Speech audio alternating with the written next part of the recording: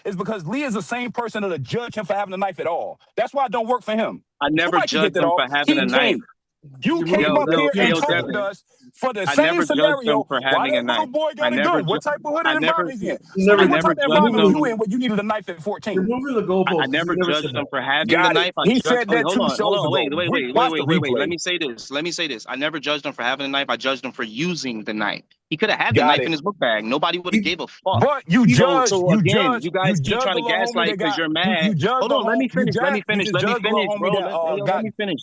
Let me finish. Let deleted me at the finish. store Let me finish. Let me by having finish. a Let me gun. finish. You just Yeah, Yeah, see, now, see, look, now he jumping. Yeah, he said See that he how he one. should keep have a doing that? gun. Yeah. He keep jumping But from Devin, case you to see how case. it's inconsistent now? You see how it's inconsistent Yo, now, A Devin? gun and a So knife where is the different. argument can't be you shouldn't have these First, I things was in the on you, Discord a right? week ago. Now I And wasn't. then when he Like, this carries guy's those lying things, on me, it's bro. cool because I didn't use it. I haven't So been we on the got judged them Discord by in a their year, actions. bro, and I'll never go We got back to judged those them by their Discords actions, with them adjust them racist by ass his people, bro. intentions. You'll Fuck out of never here. see me in these racist Fuck out of Discords, here, and he gonna man. say I was in Discord. Get it. Get out of here, bro. You just lying. Get it. For sure. Judge You just lying. your intentions, judge their actions. We got you. Bro, he Heard got you. found guilty, Heard bro. It you. ain't my fault. Heard you. It wasn't me. Not I arguing this wasn't verdict. I'm the arguing jury. your double talk. I'm not I arguing the wasn't the verdict. I'm arguing your double jury, talk. but like I said, I'm Got it. glad that America stood up for humanity and I value of bet you are fucking glad. life. You guys I want to kill bet you are everything glad. moving. Yo, Get hey, you. yo, I Devin, you bet know you what's glad. crazy? Watch this. I bet you lie about this. Right? You was in a Discord saying that you gonna park a guy that you in your neighborhood that you knew. Look, you a murderous piece For of crap, sure. man. Bye. I'm out of here, bro. For sure, Murderous I piece got of it. crap. Yeah. Walk away. We know. I'm everything I say I am. Consistently that too. That's the difference, Devin.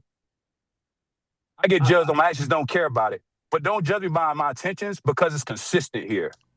What he did was we watched when that boy got deleted at that store. He was the one up here telling us why he even got a gun in that neighborhood. The neighborhood is so bad, blah, blah, blah. And then 2 seconds later, you telling us about all the wild stories you got in Jersey. Like we not listening. Fuck out of here, man. No, but We hear you. You got to be We honest. listening. You got to be honest. I am being honest. A gun, and a knife is too legit. Now we go. Okay. Now we go talk about degrees. Like they both No. don't have intentionality of bad shit. It is a degree because one is legal and one isn't. Got it. Got it. One. Thank God he went in that store with that knife. Okay. Devin, you know what I'm curious with you? If Lee, let's say, would have got deleted in the same scenario as a kid from the convenience store, would you make the argument that Lee should have had a knife on him? No, because you can have a knife. It's legal. Okay, got it. So that would have had no bearing on that boy being deleted. Your only issue is that he had a gun and not a knife. A gun, a knife doesn't mean immediate death. Like you gotta actually. We just got finished watching a case to where someone died. What are you saying? But we also HAMP made the argument that less than 20%, single digits people die, and that's the thing. It's like a bullet is instantaneous, and it has range. A knife you can actually get around it if you're not close proximity. Most people don't die from gunshots either.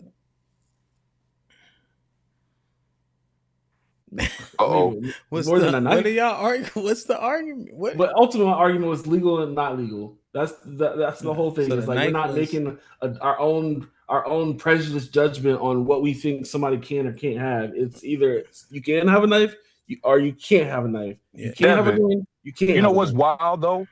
That boy got hawked down for 150 yards, and we was worried about what was in his pocket. Then when I bring the same point back to Lee, now we don't want to talk about it no more.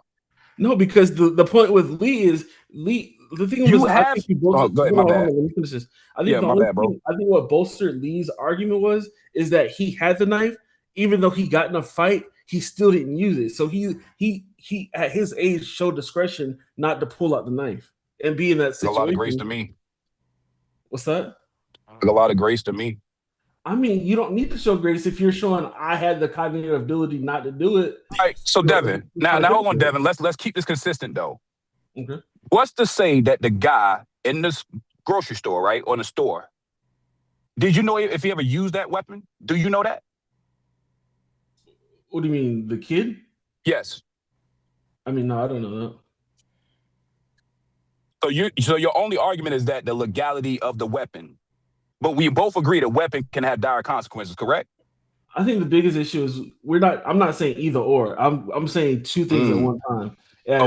As he shouldn't have had the gun, but also I think the law should change of being able to chase somebody that far out of the store. Got you, Devin. Now you know what I can concede to you is that you're the person that'll say that, and you'll never tell me about your past history of carrying guns and knives. He don't get to do that. You can't cop to the thing you're judging. Not to me. It makes my ears get funny. I get the bubble guts, all types of wild stuff happen when I hear double talk. What do you mean double talk? What am I double talking about? Not you, him. Okay. That's why I said I could accept the argument from you if you've never carried guns or knives. But you can't in one breath say, man, what's going on? Because again, I remember that conversation. It might have been Friday or Thursday when he did that. He went on a whole tirade about what type of community are we in to where these boys are running around with guns that young. And then he said 3 years prior to the other guy, at 14, you running around in your neighborhood with knives. So which one is it? I just think there's a difference between I got it. That's all. That's fair, but I'm just saying that the points they collide terribly. Yeah, I get it. And my thing, I don't think it collides is because he's been in that situation and chose not to use the knife. So he's judging on something he made the discretion or not to do. I'll say this: he's consistent in that walking away because he definitely exited the Zoom link. Let's see how long it takes him to come back. At least he consistent. Fuck out of here. My bad, Hemp. Nah, it's hot. Blame the heat, bro. No, I'm just listening, man. Y'all had the floor. I guess it's just interesting. Kind of like what Lee's saying. But I've seen him have several dust ups. So it's just interesting. Maybe this is a new epiphany. Or I'll remix it next week. A new modus operandi. I've seen Lee dust up for whatever he felt like, right? And maybe he was justified, maybe he wasn't. But I've seen it like, hey, let's get in the ring. Let's not get in the ring. Let's get in the ring. Come see me. So it's interesting, right? Where we don't have us as adult males don't have the conduct that we ask of children. That part. And then we forget how we were as children. So it's interesting. But Lee left though, so I ain't get to tell him. Yeah. And I'll say that, Hemp, that's something that I ain't gonna lie, bro. I think I'm gonna always be conflicted when I'm giving advice to young people because I know what I'm still capable of doing and what I'll do. Right? Which is why even when asked, like, what would I do? I'm telling you what I would actually do because I still do it now, which is if I had a son and bring him into earth, I'm gonna train him to conduct himself accordingly. And the only thing I can hope, Hemp, is that by putting him in boxing, getting him around guns, that it can up his level of discipline when he's in those situations, the way he won't panic. He won't let anger take him because he's used to it. You feel what I'm saying? But I'm not going to sit up here and say, no, black boy, I wouldn't get my... That's a damn lie. Because I still punch on people. But I look like saying something different. Don't make sense. Yeah. I landed. And that's what I'm saying. Like, I know. That's why I just be listening. And the thing is, people get punched on, right? And then the thing about it is I know that Lee is willing to punch on somebody. But he need to come back. He ain't doing nothing. He just sitting at the house. But I'm Lee's attorney. He did not stab anybody, even though he had a knife. He'll punch you. Let me ask you a He'll question. Neither did the guy at the gas station. Based on how we even judge this case, are you running around telling me how many people you stabbed or shot? Hold on, say that again? Yeah, are you telling people how many people you stabbed or shot in civilian life? Nah. Why? Because... No, it's one word. What is it? Incriminating. Yeah. So that's why we can talk about our fist fights. When do we ever talk about shootouts or stabbings? Miss Fantastic asked an asshole of a question yesterday. How many of he said, how many of y'all shot somebody? He's like, checkmate, niggas. Who would say that? I'm like, fantastic. Who would say even that? Devin didn't even move his mouth. Devin was like, he said, how many bodies you got? Oh yeah, he went even worse. He didn't even say shot. Yeah, he said, how many bodies y'all got? I'm like, have you 187? And he thought we was gonna be like, well, I got 3. Oh, I got 4. What the? What are you doing? No statute limitations on that. There is no statute limitation on murder, bro. That part. when they're government funded, you can say you got a few, I guess. Yeah, that's true. Yeah, you can get that off. We can't. Yeah.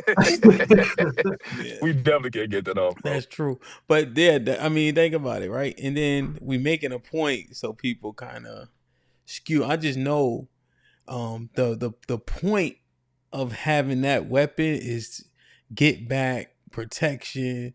I owe you one. Y'all niggas jump me. Like it's for the things that we are admonishing, and rightfully so. Just say that part, right? We said you shouldn't stab people. Yeah. Yeah, but then don't follow it up with all your gangster stories. You stabbing people or about to. I don't want to hear it. He never It's said inconsistent at best. Not you, Devin, but I'm just saying, like, No, that's he what never said that. makes my ears burn. And that's the thing, right? It's interesting. Like Aaliyah's comprehension is interesting. You know, we always zoom to the end. He shouldn't have stabbed nobody. All right, cool. There's mitigating factors that we continue to converse about that are being ignored because we want to zoom to the end. Right? Lee actually makes his point about guns. He feels like this about guns, and I'm saying feels. He despises guns because of his history, you know, with the intimate people succumbing to gun violence and etc. So he would never have a gun. He can't stand them, you see, because of his association with them. So Lee's going to say, you shouldn't have a gun in the first place. You know what I'm saying? But now the knife is okay until it gets put to use. Right? But you got to say the same thing. It's not okay to have a knife because of what people do when they have weapons. People feel emboldened. You see? That's the messaging. Not just zoom into the end, because I myself thought it was okay to carry a knife for protection. Meaning, if it's for protection, I'm willing to use it on a person. So that person can't then go to the end and say, but you shouldn't have stabbed. That's not how that works. That's what Strada been working through. You see what I'm saying, Devin? Don't have this shit unless you're willing to use it. And then when you protecting yourself, I get to tell you should or should not have used it. No, I get your point, but it still stands that I'm not even making an argument of what you should or shouldn't do. I'm just saying this is what the law says. No, we agree. It's legal to have the knife. So you can have the knife. But what we're admonishing for is what the knife was done with it, right? So if you're saying, but I carry the knife to protect myself, and then somebody's making an argument where I use the knife to protect myself, that's the part that we need to reconcile that may be difficult to do. Because now I'm pointing at you. Damn, Devin, you use the knife to protect yourself? I'm like, and you say, well, Hamp, don't you got a knife to protect yourself?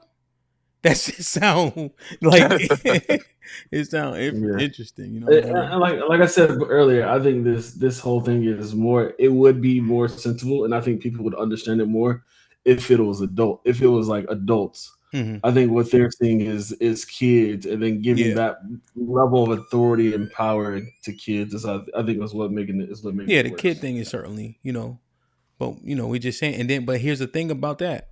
He was speaking from when he was a kid. Yep. So we just say, hold on, put this together. Yeah, like it don't reconcile, you know. And I did a terrible job because of but I thank you, Ham, for articulating that better. One more thing, Ham, I'll say this too, man. We're running out of ways to be righteous. We're running out of ways and scenarios where we keep ending in demise to show people that think we need to do better. We always got all these whatabouts, and I'm tired of us being on the deadly side of whataboutisms in these convos. Because at first it was, well, you shouldn't have this. Okay, well, here's another case where he didn't do that. He still got da-da-da-da. Here's a case where he didn't do that. We're still getting the same outcome. For people to keep moving the goalpost of purity for victims and black people. Us existing ain't enough, and they not going to be happy until we in some little imaginary corner where we can't bother white people. Now you carry to cut apples. Got it. Thought it was bikes. Yeah, it's interesting, man. Lee said he carried it to cut apples. Cut apple. Got it. Carmelo did too. We got it. Matter of fact, Hamp, that's the new narrative. That white boy was bothering Carmelo when he was cutting apples. I don't like it. Lee.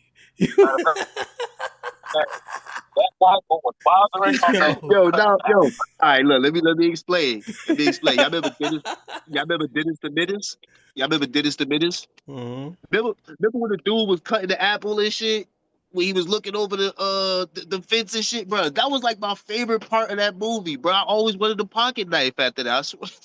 Yo. And bro, me cutting apples, Yo. bro. Me cutting. Hey, Lee. I never used it, Hamp. Lee. I never used it. Lee. Yo. Devin, your lawyer? You got the same lawyer as Carmelo in them.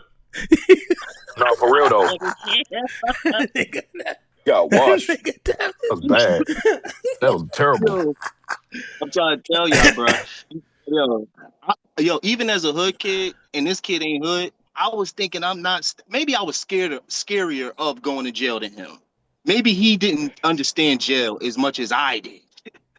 We was watching him pull up in the paddy wagon, grab a couple dudes, and they'll come home. As a kid, I saw this. So maybe I was afraid, like, nah, let me not use this thing unless it was like I'm getting like, and that never kind of happened, you know what I'm saying? But like, yeah, man, nah, hell nah. I just think this kid wasn't thinking about his consequence, and I was for damn sure. Cause nah, I don't need to stab you to put hands on you, bro. And the cops never came after fights, after brawls. The cops never came. But if you stab somebody, which I never seen nobody get stabbed, besides that one time, and I never seen nobody get shot in Jersey. I seen somebody get shot out here on South Beach, but not in Jersey. So the violence was mainly fights, bro. So I guess that's why I got that mentality. You feel me? And yeah, man, I was cutting apples, man. Y'all playing and shit, man. You know what I mean? Melo bought that shit there because he was scared to fight. I was never scared to fight, bro. Bro, I fought dudes way bigger than me, bro. And trust me, I probably could have definitely said, yo, self-defense. I had to use this. This dude was 6'6". The hell I'm a dude. Big ass football player. Hamp, low key, that's a better defense than what Carmelo got because they never even said why he had the knife. They just said he just had a knife. Yeah, right. They left out a lot, man. Yeah, I would say that. No, honestly, I want to say this. I almost forgot. I'm glad you reminded me. I think Carmelo's lawyer he's a bad lawyer.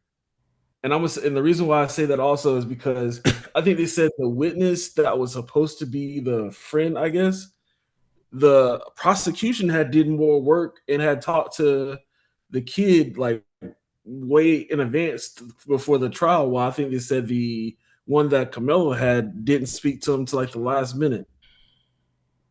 Yeah. Well, hey, I got a thought on that, Hamp. You know what I'm thinking happened? I think somebody said it earlier on this panel, bro.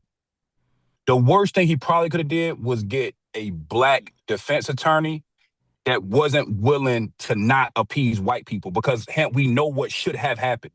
He was supposed to paint that white boy as the aggressor, the bully, and he almost deserved it. But I think that maybe him being black or want to appease the room or I don't want to step on this white kid too much, but you fighting for this black boy's life. And that's the only way you can really do it to make it make sense to anybody, right? And I think that he was afraid, maybe because he was black.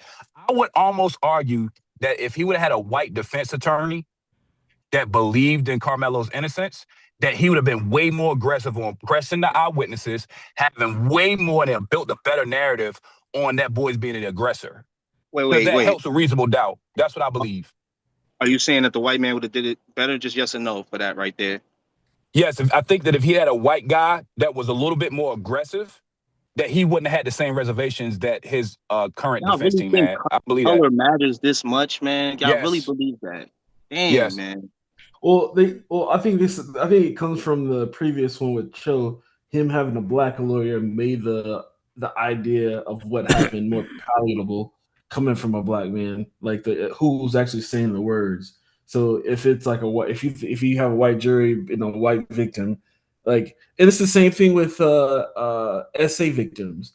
Like people who are having those cases, they tend to try to go get a female attorney telling the story to alleviate the perception of who that victim Yeah, is. but how you know that's real, or you just didn't see that in a movie? Have you actually been behind the scenes with a prosecutor and they actually said that? Because I've seen that in a movie, but I've never actually been in the.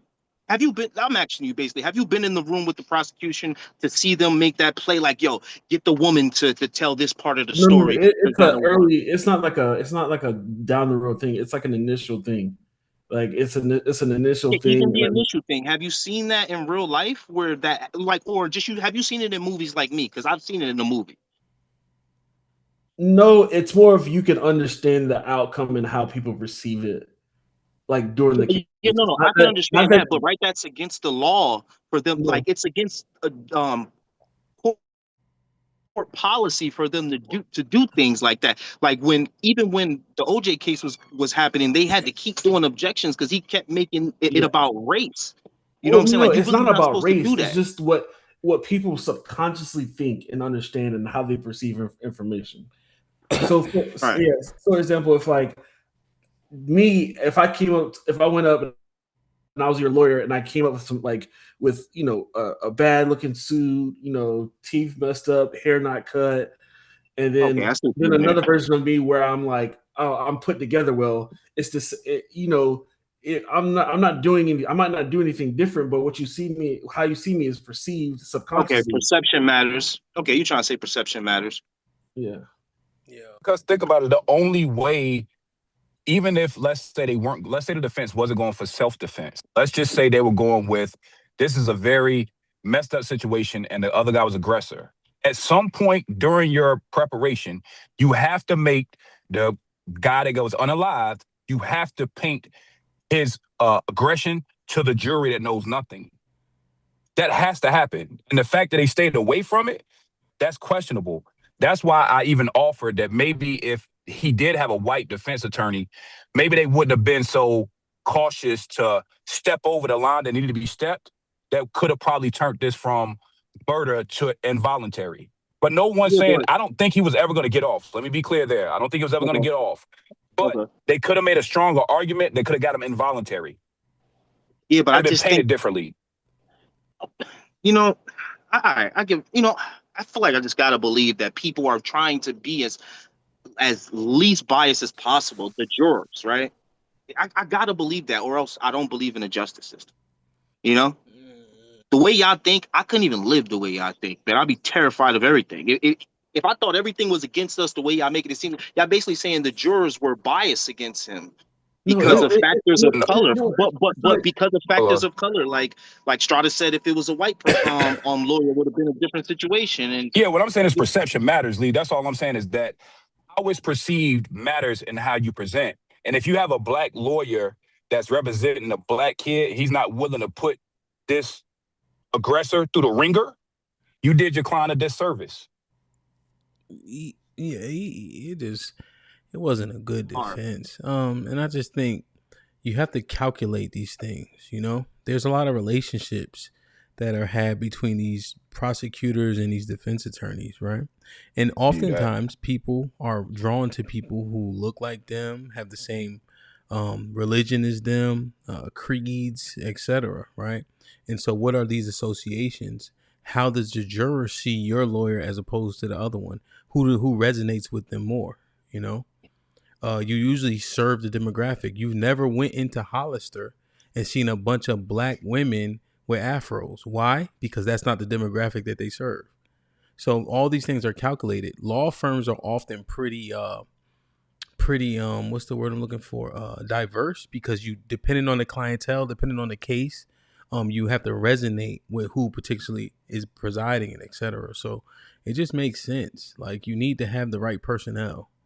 There's a reason why college football teams can't run a 3-4, because you don't got that many big athletes at one school. So you just can't do it. You can't do it. So you need to have the right people for the job. So yeah, it all matters, because people have biases. People have things they favor, Yeah, and I'm just talking from actually, going through court and etc. When I used to throw these networking events, Lee, and people will walk in and gravitate towards people that look like them. And then as they get comfortable, they would venture out, One thing I used to recommend people not doing is bringing somebody with them, because all that person is a security blanket, and they're less likely to network if that's the case, you know. So it's just things that happen naturally with people. You'll see a person who's a black guy who's immersed in like he comes up in a maybe a Caucasian demographic. He, you know, and then he's immersed in that culture. That's who he's comfortable with, you know. Okay, so you making it beyond just color then at Yeah, that I'm saying point, then, color right? is a facet, religion, creed. Yeah, color is how you look first. That's the first thing I Yeah, look and for. then You are right about that. there's several other things. And then I start to break it down from there. Gender. You know what I'm saying? Like, Okay. and so I've seen that to where they kind of allocate you a different lawyer depending on who the prosecutor is. I had to switch lawyers, and then so I went to a law firm. I put down a retainer, and they allocated me a lawyer once they figured out who my judge was, who my prosecutor was, and etc. You know, they like, oh, okay, you got such and such. Okay, I'll give you him. You know, so it's a lot that go into it. It's calculated for sure, or it should be. It should be more calculated. You know, because think about it, Ham, even more so to the point. Based on how I speak here, if I were to represent Carmelo, unless I would have dragged the aggressor through the mud, somebody like Lee or even Devin on the panel would be like, you just don't like white people. When everything I'm saying could be true about them. But if you get an inkling in your brain that I'm only doing it because I'm black, representing my black homeboy, you're not going to take it as serious as if Josh would have said the same things I said. It hits more poignant. You see what I'm saying? I just want to correct you. I think they're saying that the lawyer was white. They keep saying that in the chat. I don't know if they're right. Okay, but... I'll concede that. Then that just means he had a piss poor lawyer. But I would think that if he was white, I don't see why he didn't go all the way with painting the other kid as the aggressor. Yeah, and it's almost like he danced around it. I would say the only other possible thing is like if we're wrong about that, and I still think that he could have did more or push a little bit harder, was maybe just all this. I mean, we've concluded that pretty much all the testimonies were kind of consistent. They were all saying the same thing. They were all kind of had this sentiment of who the aggressor was and so forth, that it was just without forcing them to say something completely different than what they truly believed within themselves, that he couldn't do much. Yeah, and honestly, he deserved to get punished, man. He should have, they at school, man. Come on, bro. You at school, bro. Y'all football players. Y'all crash into each other. I don't know if he was a football player. I think he was a track player. I don't know, but I just hate the move that he made. And I've seen this, and usually that guy was known as a coward if he stabbed somebody trying to fight him. Hey Lee, I got one more question for you. Going right back to the prompt of the show, right? Mm-hmm. If we're saying that a precedence in Texas, a white guy walks into a bathroom, starts a fight with a kid, he had his knife on him, right? He stabbed the boy dies. He got 10 years. Based on that, how much time do you think Carmelo should get? Well, should they start fighting? Yeah, they met in the bathroom to fight, and he had the knife on him. He took the knife on him in the bathroom. Pope bro up. He got deleted, right? Yeah, he that's got 10 years. Right. Yeah, he got 10 years. So based on that, do you think that Carmelo should get more or less? I think that how old were they? 17. About the same age. They were teenagers. They were in school, high school. Honestly, he should get 10. I ain't trying to knock him. You feel me? But the thing is, I don't think. See, now if that's in a perfect world, but the thing is, when you take a life, man, that's such a to give you 10 years, you making sure nobody never rises again. This person is gone. You took like how many years? 50 years. I don't know how long this kid would have lived. Sometimes I think you should get 50 years. Sometimes, once you delete somebody and they say, yo, you did this wrongfully. You should have never did this. You should have walked away. You should have did this. Because that's what judge's going to say. No, I promise you. Judge's going to be like, son, you should have walked away. They say that shit all the time because they be putting them on YouTube.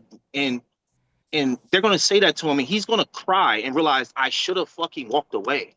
And it's just, after that, you should get 50 years. Or they should just get you up out of here, like Ham said. Like, if you delete somebody, I think you should just be deleted, honestly. And like, why are we giving you bed after you have taken someone like there's an empty bed in their house. They probably gonna keep that room like that forever. I know people that have done that, and I'm pretty sure some of y'all do too. Where they won't even touch the room no more. That shit's sad as hell.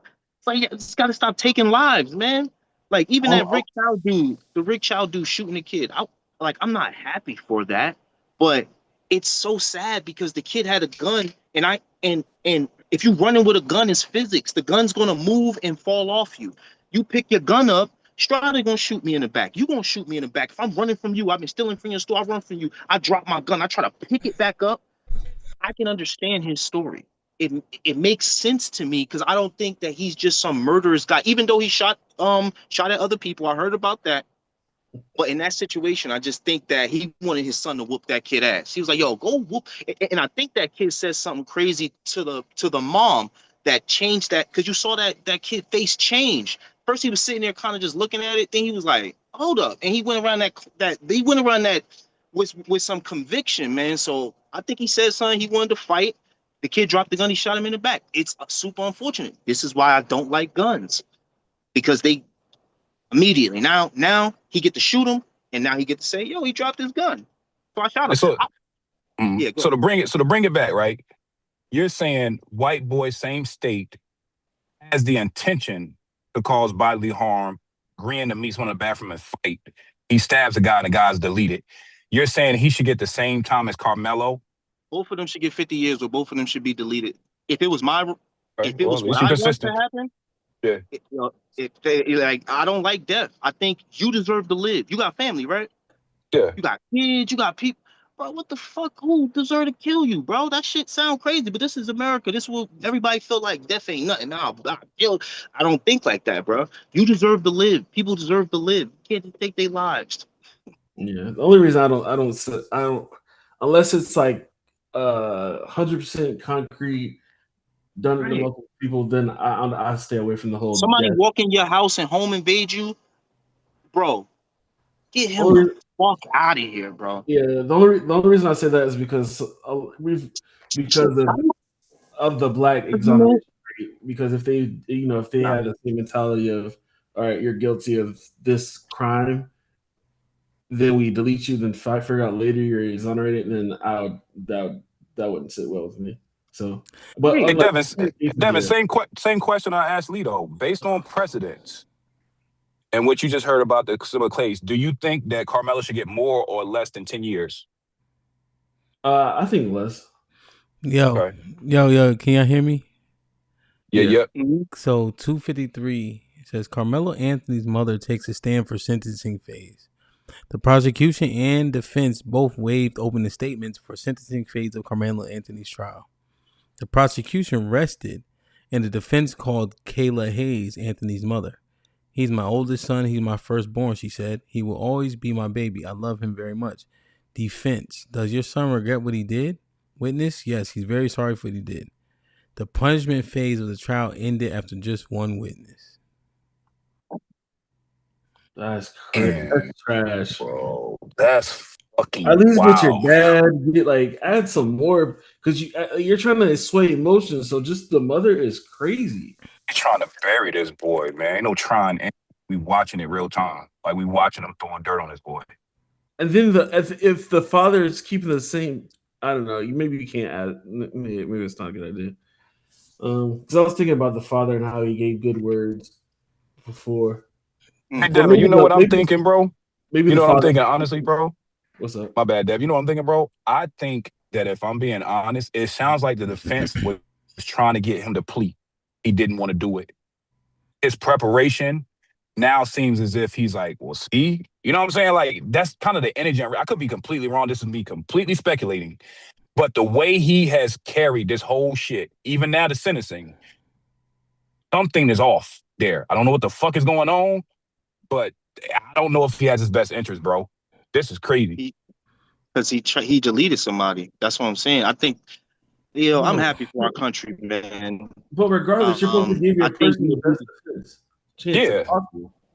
Oh, sorry, I must be talking about something else, man. My bad. I didn't even hear what Hamp was showing us, man. Never mind. I don't know what I'm talking about. He said that the only for the defense they're doing the sentencing part, and the only person that spoke on Carmelo's behalf was his mom's. was his mom, and that's the only person that. Where's his dad, bro? Where's his dad, bro? That's what we're saying. Why his dad never around? That is. This is wild, bro.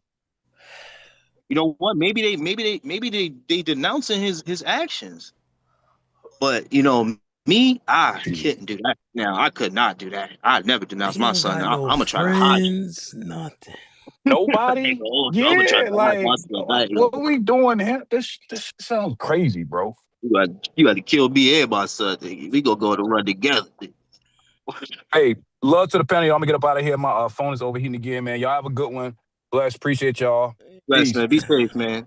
Don't hurt nobody, man. Yeah, Jesus Christ. I'm about to go. No promises. I'm about to go to the gym. This shit, Yeah, I got to work out after this, I'm man. gonna try to stay on. Are they gonna sentence him today? It seems like it. Like, yeah, I think so. I think it's 2 hours. Yeah, because they didn't. I mean, I wouldn't wait for it though. Huh? Hey, yo, Ham, nobody asked you how much time you think you should get? I'm trying. I wish I knew.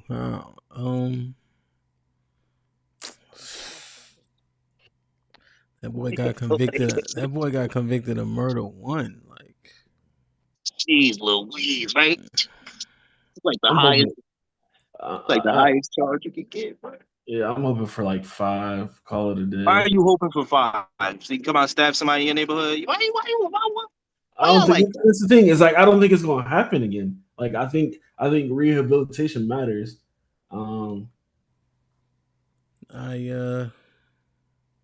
Yo, bro said, 10 touch me and see what happens. 10 sounds like it makes sense, I guess. But they gave G Dep 10. I don't know if y'all remember, he had turned himself in like 20 years later for a murder. And he said he shot this dude, rode around the block on his bike. The dude was still laying there. Police came, got the dude up. Or, the coroner picked him up. And he said he couldn't live with it. So he turned himself in. And turned himself in after 20 years of that murder, they gave him 10. And you think Carmelo gonna get that same type of, because this, this guy didn't have to do it. Yeah, I'm just trying to think of like, is there any case similar to where they sentenced to, you know what I mean? I think they probably gonna give him 10 to 15, make him do 7. He probably end up doing 7 to 10. Let me ask you this. That's a long time. I know. Yeah. Let me ask you this though. Why do you believe that they will give him that less time instead of giving him 24? Like it's 1st degree murder, right? That's like you can get. Well, I think so, Lee. I'm considering the fact that they included manslaughter in the jury instructions because they think that the burden of proof for manslaughter was there. So I think they're looking at it as the low end of the murder 1 statute and then qualification of the manslaughter statute. So, I'm just thinking about since they made that decision, maybe they are looking at, it wasn't as egregious, which is why they included manslaughter in the first place. So I'm trying to make a calculation off of what what we saw, And what can make them come up with 10 years? Yeah. Because the judge is the one that give you the time, right? Yes. It's not the jurors. I think I think that's how it is in Texas. But essentially, yeah, the jury will come up with a number, and then the judge will sign off or tell you what they, and then people, your defense will make a suggestion at what you should get. I just don't see 25 because they put the manslaughter at the end. When they said consider manslaughter.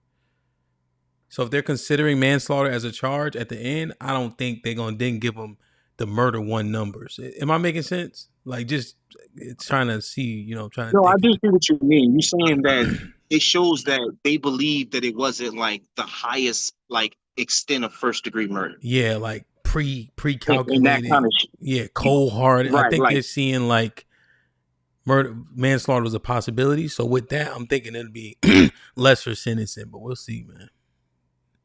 Yo, do you think? Yo, you know what I think gonna get them to 25? and I think the judge gonna say this and I want to hear 25. that. I hope that the 25 is, and I think the judge gonna say this is you provoked back knowing you had a weapon. The guy didn't know, but you knew the hand.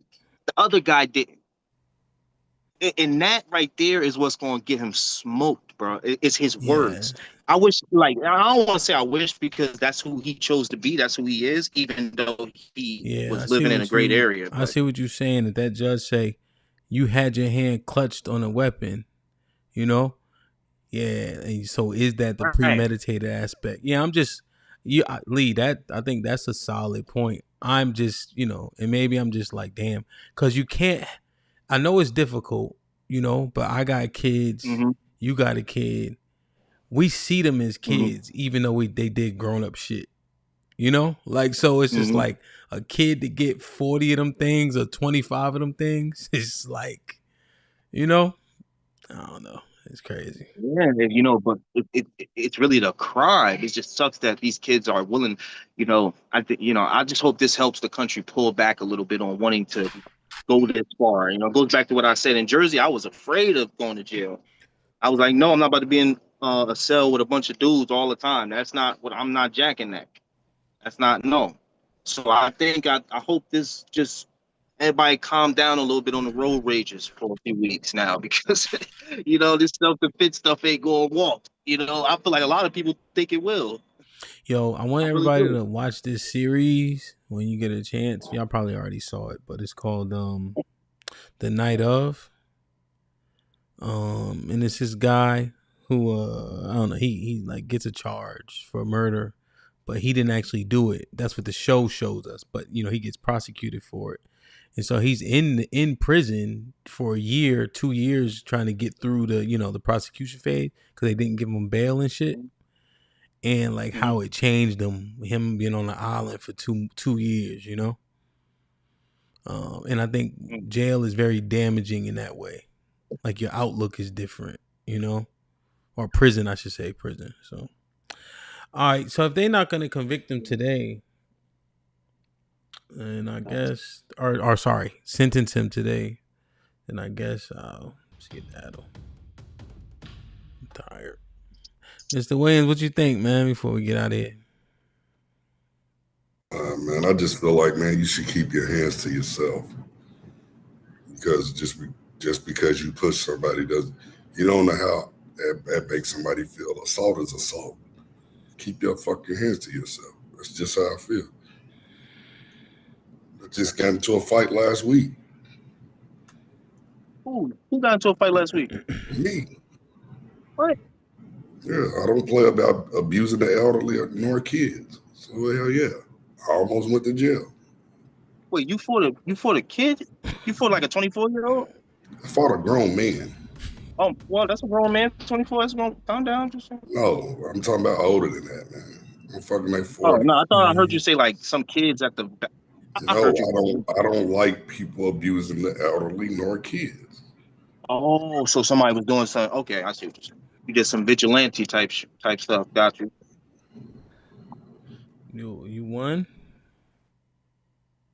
Yeah, but this is crazy. I just feel like, man, people need to teach their kids to keep their hands to themselves, man.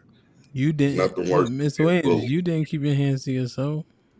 Yeah, can't hit me. Hey, don't put your hands on my mom. So hey, it's just what it is.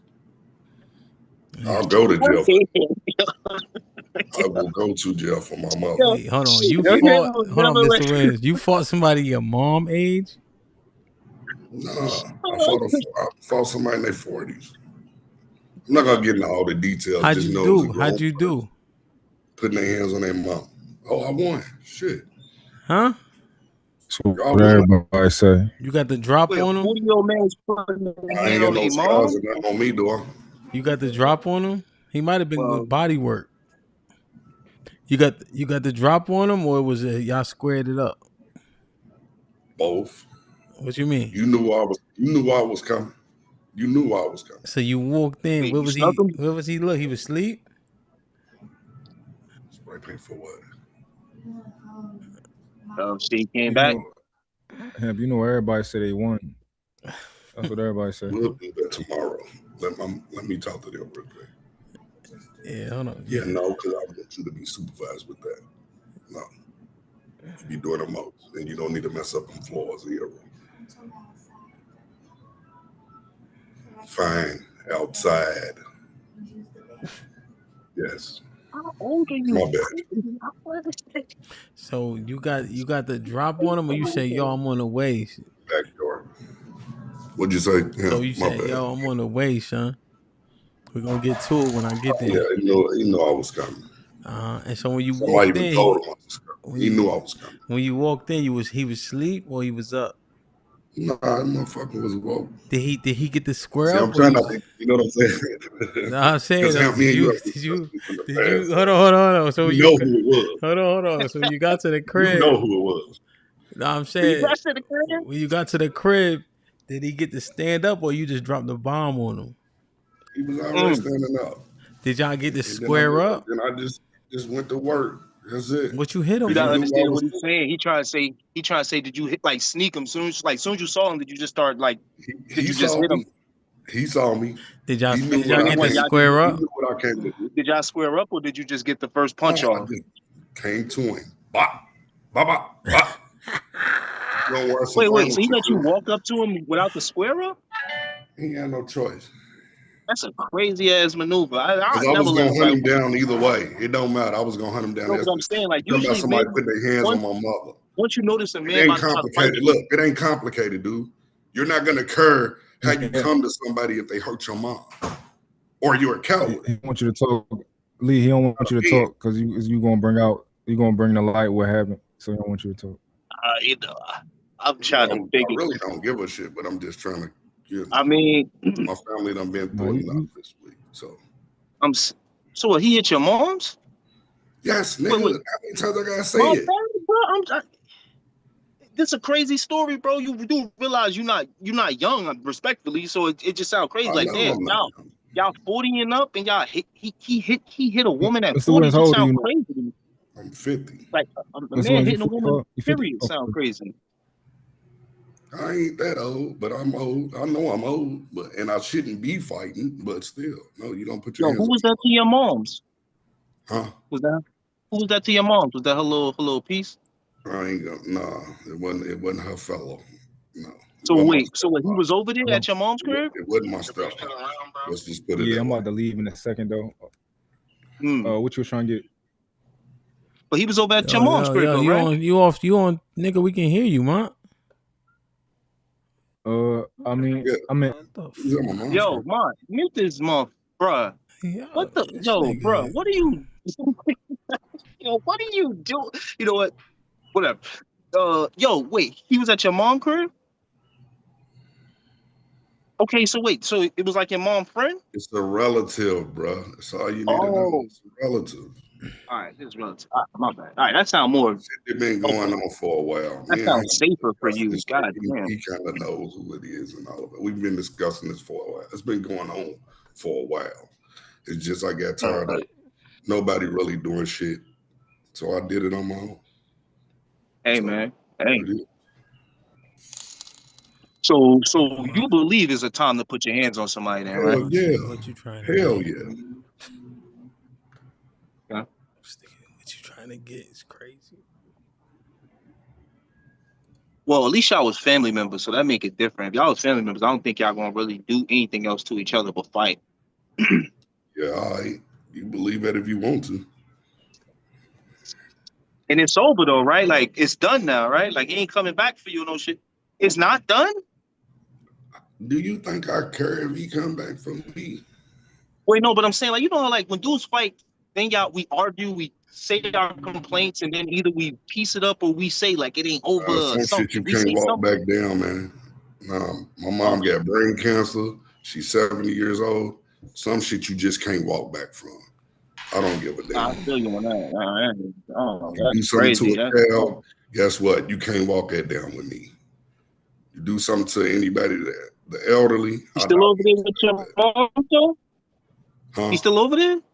No. He's still over there with your mom, though? Oh, he in jail? Nah, he's on the run. Because he hit an old lady. He's on the run. Oh, he on a run. Yeah. Oh, fuck that guy. Respectfully, I know that shit. I don't Your give a family. damn, Fuck, man. yeah. Hey, I keep it. I don't like all my family, nor do I love all my family. That's just reality. Okay. All right, I'm back. So you can't offend me with saying something. Hey, yo, how did you If I'm feel, saying Mr. something Williams? about them to y'all, y'all can speak freely as you see fit. Mr. Williams, I Yo, offended Mr. you Williams, let me ask before. you this. Oh, my bad. Go ahead.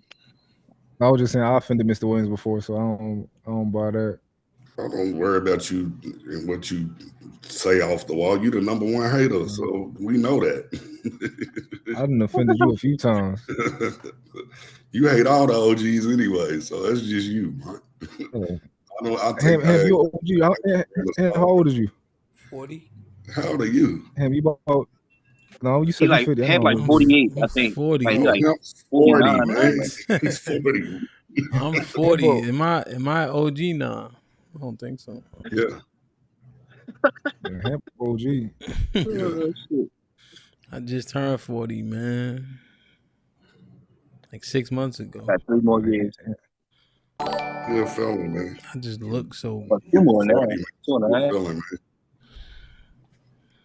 I'm saying, Hey, yo, Mr. Williams, how did it feel like fighting at that age? Did you still like feel spry? That nigga sore as hell.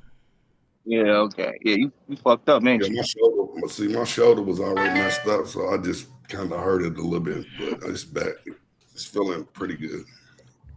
Mr. Wayne, Icy hot. you got It's no icy business hot. fighting, man. You should have called the police. I should have. And I know jail. I was wrong for that. But like I said, that was my mom, man. It's just like if someone did something to my kids, I'm gonna do the same shit. That's just what it is. Mr. Williams, you got pics though? Was it? You got pics though? Was like, did you knew you could whoop him? Is that why you did it like Hey, that? man, do you realize that I'm old? I don't do pics for fights and shit like that. Mr. Williams, can you fight? Yeah.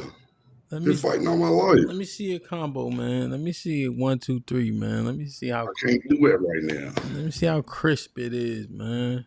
All right, let me see it. Let me see a square up, Mr. Williams. Let me see a square up real quick. Oh man, I don't know, Mr. Williams. You gonna get pinned with that, boy. Popeye and them niggas. First of all, your hands is closed for some reason. Nah. So you just putting all like that this? weight on your hand at the beginning. Like, why you like this? Damn, man. Yeah, I don't know about you, Mr. Williams. Yo, this is yo, bro. He blocking his I own Curry, view, man. what is it that all us old heads got to lie about our life or some shit? No, I ain't just gotta lie like about how that. you had your hand look like you like this. Well, I'm sitting down for one, but you know. Man. I don't know, Mr. Williams, man. Mr. Williams got them. What's your ring size, Mr. Williams? 8.5. Steady at 8. That's my fiance ring size. Well, I'm not a big person anyway. So what's that mean? The person that I fought is 6'6" though. Did you win that? Nah, he gonna keep making it. He gonna You keep won spicing the that? story. I know I I ain't gotta gonna lie, hold. dude. I don't have to lie about shit. Nah, yo, I ain't gonna hold. I fought a If 6'6" you dude. be on my social media, I ain't you can win see that, how bro. I big ain't gonna hold. a lot of my family is, dude. All you gotta do is go on my social media. I ain't gotta lie about shit, especially Hey yo, and when I fought the 6'6" dude, when I like the punches he missed, like hella air was coming back. Like you know, like I felt the force if I got a hit lot with of them y'all shit ain't type had shit. fights I don't growing know. up and shit. You I've said you always beat the dude that was 6'6"? You said you beat him up? yes, nigga, yes. Okay.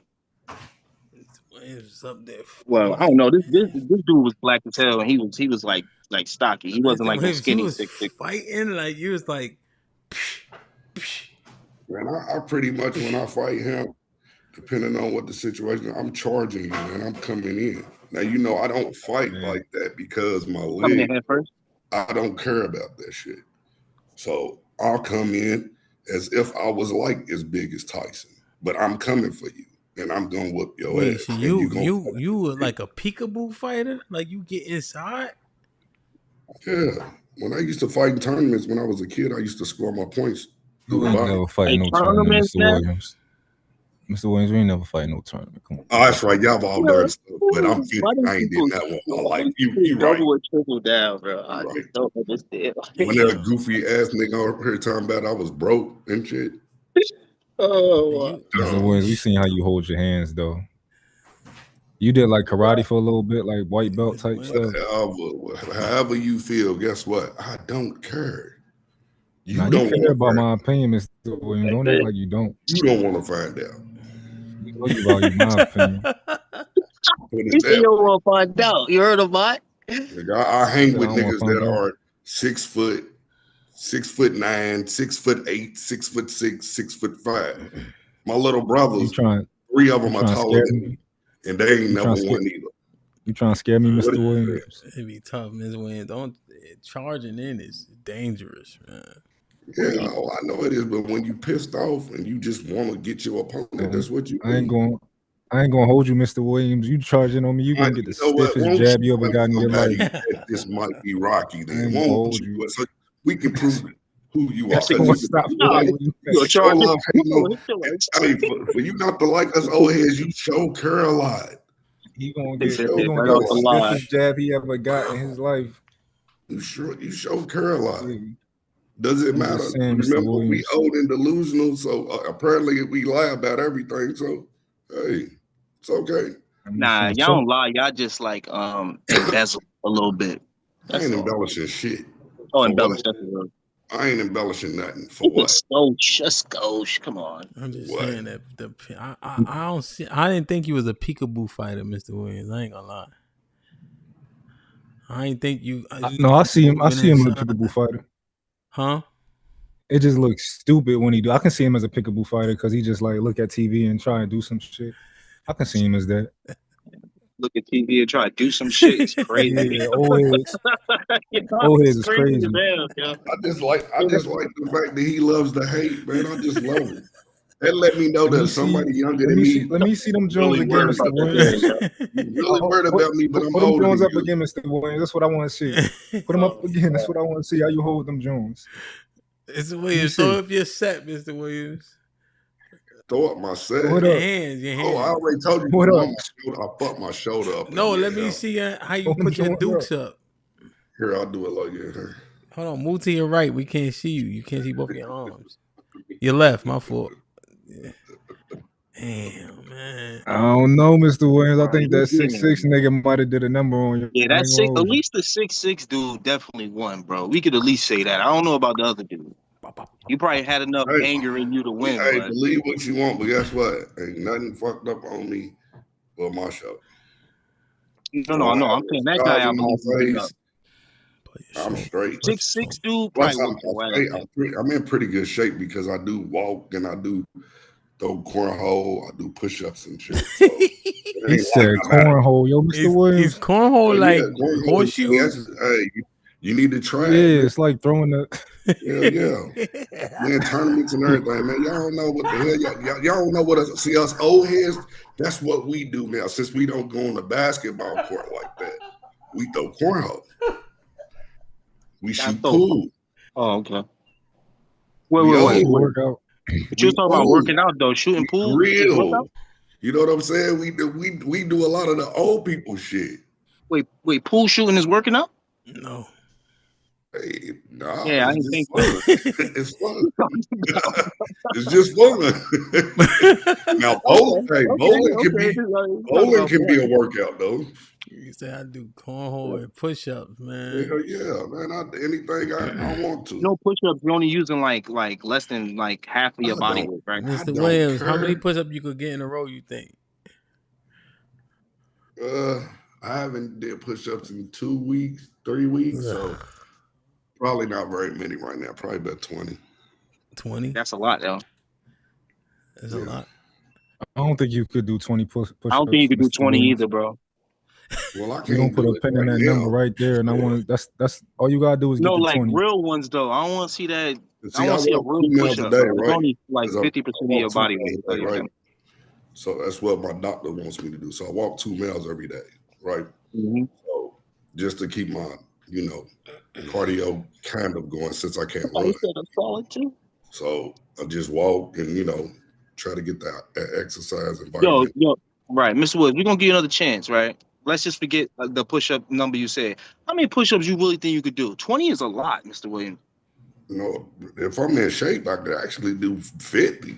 Yeah, but I'm not in Mr. shape. Williams, answer the question, I'm please. not in push-up shape right now because, like I told you, I had already hurt my shoulder before this. It started getting better, so I hurt it again.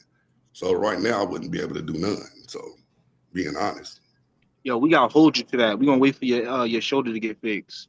I gotta see that 20, bro. Cool. That's cool. I gotta see that 20. That shoulder ain't Lee. That shoulder ain't getting fixed. He need to do them push-ups. We need them now, man. It takes a little longer to heal because I'm older. The fuck are you talking How about? your shoulder get messed up? He shoulder checked you? He hit you like I was doing some work, putting together shells and shit, and one fell on me and shit. So it kind of hurt me like about a month and a half ago, 2 months ago. No, that's cool. But what he do? When it fell, I was still healing for that. Fell, what And noise so, did you make when it hit your shoulder? What? Shut the fuck up, man. For real. What noise did you make when it hit your shoulder? I'm trying to be calm with you. You feel me? But you're being an asshole.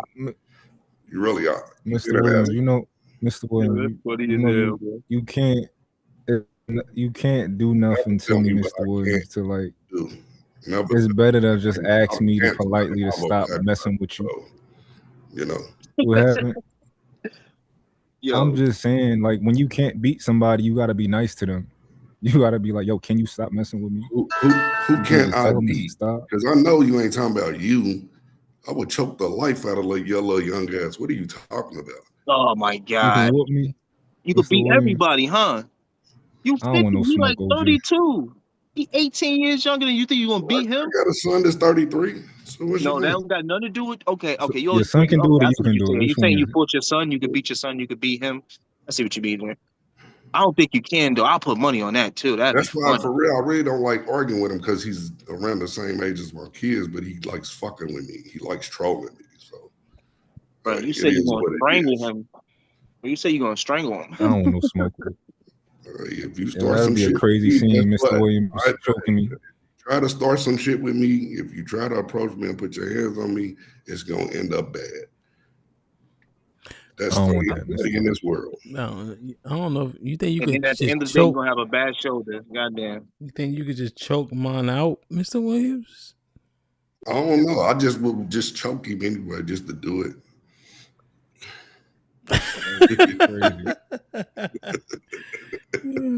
Shit. Nah, mine's cool. It's just fun shooting the shit, talking shit. It's I don't want no smoke, Mr. Williams. I try my best to just be around people that are not toxic and just chill out, man. I can't come back on this internet after you choke me out, man. So I don't want no smoke. Nah. I ain't gonna lie, I ain't gonna really sit there and try to choke out a 6'4" dude. Now we got to do physical fighting and you getting hit with shit and all kind of things. Yeah. Might down. Okay. I put a tall guy down yesterday. I was protecting him. You did?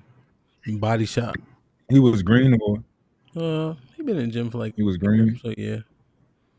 He been in for like a year. Okay. Though. Yeah. You're a bully. No, I'll tell him slow down, man. Do the drill.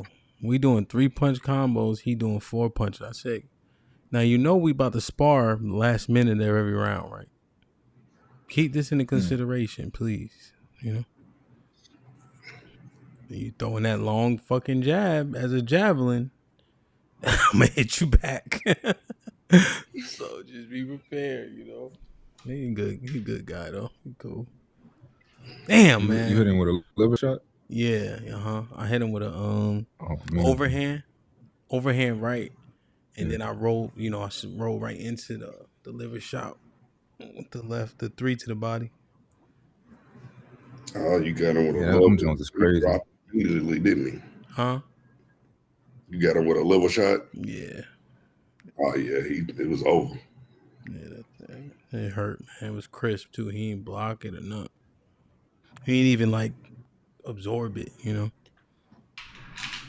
So that shit hurt. I ain't never been hit with nothing crazy, but a liver shot. That's it. Like, put me right down immediately. Yeah. But I never been knocked out, nothing like that. Yeah, yeah. That shit it shock your body too. Like, it's an uncomfortable feeling. You know, like getting your bell rung is one thing. Getting your liver is like this like, you know what I'm saying? It's probably what, like 3 feet long, probably, and it's the biggest organ. So that shit go from basically your side to damn near your sternum.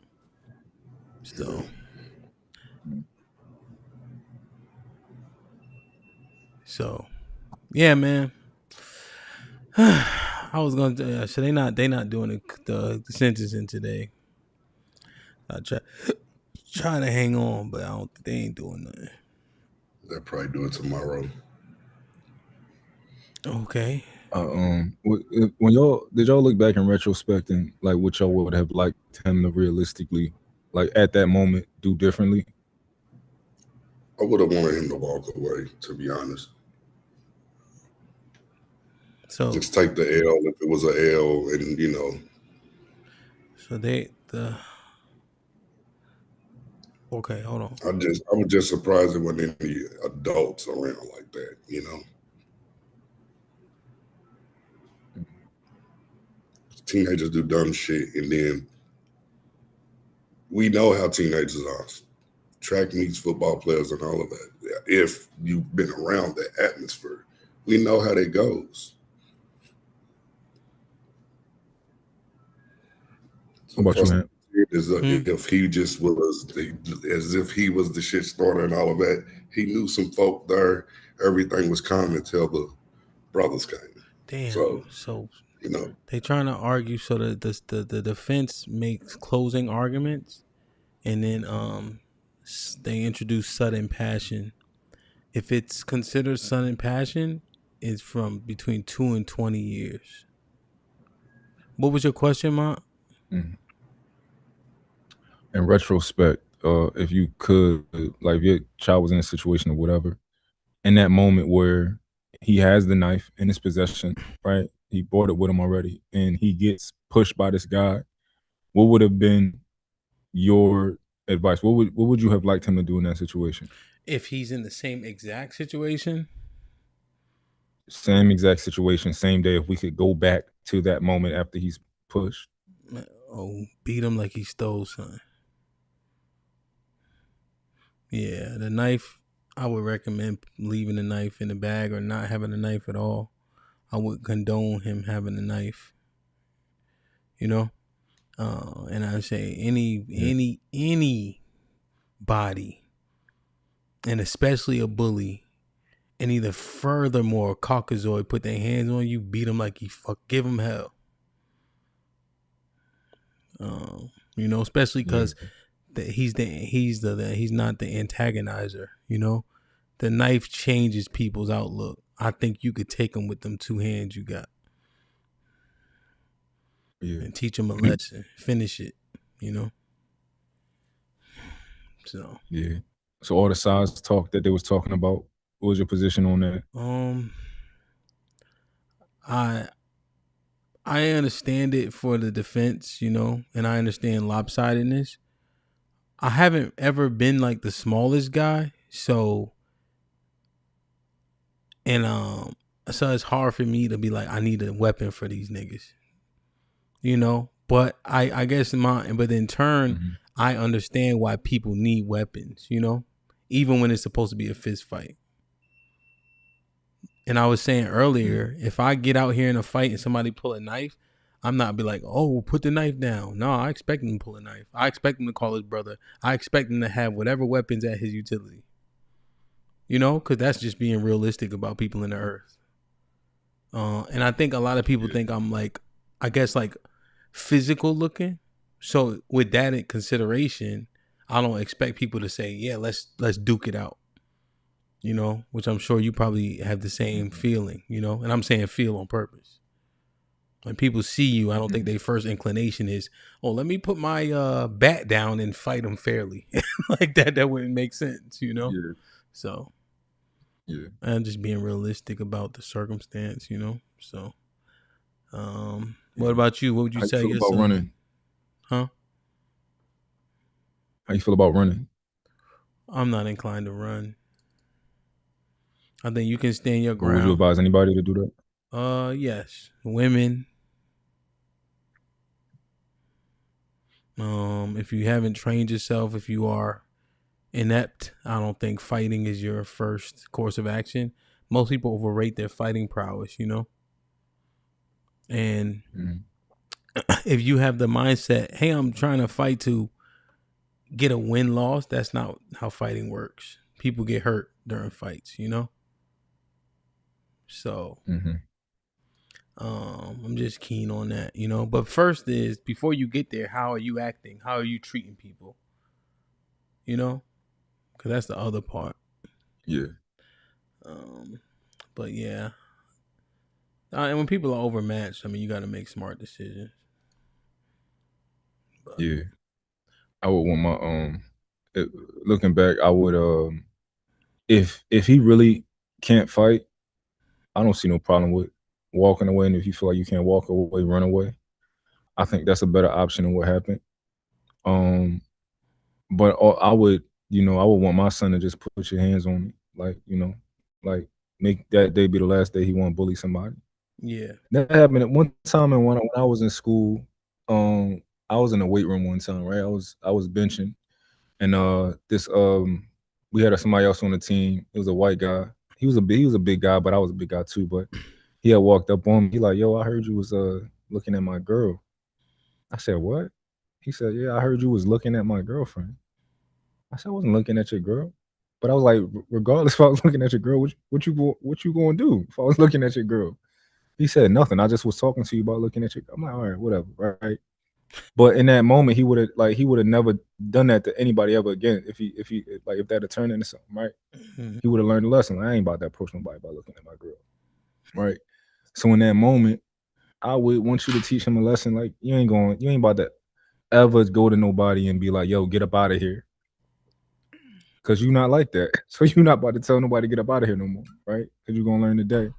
But my kids wrestle. Like, my kids, like, that's something I make sure they know how to, they know how to move around. So I don't know his situation, but yeah, I definitely want my kid to stab nobody. You know what? I keep wondering, say he would have pushed him off the bleachers and he could have died that way. Would it be the same? Because he pushed him because he got pushed and pushed him down. I've just been thinking about it.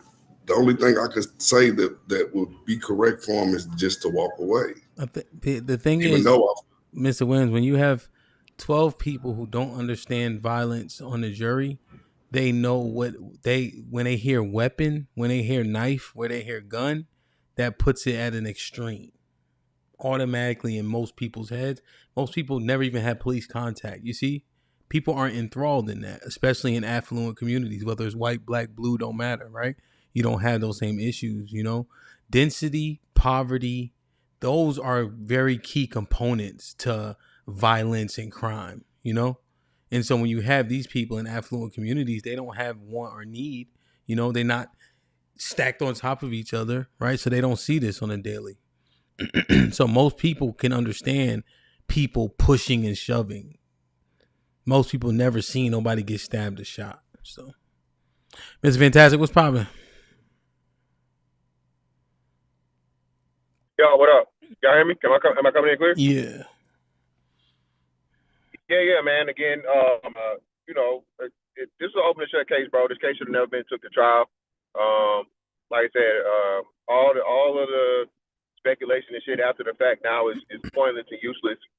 I think niggas set themselves up for their own demise and whatever by putting a lot of false information out here, just blatant lies. Even up until the damn sentencing, or not sentencing, but the verdict, right? And again, bro, this is what happens when you care about the outcome regardless of the information and the evidence. Again, bro, like I said, if this is the other way around, no reasonable person is cool with a kid killing a kid over a push. There's no self-defense, and ultimately that's what it was. The prosecution's resting statement is, you don't get to escalate force to murdering someone over pushing you. And that is the standard. That is the standard. It should be the standard. It will always be the standard. All of this what if and possibly and whatever shit, bullshit, bro. Point blank, period. If a motherfucker got some shit or whatever, yeah, force. I understand the fact of the matter that people don't fight, but mostly people do fight fair. It's way more regular assaults than assaults with deadly weapons by a mile, by a lot, right? So having that understanding, bro, that most people don't bring weapons and don't use weapons and already have it, you know, there to use in case of a thing, that's a whole other thing. But I think that's another thing that people are misunderstanding or not understanding. Location. This is the wealthiest in Texas. Now, I think, is it, or one of the? Is Collin County the wealthiest county in Texas? I think it's like top I just read it five for the sure. other day or some shit. Top, if it's not top 3, some shit like that. Yeah, I want to say top 3, at least top 3, right? Either way, right? This ain't Atlanta. This ain't Baltimore. This ain't Philly. They not used to no nigga shit, bro. They not used to fucking rampant violence. Just even, you know, from in any way, shape, form, or fashion. So once something like this happens, this is an extreme, a very, very extreme case. And then when you pick the jury from that county, right, and from your peers or the people of that area, those people are going to be judging it by what the reasonableness is for that area. So when everybody on this shit, there's no way you are going to get 12 jurors from that area to think that that. Yeah, he's breaking up. When he's saying the likelihood to get people who understand violence in that area is less likely to not at all. Where you're going to get 12 of them to understand violence, to understand weapons, knives, all that. They barely understand people punching people. You know? And the thing is, most people haven't had to be violent. You could see it in the street fights that you watch on YouTube or World Star. People can't fight to save their lives. You know? So it just what the result is, nobody's surprised. Well, I don't think most people are surprised. You know, it's just good conversations. I'm glad that we took the time to look into the law, look into the case law, you know, talk about implicit biases and etc. And, you know, see. Now I wonder if the kid aspect is going to seep into the sentencing. Kids not meaning to do a thing, but it meets the burden of proof in regards to murder one in Texas. So now that we have that conviction, they tried to say heat of the moment, like the hot-blooded shit, to where the parameters from 2 years to 20 years. You know? So now, does that work along with him being young, along with him probably not meaning to stab him in the heart? What's the consideration for sentencing? That's the next conversation. You know?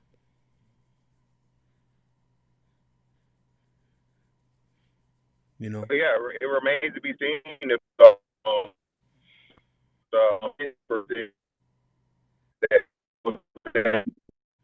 adjusted, they don't want to push back against it or fight against it. I think, you know, that's a part of it, right? But again, remember, they took the shit to trial. You took it to trial. Whatever the plea deal was, I'm pretty sure the details will come out after everything. You breaking up.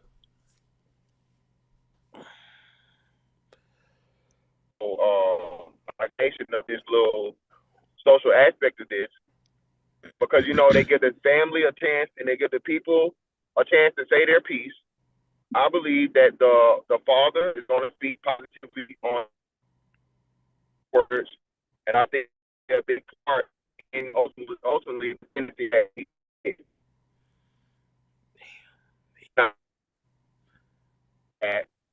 as to how when you do nigga shit and you make shit up or whatever, how you're literally making it harder for in the future. You know what I'm saying? Because it's not just, him dealing with that. You don't have people say all kinds of crazy shit and, try to make this man's son out to be, this animal and racist and all these different things. Okay, let's say he say, well, fuck it then. Y'all think it's that? Fuck it. So, but again, niggas don't care, bro. Niggas don't even care. It's just about them getting the outcome they expect that they want over some shit that ain't got nothing to do with them and don't even affect them at the end of the day. Not understanding that you're actually putting it in the worst case scenario like this as to where if he's found guilty. Yeah, you know what? Mont has said something interesting that pertains to what you just said. Is that a nigga? Sorry. People who are on the fence about being racist based on all the rhetoric and the propaganda and the conversation. Mont was saying if a motherfucker was on the fence about being racist, he definitely racist now.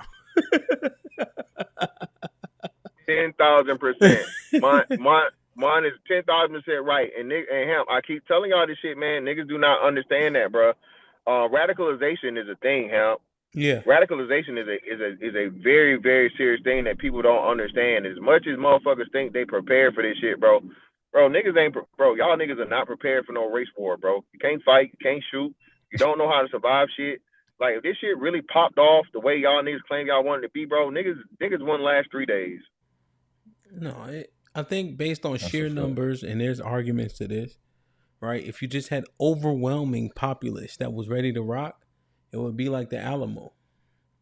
The only saving grace is one of the saving graces, how many John Browns are there where you live, where the saturation of black people is as such, but then you need access to infrastructure, right? You need access to grocery stores and all this other type of shit, farm, right? There's a whole lot that go into warring, that I think isn't considered. I think honestly, Hemp, I think like a lot of the stuff that I learned or that I enjoy, I learned it because a lot of white people do it already. So, like, for example, I remember I used to want to start a militia, right? When I started to learn about guns and all that type of stuff, right? And I got that because the white boys already had tons of them, right? Was shooting, like, their hobbies was like guns, and white people was the first people who I heard talk about guns in a way that like was knowledgeable, right? Because we know where we come from, they talk about guns a lot, but it's not on no trigger discipline. Always have trigger discipline, and like I started to learn about these things from them, right? Like they was actually really teaching it, and it was like getting together with their homies like as a hobby and doing that type of stuff. Now a lot of black people do that, and a lot of them have military backgrounds. Like a lot of people that I meet on here, is that way. But like the white boys in like astounding numbers, it's a part of their culture. Like even to like physical fitness is a part of their culture, right? We're more like these more run in clubs shape and than all that them, type of though. You know that, right? Men. We are. When we talking about the average, I don't know, because I'm thinking about the white hillbilly, but then I'm also thinking about that the white person that run. You know what? Because I'm thinking about the fat white hillbilly. One discrepancy that we have from being from up north is we don't think black people do this shit, but you, like all the Mississippi brothers, know how to do all that shit. Like they know how to hunt, fish, trap. Like they know how to do a lot of that shit. But I think volume wise, it's still more of them doing that shit, right? And we just talk about the 38 special, right? The hood machete and shit like that. But they be versed in the guns, right? We hear it in the songs. Nigga say he reloaded with the bullets that came out of him in a rap battle. You remember that? Hitman Holla said that. I reload with the bullets that came reload. What the fuck you talking about, nigga? What about the casing that is in the going clip? Just a whole bunch of shit. 556 223. What can stop an animal? All types of shit. 762. Like we're not very versed in it. Coming from like the East Coast, I think we have a little bit of a deficit. But the brothers down south, which is where most black people live, are much more versed than we give them credit for. I say. Yeah. No, I agree absolutely. Like they hog hunt and they do all that type of stuff that the white boys be doing. I dig that. I guess like when I think about other like hobbies like running and and doing all that like when I used to like I used to hear white people say, oh, we go hiking and stuff. I'm like, why the fuck would you walk in the forest? I agree. Like I used to be like, why would you do that? But like they get mauled by birds and shit. But they do that stuff. Like when you think about running and running shoes, I'm pretty sure like 90% of the people who consume running shoes to go running in are white people. Yeah, it's just like they do that for fun. It's not just a sport. It's like, yo, this is what they do for fun. Yeah, I be seeing the white people speed walk and all that in their little track shoes. Yeah, and I want us to adopt that more because I like cycling. Yeah, go ahead, Miss Fantastic. Yeah, go ahead. We can hear you. Hey, did you offer the or your coach, your boxing coach offered the survival shit, right? Yeah. Nobody signed up. No. Nope. Hamp, I'm telling you, Hamp, and again, bro, I'm guilty of this shit, bro, because I don't really want to be outside unless it's just absolutely necessary, bro. But yeah, bro, again, Hamp, all the shit Mike talking about, cracker this, cracker that. Hey, them crackers gonna be way more motherfucking prepared than your ass. Them crackers know how to make motherfucking dirty water into clean water to be able to drink it. Them crackers know what to eat and what not to eat if your ass in the forest. Yep. You know what I'm saying? Yep. Them crackers understand motherfucking concealment, nigga. Yeah. All right. They know how to actually track your tracks and know, hey, your impressions and shit and directions and north and south and use the compass. All right. Them crackers got motherfucking GPS phones and watches, not no motherfucking iPhone. Yeah. Again, bro, it's just and again, not saying that, but the racial tension, bro, is getting really, really hot, bro. And this shit, I'm not saying, I don't know, saying it's gonna go from cold to hot, but bro, niggas gotta pick the right shit to stand up for. Crazy part about me is it was way less outrage, Hamp, in the clear unjust outcome, right? The child shit, niggas should have been, hopping mad about that. Black boy get shot in the back by a Chinaman chasing him 130 yards. But at the same time, 5 black jurors find him not guilty. But even regardless of whoever on the jury, that's the shit you crash out about. Now, again, I haven't had no reports of there being anything crazy or whatever outside the court yet. I mean, I've been out all day, so have y'all ain't heard shit, right? They hadn't did nothing crazy. No. But at the same time, you niggas was out here fucking dancing again. You niggas out here dancing. Please, niggas, stop dancing at these fucking protests and all these. I'm sick of you niggas dancing. Sit your dumb ass down. It's making us look stupid, bro. Sick of niggas. Okay, so yeah. So just real quick, 6 minutes ago, jury excused to deliberate. The jury is excused to deliberate at 4:38 p.m. They will be considering sudden passion. Prosecutors argued that only a lengthy prison sentence is appropriate here, which would be anywhere from 5 to 99 years. The defense is asking the jury to consider a clause in law called sudden passion, which can mitigate the sentence if the decision to kill was made during an agitated state. So they excused them to deliberate at 4:38 p.m. So he didn't adjourn court then, right?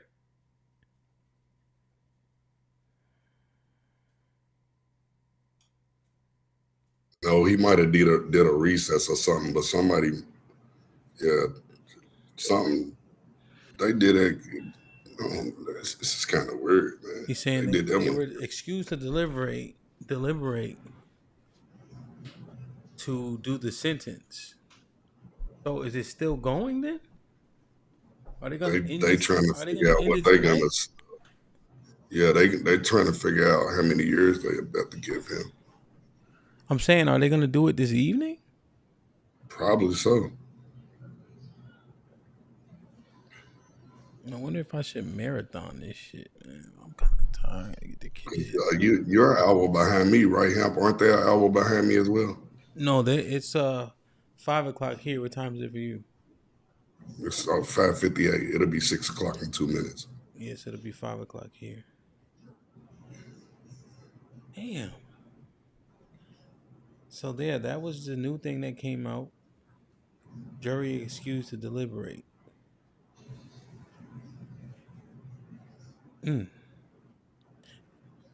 So, damn. I think I agree with this. Mr. Fantastic said there's a feverish pitch about things, right? Yeah. I don't think we'll ever be at I don't think it's gonna be at an ineffable state to where it's just the worst, where you can't even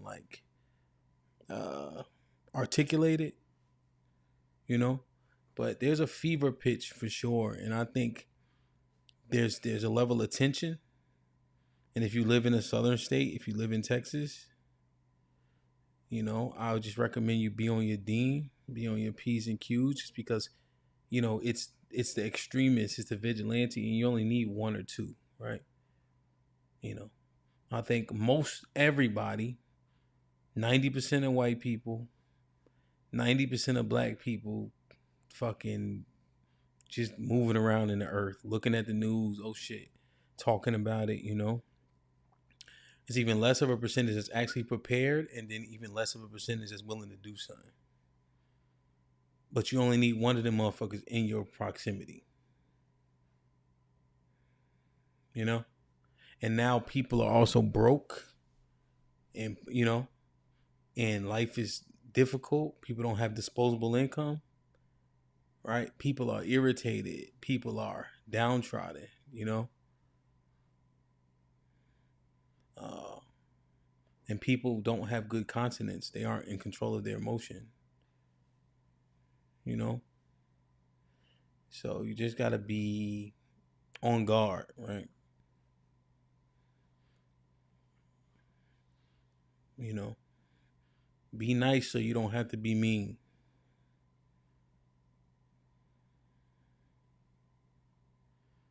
You know? But Carmelo, I think they're gonna sentence. I think they're trying to sentence him tonight. Yeah, they're trying to go ahead and get everything wrapped up tonight, Hamp. Like I said, they don't want to be sequestered because, you know, if they don't do everything today, they gotta, you know what I'm saying, they gotta wait over. Mm-hmm. So I'm pretty sure he gave the jury the option, hey, what do you guys want to do? Do you want to fucking because this judge is really, really I'll say thorough and, you know, stickler for whatever it is. So I'm pretty sure the jury said, hey man, if we gotta be here for another 2-3 hours a day, I'd rather do that than sleep a whole night away from my family with no phone, no TV, no whatever, so on and so forth, and get it the fuck over with. I do think that they're going to allow him that though. I think they're going to apply the 0 to 20 statute. 2 to 20, right? I'm sorry, 2 to 20. Yeah, I'm wilding. 0 is crazy, but the 2 to 20 statute. But like I said, if that he gonna do that whole 20, bro. If that father don't say something good in his favor, he gonna get the 20. So I think the part about it, the jury will be done. I don't think the jury has to be there for, or at least they're not, you know, they're not stuck to the rules and all these different things, so on and so forth. Once the you know, the sentencing has been justified, or like how they're gonna do it, right? But the biggest thing is gonna be the family statement, bro, or whatever. So, you know. Well, they did think they. And I'm surprised. I really want to see They did that part. in the family. They did that part. Oh, they did it already? Yeah. What did the family say? That's why they're about to sentence him now. That's why they're deliberating over the sentence. Oh, we don't know what the family said because they ain't no.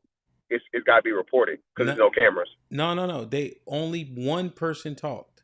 The prosecution Who? rested, and the defense had one person talk on his behalf. His mom. Oh, defense. Oh shit. Oh, he cooked then. Mm-hmm. Father didn't say Yeah, nothing. the family didn't come forth. Yep. Oh well, yeah, it's over with. Yeah, he finna get whatever they give him. He finna get all that 20 if they do knock it down to 0 to 20. Which again, like I said, man, hey, take a life, you pay the price, bro. That's the standard. So what, he gonna be eligible parole after what, 15? Yeah, he'll be 40. He'll be 40. That's what I'm saying. So he'll still have plenty of life left. You know, granted, you know, he don't go in there and become a demon. But yeah, outside of that, man, again, bro, I think this is, instead of black people being mad for a dumbass reason to be mad, again, I think this is another poor thing in parenting, bro. This is poor parenting. I would like to strongly say I never have to worry about my son stabbing a kid over being pushed, bro. I think I'm pretty sure I can confidently and safely say that shit, right? At the very worst, bro, if you get whooped, you get whooped. You live to fight another day, right? But killing another kid, bro, over some fucking physical contact, and again, as many fucking brushes and shit that my kid done been in already, bro. Again, what are we teaching these kids, bro? What are we doing as parents? Well, the Rick Child shit. I'm listening. Question for you: are you, if we're being deliberate, right, with our words, are you saying stabbing another kid, or do you think that Carmelo was trying to kill him? No, I'm saying I said it. I don't think he intentionally killed the boy. Yeah. So, but his action. I know. End result. Here's why I'm asking for clarity, because I'm saying, are you saying your son shouldn't go out and stab another kid for pushing him?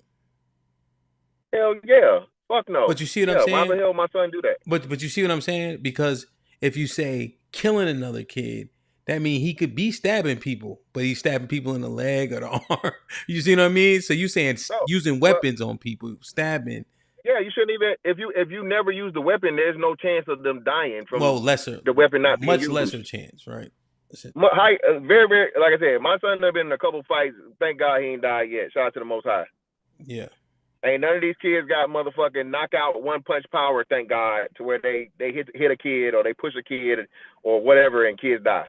So thank God. Again, that's like most cases. You just tell them use your hands. Yeah, use your fucking hands. If you lose, right? You get some scratches, bruises, whatever, so on and so forth, right? Again, I just think that's what really fucked me up, man. And again, as much as we say this shit, we're the generation of these niggas too soft. All y'all want to do is shoot. All y'all want to do is pick shit up. Use your hands. So we going against that now because a white boy involved. Now because it's a white boy, stab a motherfucker up off you, kill him. What'd you say? Jug him, jug a nigga. Like, come on, bro, stop it, dog. But again, I think this is yet another example of extremely parents not knowing what the hell their kids got going on, bro. Because like I said, the Rick Child shit, the boy had a gun. Parents had no idea.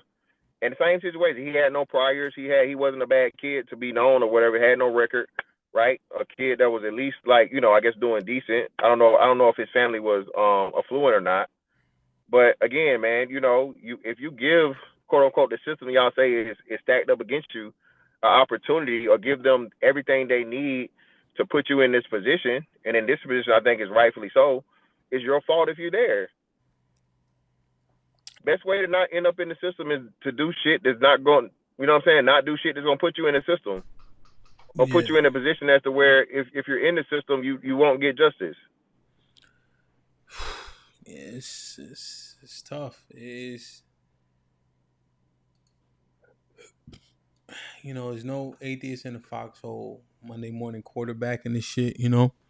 I think you just put yourself Put your children in things to where it'll help them be in better shape, being able to defend themselves, defend others who are being bullied, right? Protect them, teach them how to be, phlegmatic in terms of just control of their emotions, not easily angered, understanding the outcomes of said action, all of that really, really matters.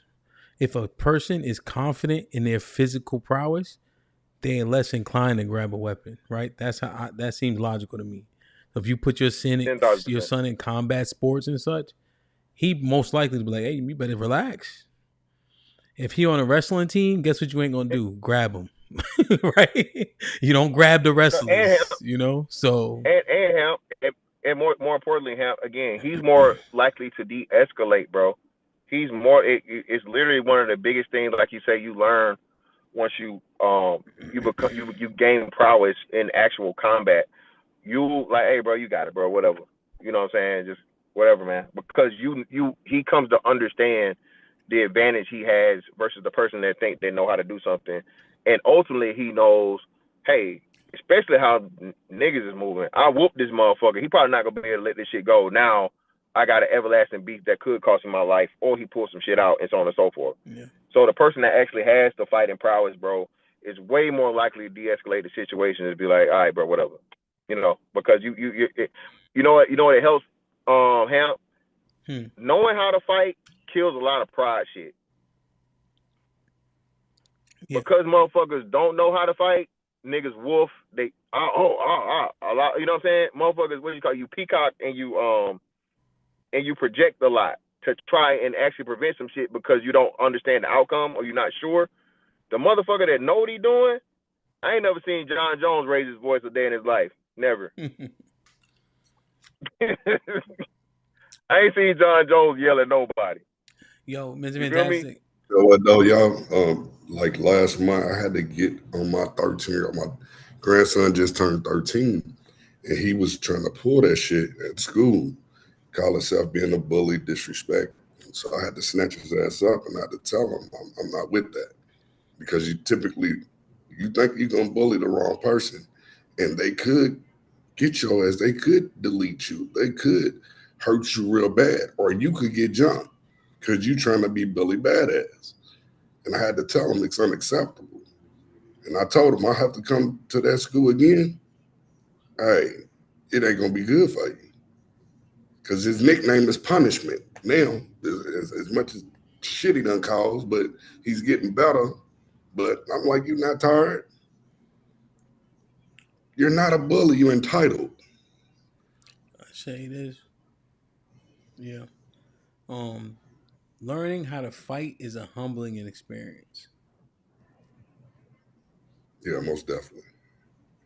And I'm gonna tell you, I'm a proponent though. You comport yourself appropriately.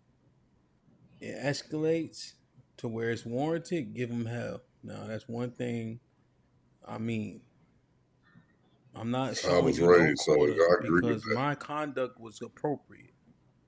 And now you make me exceed that boundary of being chilling.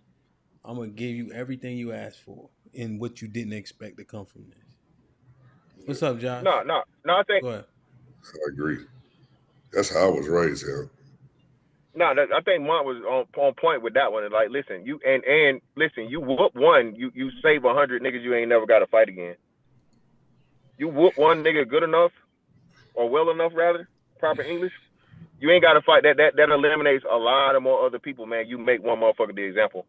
Yeah. What's up, Josh? I'm not happy about this. You say you're unhappy? He's going to get more than 25 years. Guaranteed. You say you're unhappy? Yeah. I don't like national news becoming political involving children.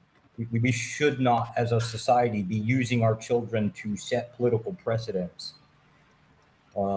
Most people think this is just about, like, save the case itself, right? You know, he got suspended prior, right? Does anybody know what he got suspended for? Who's he? Who's the he? Bringing a weapon to school. Who? That's why. Yeah. that in itself opened the door for a civil liability for the other kids' parents to sue the school. So this is not going to be over by a long shot. Sorry, who brought a knife? Who brought a weapon? Who brought a weapon to school? The Carmelo Anthony. His suspension was actually for bringing a weapon to school, which was a knife. Not this time, but previous. Yeah, it was a knife. Some type of knife. Again, could have been a utility knife, right? Like could have been whatever. I hate that freaking word now, right?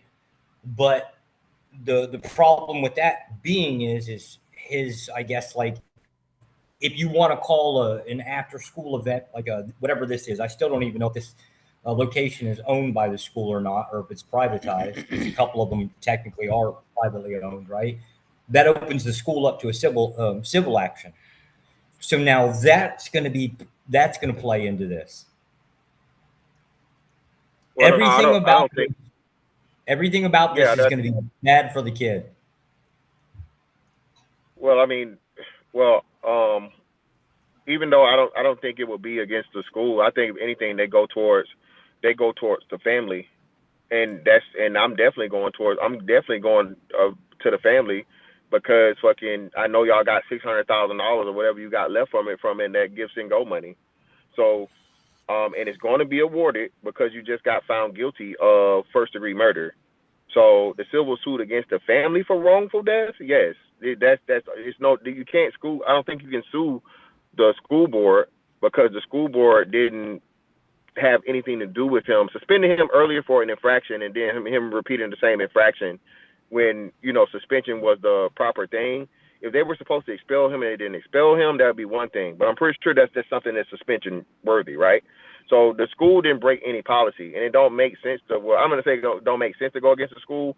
But if I know you guys have a pot of money that's hundreds of thousands of dollars, I need all of that, especially when I know it was raised against my son's my son's life. I need all that, and they deserve every penny. So the usually the cases against the school are for failure for protection. It's basically like saying you had a problem, right? And you basically said, "Oh, okay, well, suspended him, right?" But then you suspended it twice instead of expulsion. What I mean is it always comes down to like what the lawyers can argue, but it wouldn't be the first time. I said this kid. I'm gonna say it again. Anything political, the closest thing that the kid could have gotten, anything that would have been remotely to allow him to keep his life, the vast majority of it, was to either, like said, Fantastic said, take the plea deal, but it should have never made national news. The moment it made national news, that was it. That alone, they're going to throw the book at him. They have to make an example of him. The kid ain't get no fair shake. Like, if his parents told him not to take the play deal, they should get lined up against the wall. Because, everybody's into the interest of this outside of their own reasoning. Yeah, we was assessing it. I think, and obviously this is probably biased, but I think that when we went through the statutes both last couple years ago and we were going through and comparing what it says based on what the facts of the case are, based on what they share with us, I think we did a pretty thorough job, and I was just go ahead. No, my bad. Finish up. I don't want to cut you off. I was simply saying that I was giving retorts based on what I thought would create reasonable doubt. Mr. Fantastic was consistent in saying, based on us reading through the statute and penal code, this qualifies. And with the witness's testimony where nobody was emphatically for Carmelo, that hurts significantly. If your own witnesses are saying you're the aggressor, and so that's what killed him. Hamp. When you had the I don't know if it was the first or the second defense witness saying, "Hey, Carmelo was in the wrong. He was the aggressor." It was cooked, bro. And like I said, it's being speculated, or people are claiming that the reason for the recess is because they were trying to get Carmelo to take the stand, and for whatever reason he didn't. But ultimately, I understand why the defense fought that, because like I told niggas, right, and niggas hate me so much they don't pay attention, the prosecution did not use Hunter for a reason. Had the defense called fucking Carmelo to the stand, not only was the prosecution more likely not going to destroy him on cross, the prosecution was going to call Hunter Metcalf, who is the identical twin brother who witnessed his brother die in front of him. And that would have made it much worse. Yeah, it's 100% in this case the heartstrings that you have to pull on, right? You got 12 jurors. Why did you stab him? Were you defending yourself? How much bigger is he? You have to literally illustrate that shit. You know what I'm saying? But HAMP, the biggest thing people couldn't get over, and this was the thing, why did you have the knife in the first place? Fuck legality. Again, I understand people, that legality shit is not going past it. Legal or not, you're on school property at a school function, and you're not supposed to have a knife there. I think he asked several different people, have you ever seen somebody bring a knife? No. Should you have a knife? No. Do you think you should have a knife? No. Again, so that's the first hurdle. Why do you have a knife at a track meet? Yeah, and that's the thing. I'm saying all. Most of this is feelings based, right? Because it didn't matter that the cop said he legally had a knife, right? Because the defense had 6 witnesses, one which was an officer who said it was legal for him to have a knife, right? But those moms and dads on that jury in this affluent place said, "Well, why do you have a knife at all?" You see, it's the feeling part, not the legal part, right? They cared much less about that. Yeah, no, 100. It was a lot of hurdles. I was on the fence about the defense team. I don't think they did a very good job, and I understand why there's certain things you don't over pursue, right? Because it is feelings based. However, they didn't. The benefit of the doubt, reasonable doubt was not created, man. Yeah, what you call it? The whole shit was a fucking honey bun, bro. Fucking honey bun. Listen, you niggas raised that money out of spite. You raised that money out of spite. Let the whole world know how much money the family had. Was it 1 or 2 black lawyers that turned down the case? Remember when we covered this originally? Black representation turned this case down. Niggas forget about that, Hamp. Yeah. I think it was a black female lawyer too. Turned down the case. If a black female fucking lawyer turned this case down, and I don't know if she publicly spoke on it, that lets you know right there, bro. No, bro, this is not the case. This a dead case. You should have never took the shit to trial. But because y'all niggas was mad and y'all thought he had a chance, the good old white man came right back in here and took all that part of that money. I don't think he got all of it, but a substantial amount of that money y'all raised for a horrible fucking defense. He threw his hands up. They had like a half a fucking, not even a whole half a day of testimony, Hamp. That's crazy. Remember, we looked at it. The defense called his first witness at 2-something on Saturday. They closed for recess at 4:30, and they opened up court at 10. And they never even came back. Remember, they even came back from fucking lunch because they rested. Damn. That was quick. That was fast. It's crazy about all of this. My wife's been doing jury duty for the last 2 weeks.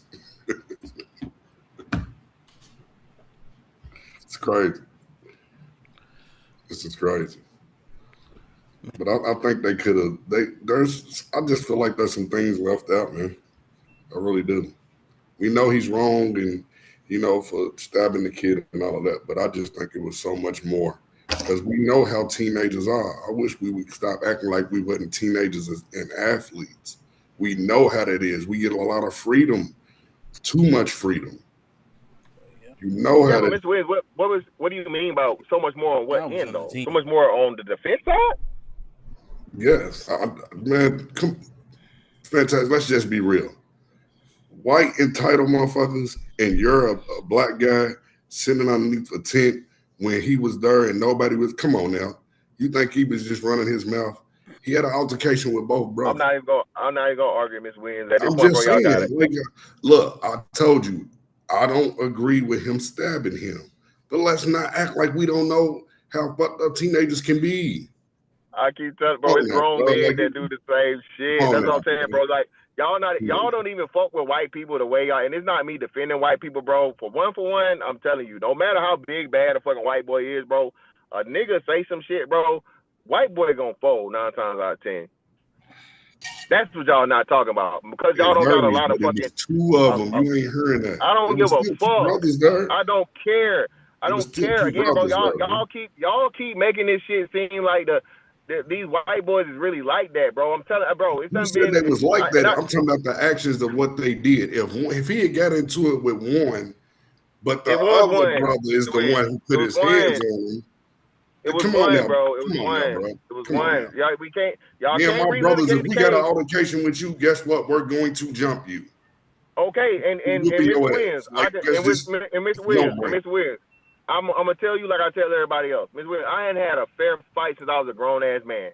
If y'all get the best of me, if you get the best of me, Mr. Williams, you probably gonna get the best of me. But one of y'all gonna limp away. I promise you that. And I get you on that, but now let's talk One of about y'all, the fact one that of you're y'all a gonna bigger be, kid. one of y'all gonna be way more fucked up than I am. 130 pounds, bro. Like, come on now. Let's just be And again, real. that too, and they never even, you know what's another thing too? I'm glad you brought that up. That was never ever really really talked about either. And that's why I think whatever that shit was on the thing or whatever, it wasn't really focused on the amount what he really weighed and all this other shit and so on and so forth. That kid wasn't no motherfucking 130 pounds, bro. He wasn't no fucking 130 fucking pounds at what? At 17 years old. Didn't they say that he outweighed him by 80 though? I'm saying that's what the shit. They literally showed the thing HAMP with him in the combine. It said he was 6 feet tall or 5'11". Nah, we played the video. He's like 5'9". HAMP, the background of him in the thing, HAMP, they got him standing at some type of combine or some type of football camp, and the boy is right at the 6 feet marker, HAMP. Oh. They say he's 5'11" now for sure. I guess you could say he grew 2 inches in fucking a year. I don't know. But hell, nah, bro. That's what I say. That's another big part of it. It's Let neither me here be nor there. clear. It don't I matter. never It said is what that it he is. got jumped. I said he had a separate altercation with each brother. I never said he got jumped. So if two niggas can talk shit to me all day, Mr. Williams, that still don't mean you get to stab a motherfucker, bro. No, I get that. I said I don't agree with that, but he still got assaulted as well. We ain't talking about the fact that he did get assaulted. He did. The shit wouldn't have happened if he wouldn't have put his hands on him. Yeah, the shit wouldn't have happened if he wouldn't have pulled a knife. Right. We know that. But what I'm saying is, like I said, people need to teach their kids, keep their hands to themselves. Yeah, but Mr. Williams, that's unrealistic, bro. That's a moot point. It's not Is there ever going to be a world? It is Hey, I don't know where you live at. You know, well, I do know where you live at. You know where I live at. These little teenagers ain't playing with that. You know Mr. what they Williams, I doing out here. understand that. They got What switches. I'm telling you, Mr. Williams, is this. Everybody teaches their kids, everybody teaches everybody to keep their hands to themselves. Is there a perfect world, Mr. Williams, where you're never going to have a fight, where you're never going to have kids that touch other kids, Mr. Williams? No, right? No. So what I'm saying is saying that in itself is nonsensical. It's unrealistic, bro. Now, again, that leans more towards your kid being a bully or like a habitual person that likes to, hit other people or whatever. Yeah. That's the only thing that's true, bro. Again, we fought, Mr. Williams. You talked about the fighting and shit. Again, we fought. That's what I'm saying. Yeah. So my thing is having an understanding that we know we all fought as kids. Actual fighting, Mr. Williams, like fighting, like fucking punching, kicking, knees and elbows. So again, bro, what I'm saying is it is extremely unreasonable. It is extremely unreasonable for a kid to push a kid one time, bro, and a motherfucker end up stabbed to death. That's all I'm saying. That's the only argument there. Yeah. Yeah, we do have different rules in society for kids. All of us went to high school. We all fought. Hell yeah. I'm pretty damn sure every one of us on here got in several fights in high school, right? We didn't pick up a weapon. Well, I mean, maybe a food tray if it happened in the lunchroom or something, right? Like stuff like that, right? But for the most part, we wasn't coming to school. Hold up, Josh. I got to stop because I got caught by my grandfather carrying a gun when I was 12. So Damn. I can't say. Yeah. I wouldn't expect that from you. But Kick then my again, ass. where did you go to school? Kick my ass. But that still didn't stop me Yeah. from doing it a few years later. It's just Right. I was more fearful about him telling my dad, but he didn't. Yeah. But he just told me, if I ever catch you with that again, you ain't got to worry about Jesus or nobody bringing you back. So no. But I getting a hold of weapons and you run around. That's why you got to check your kids. Because see, I'm still trying to figure out why are these kids, why are their parents not checking their backpacks and shit? Anyway. Well, to be fair, times is a little bit different. See, so like when I went to school, we all had. Hey, I'm old school. Guess what? I check her backpack every damn day when she comes in. I check her backpack when she leaves out of her purse because I want what the hell you doing. What I'm saying is the rules are slightly a little bit different, right? So like in our time period, in our time period, kids like that and grandkids. What I'm saying you is don't get privacy like that where you can smuggle a weapon to school. Well, no. So yes and no. Back in our day, didn't most of us have I guess the rednecks, most of us, we had shotguns in the back of our truck in the school parking lot. That was very common. Black culture different from your culture, bro. Well, no. It was redneck town. We're not talking about like New York City or anything. We're just talking about every podunk, small town USA kind of concept. It wasn't like it was abnormal, right? And nobody cared one way or the other. Now, walking around and up and down in the school hallway, that was a big no-no, I would assume, right? But then again, it would have been shotgun or rifle. The idea that we didn't have access, I think the laws were even a little bit different. We were allowed at 16 to have a rifle. Like that wasn't nothing. I'm saying is when the concept is most of us, I believe most of us then never brought weapons into a fight. We got our asses whooped and we might have gone back and fought it. Maybe if it got really bad, somebody bringing a baseball bat or something. But for the most part, we just fought it. Has that changed today? Because I'm wanting to say I believe that most of us still just fight hand to hand. No. They shoot. No, these teenagers are shooting. It's a shooting dart every day in my city. Teenagers.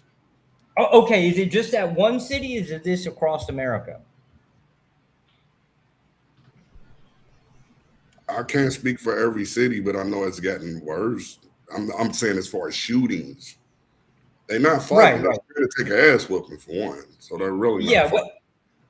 Weapon. I don't particularly care what the weapon is. I'm just asking. Does it seem like we're no longer girls are fighting more? The girls and the women are fighting more than the men are now. Maybe. They doing pull-ups again like back in the day. They asking for the low. Let me get the location, and they starting that all the way. History done repeated itself all over again. Now they doing that. They on Facebook Live. They talking about what a location. They meeting up and they fighting. That's what's going on. But it's more of the women than the men. The men, they getting busy with the Glocks and switches and everything. They're not fighting as much anymore. Maybe that's a problem. Maybe Hamp's right. Maybe what we ought to start. I think maybe Hamp's probably a little bit more right. Maybe we ought to start putting boxing rings in schools. Be covered in PE. What you talking about? What you talking about to handle their aggression? It could work in certain, but I doubt it. Overwhelmingly, boxing, by that being that physical of a sport, you better off putting them in football. I wouldn't disagree with football, but we don't have them in basketball. They got a lot of aggression. Put them in wrestling. Hey, but boxing overall, you're not getting ready to. It won't get there because somebody's gonna get hit and take it the wrong way, and then you've lost that kid. You get what I'm saying? Maybe. Seems like somebody's already getting hit and they're taking it the wrong way now. Yeah. But at the same time, keep your hands to yourself. That's what I keep preaching. Teach your kids to keep their hands to their damn self. Because it was more that was about either you didn't like him because he was black or you didn't like him. But it still was a black and white component, no matter how anybody slices it. And sure. They keep saying everything was fine until two people showed up.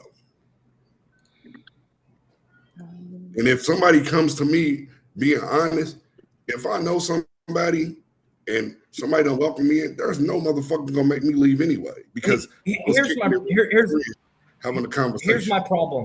Here's my problem. I think it would be a little disingenuous to tell people to keep their hands to themselves because I don't think we did it growing up. We got into fights. So now we're going to turn around and tell kids. When you get older, you learn, you know what? This shit ain't worth it. Mr. Williams, you just had a fight last week. Yeah, I know that. But what did I say? I said I was wrong. No, you did. Mr. Williams, I think one of the issue is for me. My mama. You put your hands on my mama, you gotta go. Yeah, Mumu, so we got to say good morning or hi to each other before we jump in the conversation. And then you also got to be on camera, brother. Man, I'm driving right now, so should I just jump off then? Right? Yeah, and then when you park, just come back on or throw the camera on like you usually do. You usually don't crash. You're pretty good driver. I'm gonna just come back when I'm parked if y'all still up. All right, no doubt. You ready? You getting ready? I know Mumu ready for 2 weeks from now. Talking to Mumu, he driving. Yeah, Mumu, just stay. I'm gonna just Miss Summers. I'm gonna put you in the back with the rest of us. I'll just put Mumu in the waiting room till he get done. But I need to talk to him anyway. He got that fight coming up. Beans, what's shaking? What up? You can hear me? Yes, sir. What's the word? Shit, I just wanted to know, what we doing, man. We turn it up or not? I need to lay my outfit to watch you on TV. Huh? I think I earned the right to stay out of this shit, to be honest with you. Like, but I'm going to watch y'all and I'm going to support y'all from in front of the TV, whatever y'all decide to do. I promise. I'm going to be right there. Burn that shit down. Tear that shit up, whatever y'all decide to do. Oh, I don't know, man. I don't know if that's even the answer, Beans.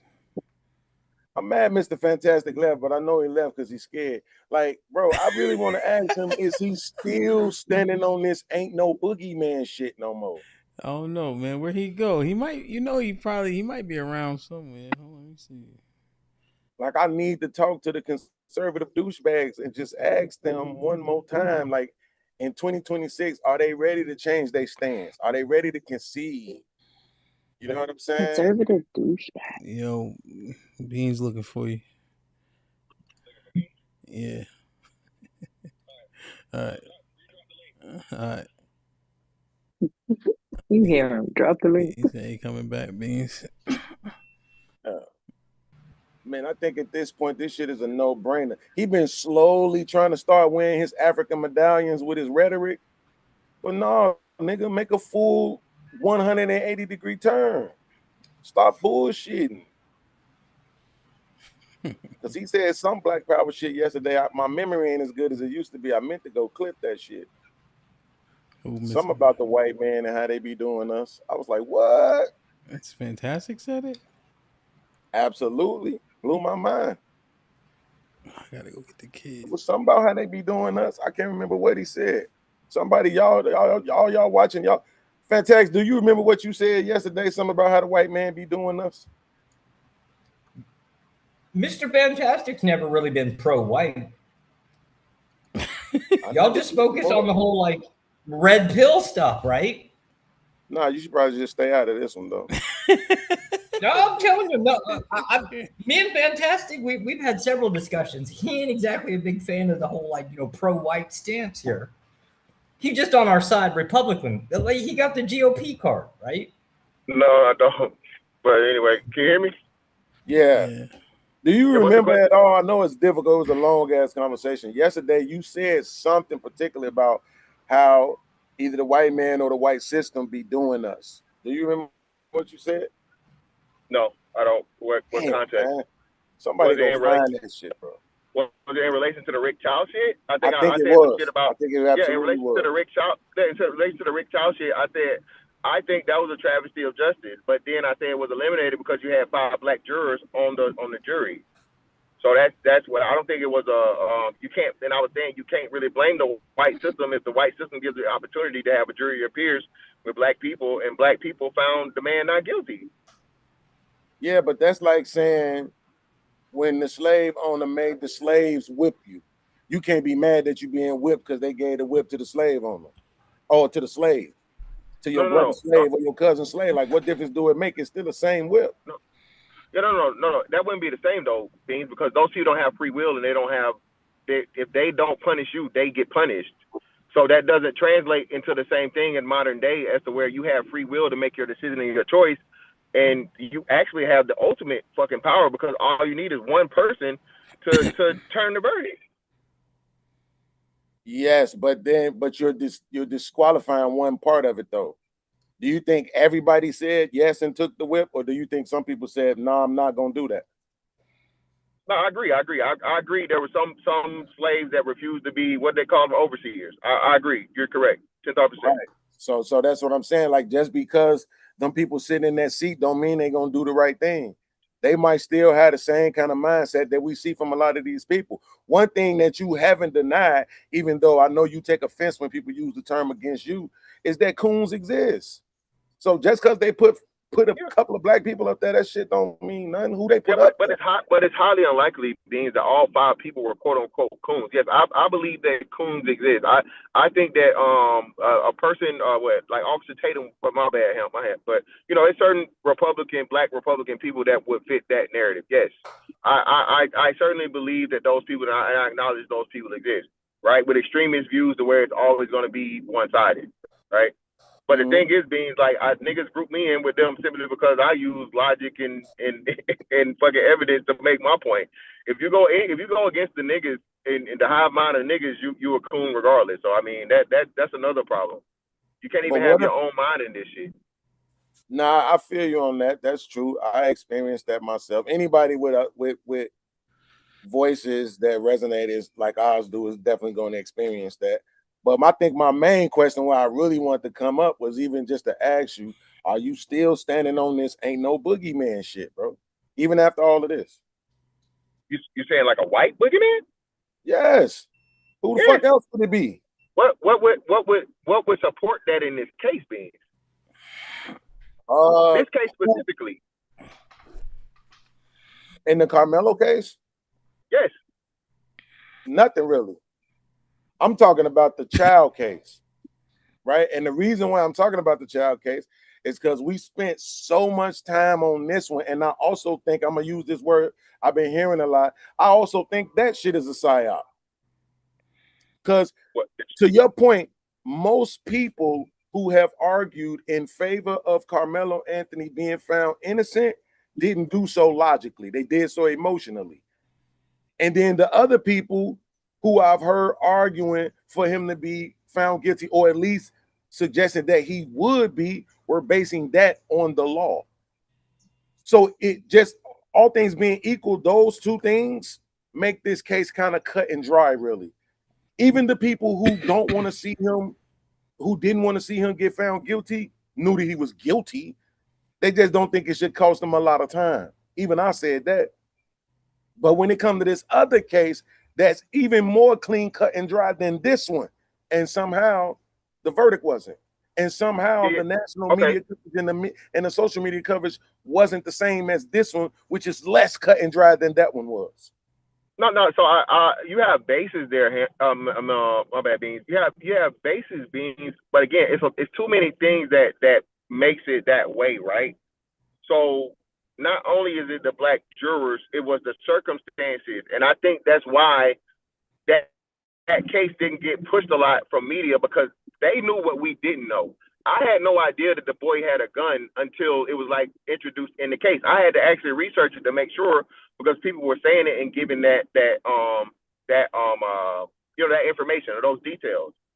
Once it was said that he had a gun, I knew it was highly unlikely that they were going to be found guilty, because they had plausible deniability, even with the son being horrible on the stand and mixing up his words and all these different things and so on and so forth. Again, and we walked through that, right? We walked through that. And that's what I'm saying. Beans, I got you. So you weren't there for the conversation, but I said that there's definitely a system that exists to where black men, myself included, are already dangerous and guilty, right? A motherfucker accused my big black ass of beating somebody up. Look at him. He's big and he's black. Of course he beat him. Right? So, yes, I definitely admit and I definitely understand that exists. Right? That's something that I don't think is going to ever be erased from the cake.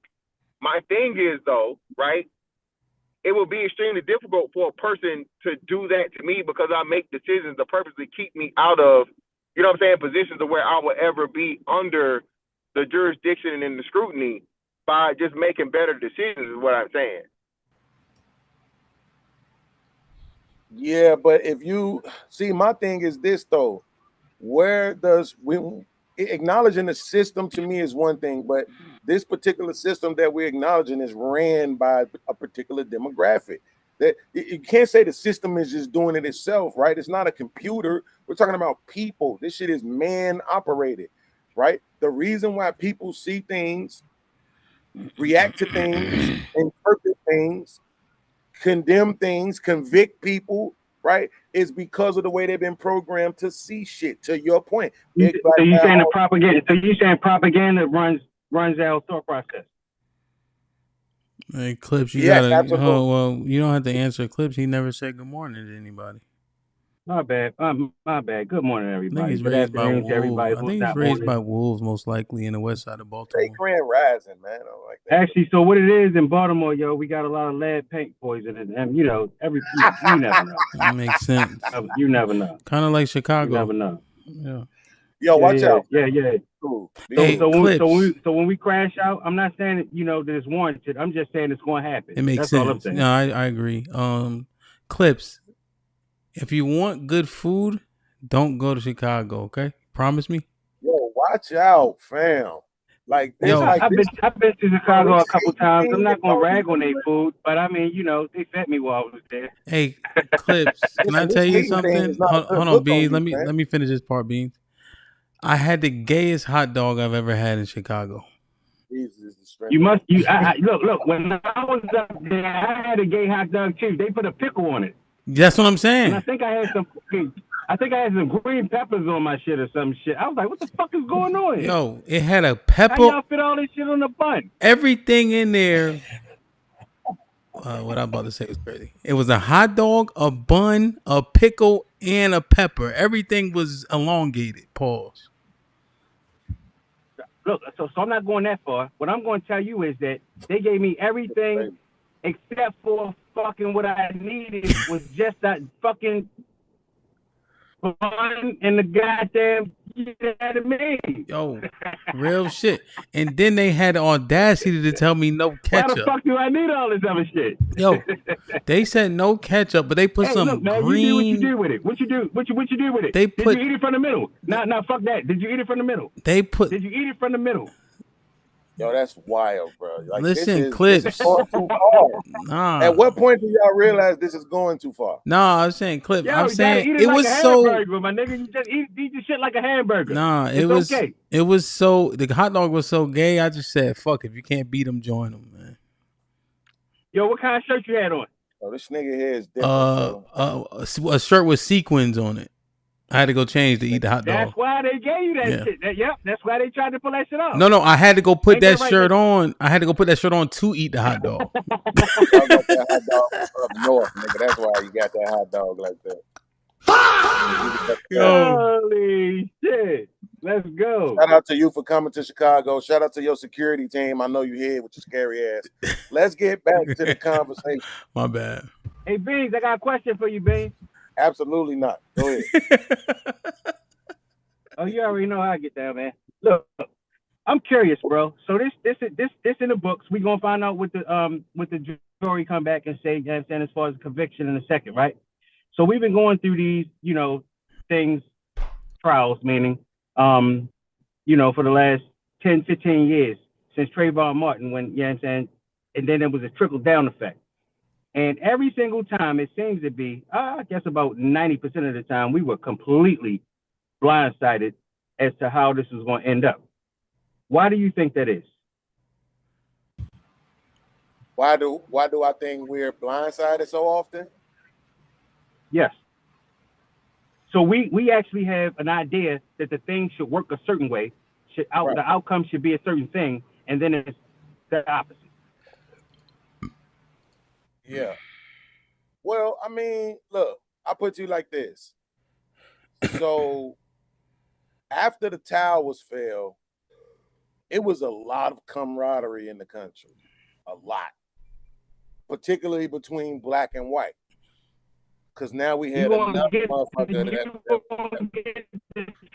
Trayvon Martin at some point. You're going to get to Trayvon Martin at some point because you had 9/11 at this point. Right, so just let me finish, right?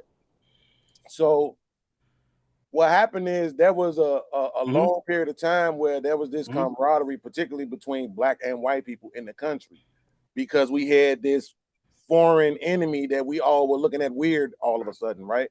It wasn't about me or us or them anymore. It's about these people, right? And so that was going on for a little while.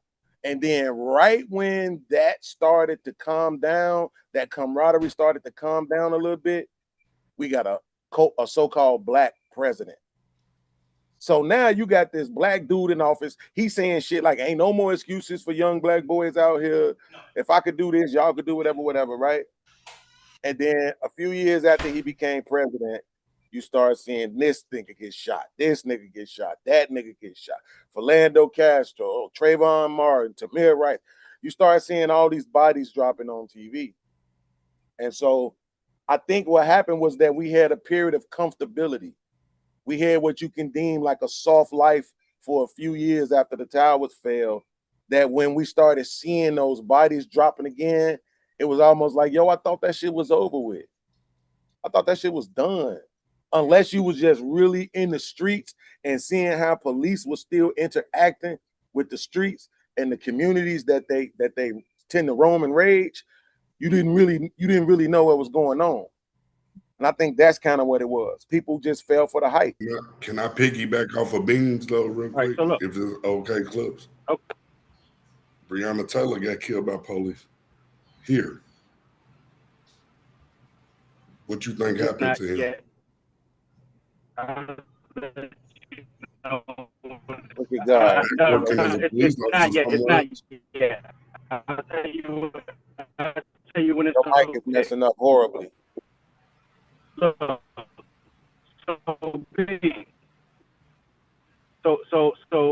without getting, way off track, now is it just me or is it? Do y'all hear that?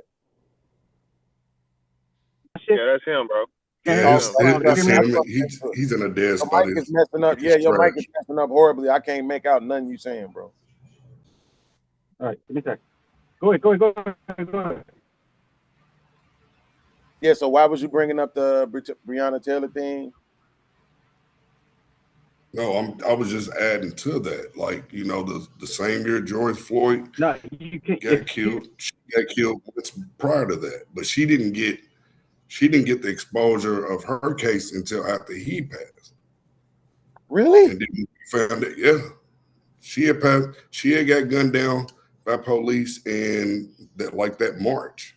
He passed away the same day my daddy did in 2020. Oh, I mean, I don't know about that one, man. May 23. No, I'm serious. Look it up. I'm saying, but I was in Chicago at that time, and that Breonna Taylor case, bro. especially the women, was really talking about that case, bro. Yeah, You see, it didn't go national until nowhere. after George Floyd. Cause they fucking lied, bro. Y'all gonna make me do this shit today. I don't really want to do it, bro. They fucking lied. Let's go, fantastic. Let's go. Let's go. So that's why y'all, bro. This is part of the problem. Y'all don't Lied ever about, want to know hold the on, truth. Fantastic. Lied about what? Lied about her being in the bed when she was shot, when she got Wait a shot in the minute. fucking Hold on, hallway. Fantastic. Nah, you're not gonna do that. Oh my God, I bro. knew Now, her personally. Mr. Williams, I don't All give of a fuck that. about you knowing her personally. That wasn't the truth. No, The story put no, out it there was was not the fucking no. truth. You need to look at the case then, because I'm I sorry. looked at the case, Mr. And Williams. how Mr. Williams, I covered all this was shit. it a lie then? Because she was not in the bed when she was shot. I'm not sure how that's really relevant though. It is. Yeah, that wasn't part of my. Oh my God, bro. Bro, wait, how was it relevant?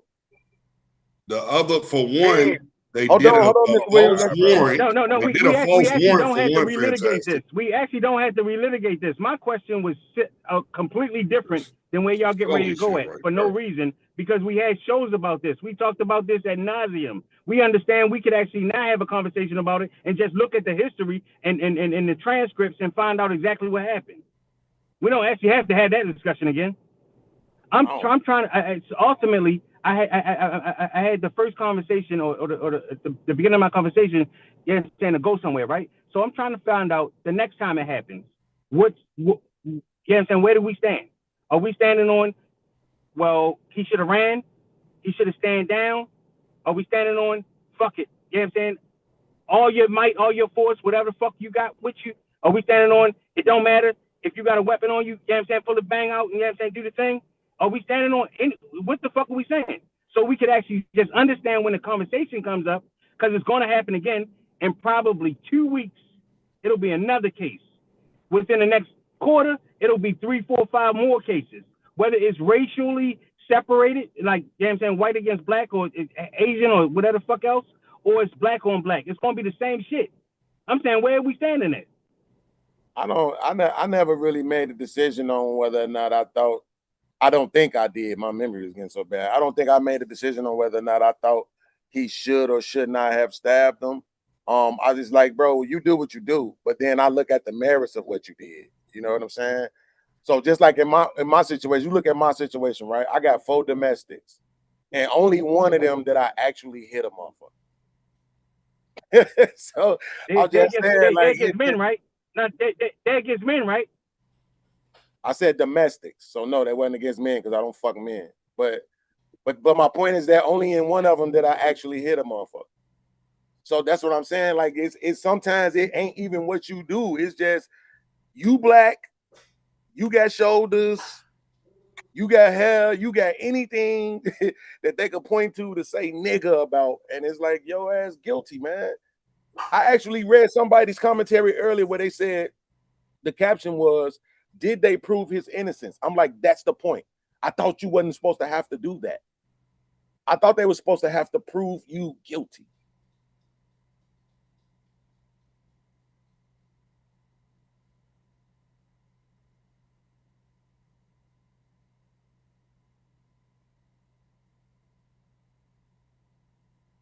Well, yeah, that's how the system works. It's supposed to prove that you was guilty.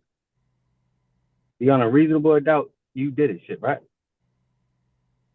Yeah, that's where it's supposed to be. When they charge, so where we going? It's done. Everybody Look. So I ain't gonna have my fucking lock up time with Clips either tonight either. I'm just saying, and I don't want to do it with you beans because you know what I'm saying, there's no need for you to bring up all your shit either. I'm saying when we see these things happen the next time around, regardless of how it happened, I'm just saying, what the fuck did we stand on? What principles we standing on? Are we saying, yo, black men, defend yourself at all costs? Or like Fantastic saying, yo, defend yourself as a man, but don't bring out no weapon, and I can respect that. No, I think saying what Mr. Williams saying. Oh, I don't know what the fuck Mr. Williams said, because he said some wild shit last week that we ain't straightened out yet. But yeah, so the point is, I said, where keep we your gonna hands stand to at? yourself. That's just clear, cut, and dry. Keep your hands to yourself. No, I think clips what it boils down to is, again, you got to make the decision that you're going to make in the moment. And I can't really tell nobody how to protect themselves, because think about it. I say this all the time. I hate people who argue legalities because laws change. So today, a few years ago, I knew my aunties, my mama, everybody was, oh, y'all need to leave that weed alone. The white man legalized weed and made it recreational. A lot of them motherfuckers getting high themselves now. So people who argue that legality shit, they full of shit, right? But at the same time, when we had these conversations, whether it's right or wrong, what I'm gonna tell a motherfucker to stand on is the shit that they believe is right in the moment. Bro, if it's two niggas and I gotta fight, I'm with that. No, I'm with bigger that. than me, hold on, let me finish. If you bigger than me and it's something in range for me to grab to use, I'm using it. Get your big ass on. Period. Like, fuck out of here. Go fight somebody your own size, nigga. Fuck you. And I don't give a shit what happened to you after that, because you shouldn't have been trying to fight me no way. Right? So I'm not gonna never tell nobody what they like. Yo, don't use a weapon. I can't even do it. You know what I'm saying? I just gotta say, bro, just be willing to deal with the consequences of your own choice. Really? Should he have stabbed him? I don't know. I don't think he wanted the kid to die. Now, what if he stabbed him, the kid don't die? It's just a deep stab, and he had to get some stitches and shit, and some little, Epsom salt and some antibiotics and shit. Will we even be having this don't stab a motherfucker conversation? No, actually, you know what I would question? I would question, would you actually have a conversation about he deserves to go to jail for attempt murder? Yeah, that's right. That's right. Yeah. Those same people saying, yo, he deserved to get 50 or 100,000 years or whatever the fuck, never come out of jail, whatever the fuck, this, that, and the third. I'm saying, no, the nigga missed. He hit him in the shoulder, but his intent was to stab him. Do you actually believe that he actually was intending to kill him? Right. Do we go to jail for attempt murder now? Yeah. No, I think he gets attempt murder if he stab him in the heart and he survive. You stab him in the heart and he survive, or you stab him in a vital organ and survive. Yeah, it's attempt murder. Why the dead assault with a deadly weapon? Like I said, if he got assaulted first, see, it can go all these different ways. He got assaulted first, but he just it's not supposed to go a certain way, bro. He reacted. But fantastic. To go the way it fantastic. But fantastic. It is not supposed to go the way it went. Why can't we just say that, though? Why can't we just say that? Why can't we just say it's not supposed to? Kids fight every day. Why is it so difficult for grown ass men who've been in fights our fucking selves? And thank God that we hear that a nigga that pull out a fucking knife or pull out a fucking gun and blow our fucking brains out because we punched him or because we pushed him. Do y'all understand what we're saying, bro? This is why I'm saying this shit is like it's low key saddening and sickening, dog. This shit is crazy. The only reason y'all niggas saying this shit is how it's fucking consideration. Morgan, fantastic, but like I said, they need to keep their hands to their fucking self. Wait a minute, hold on. Fantastic. I can see absolutely if the situation was changed, I wouldn't be giving a white boy the same kind of consideration. You're right, I would. So there we go. I'm acknowledging it. But fantastic. When you talk about attempt, right? Again, we just going with the scenario that Clips brought up, that what if he didn't die, right? But to your point, you said, oh, but if he hit him in the artery, it's attempt. But how does that make it attempt? Like, attempt is when, I don't know about y'all, we used to put the ramps and shit and go on our bikes and jump the motherfucking ramps. That was an attempt, nigga. We was doing that on purpose. We knew exactly what we was trying to do. This is a 17-year-old kid we talking about. So this motherfucker know where arteries is at. Let's go. So he know where arteries is at. He was like, yep, 3/4 centimeters to the left of the center first. I got you. Now, come on, get the fuck out of here with that shit, bro. Niggas swing, shit happens, bro. Exactly. Stupid shit, to end up in that taking that gamble. You take a gamble, man. If you just swing a knife or you shoot a gun and you hit a motherfucker in his place, well, what? I don't even know what was said. What was said? Well, no, he was just asking, like, Clips was suggesting if he hadn't died, then the conversation would be about attempt murder. You see what I'm saying? Somebody just said something while I was talking. No. I said, no. I was just agreeing with you. My bad.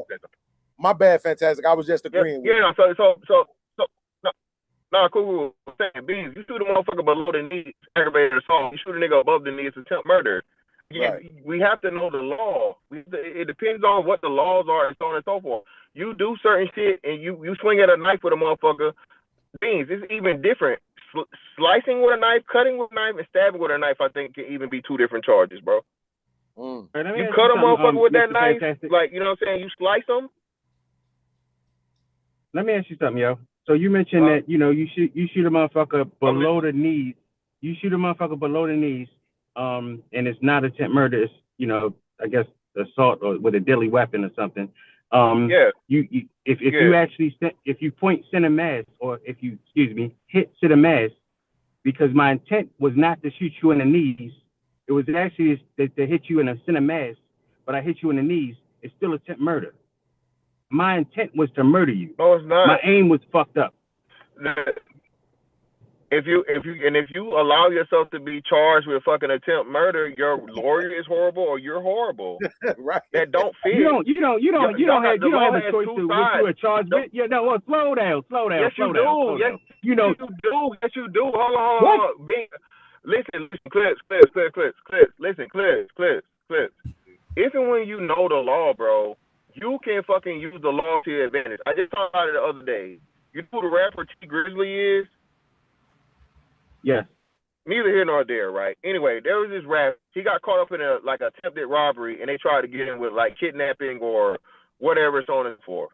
He had to read the fucking law and be like, hey, they can't charge me with that because what we used, we never threatened the store owner with, so on and so forth, and we never told them they could leave. So that's what I'm telling you. The law works. The law works for the people that know the law, bro. No, I agree with you. You got to know the game. I agree with you there. You got to know the game. Yeah.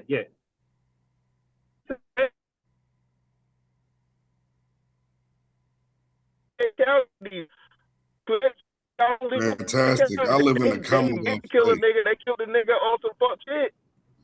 Huh? What does that mean? What does that matter? I live in the Commonwealth state, so our laws are way different than a lot of people's laws. Brother, I lived in Virginia for I don't know how, like, I understand that. I know how it's different in the Commonwealth, Mr. Williams. They still have a law. They still have a system, and niggas beat cases there too. Niggas done beat cases they're not supposed to beat. Niggas done been convicted of cases they probably should have been convicted of. Again, I think fucking is more on motherfucking the first than the latter. Way more on the first than the latter, though. You got a point. So my conversation, even with Beans, and I'm gonna ask you to, Mr. Fantastic, to just entertain us for a second while we, work through getting more information on this trial, right? What do you think that we actually need to actually be promoting? Because this is gonna come up again. Whether, like I said, whether it's white, black, white, motherfucking Hispanic, black, whatever the fuck, it's man, woman, it's gonna come up again. I'm saying, where should we actually stand as a community? I know the circumstances are going to be different depending on, what happened. I'm just talking about just like, do we say, yo, don't fucking beat on women? Or are we saying, you know what? Sometimes these women got to get a motherfucking foot in their ass, and sometimes you got to shoot them in the face. Or are we saying, yo, run from all conflict? Because a nigga just ran from conflict, and they murked this motherfucking ass, and he ain't do shit wrong. He ain't steal nothing to nothing. And the motherfucking Asians killed him. I mean, what the fuck? Where we stand at? So I literally just said this the other day. Black man, if you don't run. What you running for? Stop running. Stop running from cops. Stop running from store owners. Stand there and call police. Especially, I don't know why niggas is so afraid of shit. Bro, I ain't ran for shit as like a grown man, bro. I know, it's in a nigga's instinct to just run. You know what I'm saying? I don't know how or why. Right? But I actually don't believe that. For one. Now, of course, if a nigga got a gun, well, I believe it wholeheartedly. So, if boys stop fighting in the store, there's no reason for them to chase them No, I got you. Where do you think that comes from? I am not blaming boys. Let me be clear. I'm not for niggas trying to turn that. Oh, no, Fantastic, it's his fault. No, I'm not saying that. Stupid ass is gonna try to flip it into that. I'm not saying that. Well, go ahead. Yeah, no. So I'm curious. Where do you think that idea is? It's common for black men in particular. First instinct is to run. have no idea, Clips, and I never understood it, bro. In my head, I mean, the only thing I ever ran from was a fucking dog, a loose dog. Outside of that, I'm not running from no fucking person, especially if I'm not wrong. I don't understand it. And I'm not running from police. But then, too, like I said, I don't get involved in criminality. I don't break the law. So I guess my mentality and my shit is different than everybody else's. I got to be honest. Yeah, so I actually grew up. So I grew up in the city, and we didn't actually run from each other. So Greens grew up the same space where I grew up at. You know what I'm saying? Different city, you know what I'm saying, different state, but the same motherfucking, you know what I'm saying, type of situation. We didn't fucking run from each other. We avoided a fucking ass whipping when it was inevitable, but it wasn't about running. Yeah, I gotta say, I don't recall running in any situation when I was not guilty of something. Right? I'm a person who's had several fights with the police, like enough to where they could have shot me, but they didn't for whatever reason. But yeah, I'm not running if I ain't did nothing wrong. But that kid, they said that kid had a gun. Now I just have to take their word for it that he did. I don't know.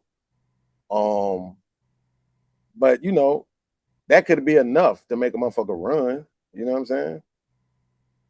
That could be enough. That's him in the wrong. Because they say he actually didn't steal the water. Or how about he was fucking 14 years old and was scared, just like the dude that stabbed the white boy with the blade, who was scared, just like Trayvon Martin, that was scared. These were children. Their responses are indicative of how a child would respond. You wouldn't run if that fucking Chinese guy or Korean guy, you know what I'm saying, and his son approached you. Absolutely not. You probably slam them all across. Yeah, you probably slam them all across the parking lot.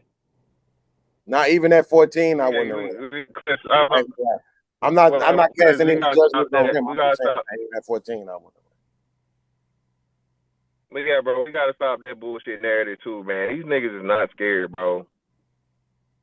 These niggas is not scared. Why y'all keep trying to put this narrative out here that black boys is just fearing for their life and scared of shit? The problem is niggas not scared of nothing but the police. That's for real. Bro, I keep telling y'all. Y'all niggas don't play okay. You explain to me why he ran from the Koreans. You explain to me why he ran from the Koreans. He just did. He ran from the Koreans like you said. He ran from the Koreans like you said because if he gets they gotta call the police because they're accusing him of stealing some shit. He don't want the cops to catch him with the gun. Exactly. More likely than not. Exactly. He had the gun on, so that's why he ran. He wasn't afraid of the fucking Koreans. This nigga thinking about motherfucking get caught with the blick.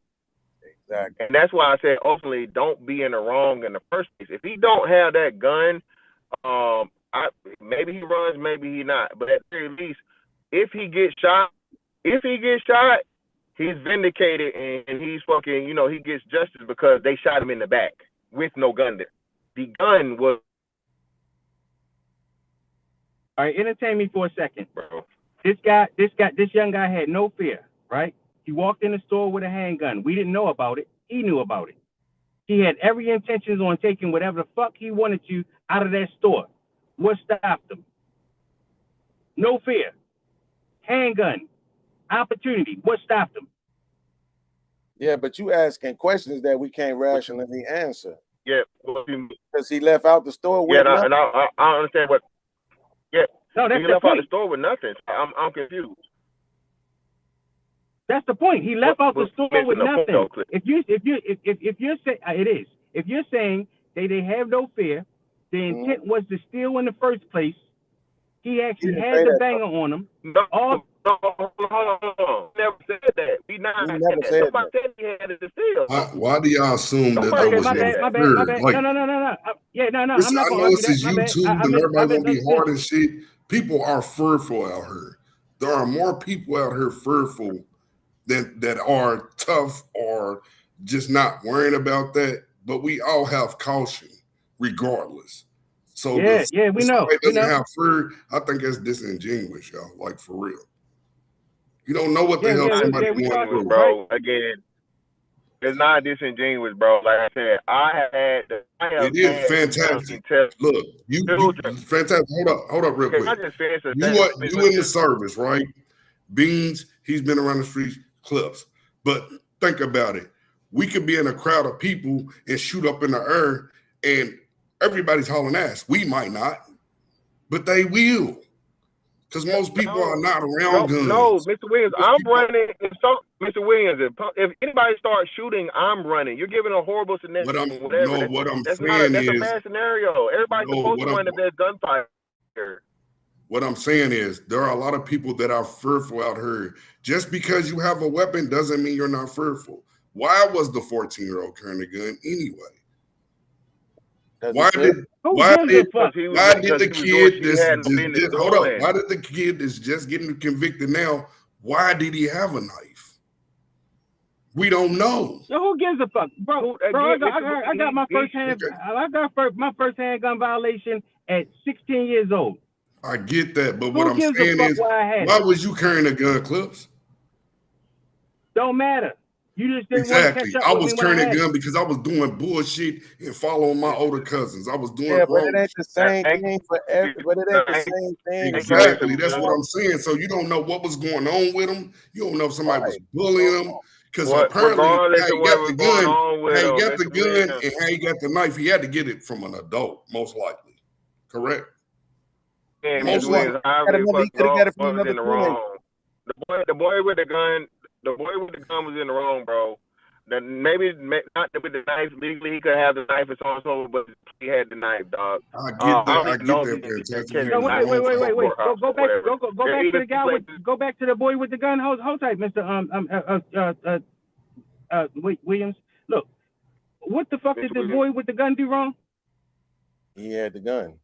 He had the gun. No, he committed no crime. That's not what he's talking about.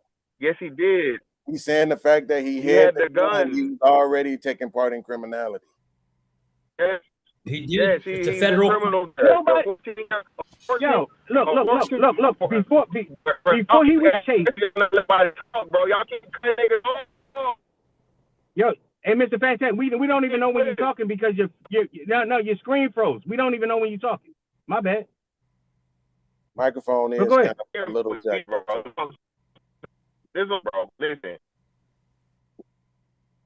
No, he wrong. He's 14, bro. He's really not supposed to have a fucking pistol, bro. He got a pistol. That right there played a lot of as to how God played was moving. He was going to buy the waters and not buy the waters. You Borging bad, bro. Don't want to accuse bad. You're Borging very bad. Fantastic. No, we heard you though. You're saying you're not saying that. We heard you. Gun, he should have been shot. You're saying him having the gun already puts him in the wrong. And this from his own perspective too. That's the thing about it. It's from the kid's perspective. His perspective, he's guilty. That's why we're assuming that's why he ran. Right? When I was 16. No. That's why you assumed that he ran. I'm right, assuming he ran because he was That's why I said we. That's why I said we. Me and Fantastic. No, yeah. So. Right. No. I'm gonna finish my sentence. For whatever reason, you don't like letting people finish their sentences, but I'm gonna finish mine. So the reason why me and Fantastic is saying we believe that's the reason why he ran. If he didn't steal anything, I don't even think he was afraid of no Asian dude. They're usually about 5'2". Right, so it didn't have anything to do with that. He just didn't want to get caught with what he had that he was already in the wrong for. So Fantastic is saying, damn, if he didn't have that, he probably wouldn't have had a reason to run. He'd still be alive today. But that's from his perspective. Okay, that's not taking any accountability from the Asian dude's perspective. No, I got you. Beans. Now walk. All right, now walk this down with me. Say he's not afraid of getting caught with the gun, and he doesn't run. Then what happens? What happens? He didn't steal anything. He didn't run. He stood his ground and said, nigga, get the fuck out of here. I ain't got none of your shit. What happens then? And he got the gun on him. Well, that depends. If they call the police, then he going to jail. But if they don't, for what? He didn't steal anything. No. He had a fucking gun, man. Because it's a felony. Hands down, it is a felony. It is a felony for a minor to possess a sidearm in almost Right. all 50 Nobody states. knew this. Nobody knew this. Correct. Yes, But if you he's keep some, talking about all to these answer damn your what question, if they would have caught him, they would have called the cops, and he would have had a handgun on him. Right. He would have gone to jail The for cops it. for what? He didn't steal anything. What I'm telling He you is was that, in possession of a firearm. That's what he would have gone to jail for. Or bro. You're missing the fact that he walked out the store with no stolen goods, right? He chose not to run, so he stood there. He said to them, "Yo, I don't have none of your shit. I ain't take nothing out your store." What happens at that point? Why the fuck are the police involved? Right, because that's the point. You're the one creating a scenario. So why you asking us? Why you not just telling us? No, I'm asking you. If that's actually how you want to lay it out, well, you and I'm asking saying, us, but then when we telling you, you getting offended by the goddamn answers. We can't just stop right there. We say, yo, if he stay there, right? If they call the police, then the police come, they search him, they find the gun, he goes to jail. If they don't call the police, then he goes home. Yeah, what I'm telling you is he's sitting there talking to you, Beans. He's in your store. This dude walks out your store. You think he has something. You tend to chase him. He doesn't run. Now he's standing there with his hands empty. No fucking juices, no waters, no nothing. What's the problem? What happens next? Right, that's the point. I keep your answering store, that, you going away from it. If I'm not calling the police, the nigga going home. But they already knew he didn't have my nothing. My point is, why do you call the police? He doesn't have your shit. According they to already you, knew that Clips. Guess what, Clips? No, according to you. Followed him around so they not know that he according to didn't me. steal You nothing. just said, hold on, Mr. Wick. Because you just said he don't have none of my shit. You just said he don't have none of my shit in his hand. But according to the story, the gun fell out the bag.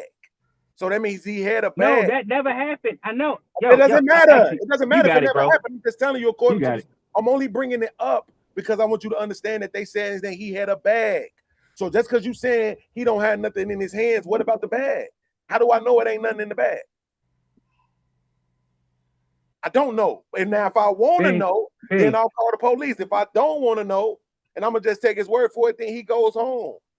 That's the purest answer to the question you're asking.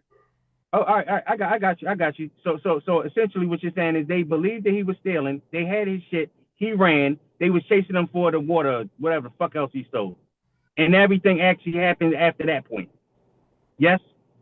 What else makes sense unless we're saying that these motherfuckers literally was? No, all you gotta do is say, yeah, yo, and I understand where you at with it. Nah, because I don't believe. Because I believe.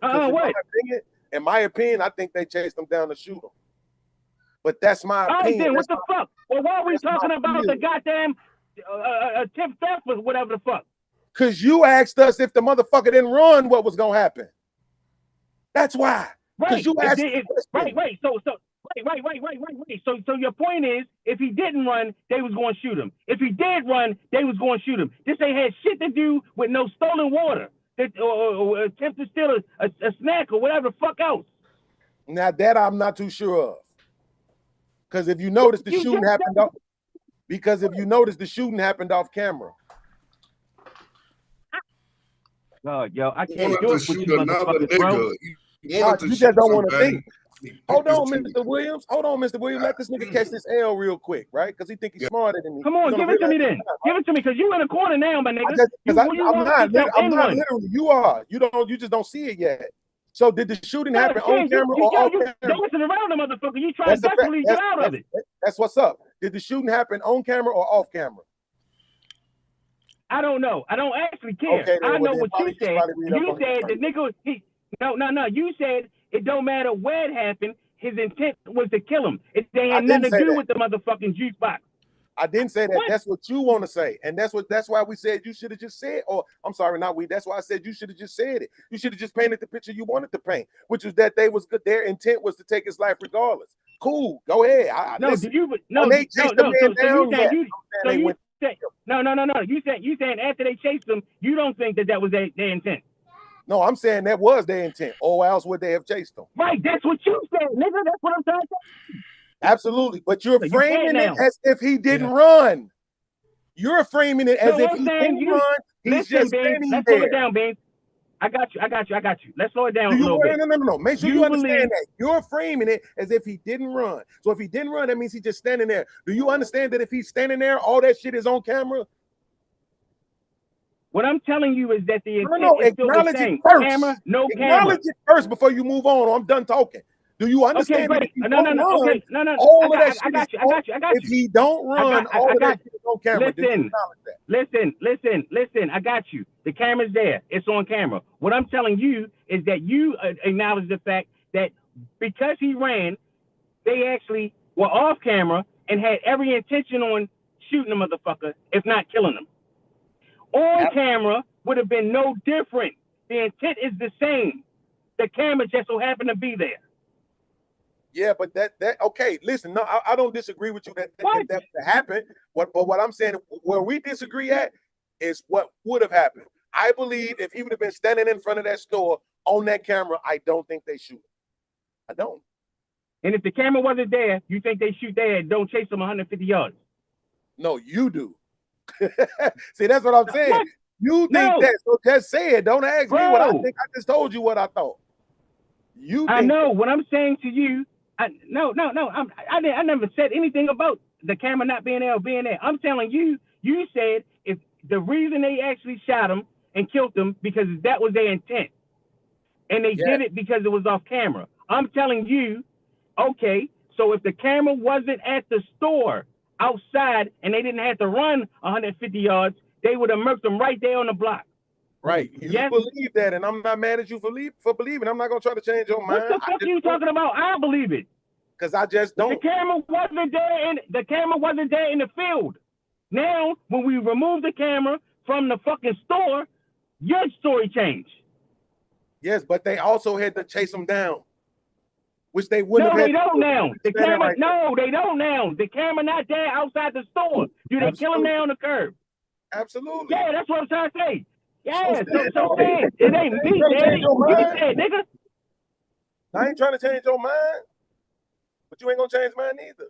I think them hawking him down had everything to do with it. If you remove that component, I don't think they shoot that gun. I just don't think they do. It's all kind of liability on their property too. And that's the point that I'm trying to, and that's the point that I'm just trying to get us to agree with. I actually agree with you saying 150 yards down the block, they shoot this nigga because he off camera.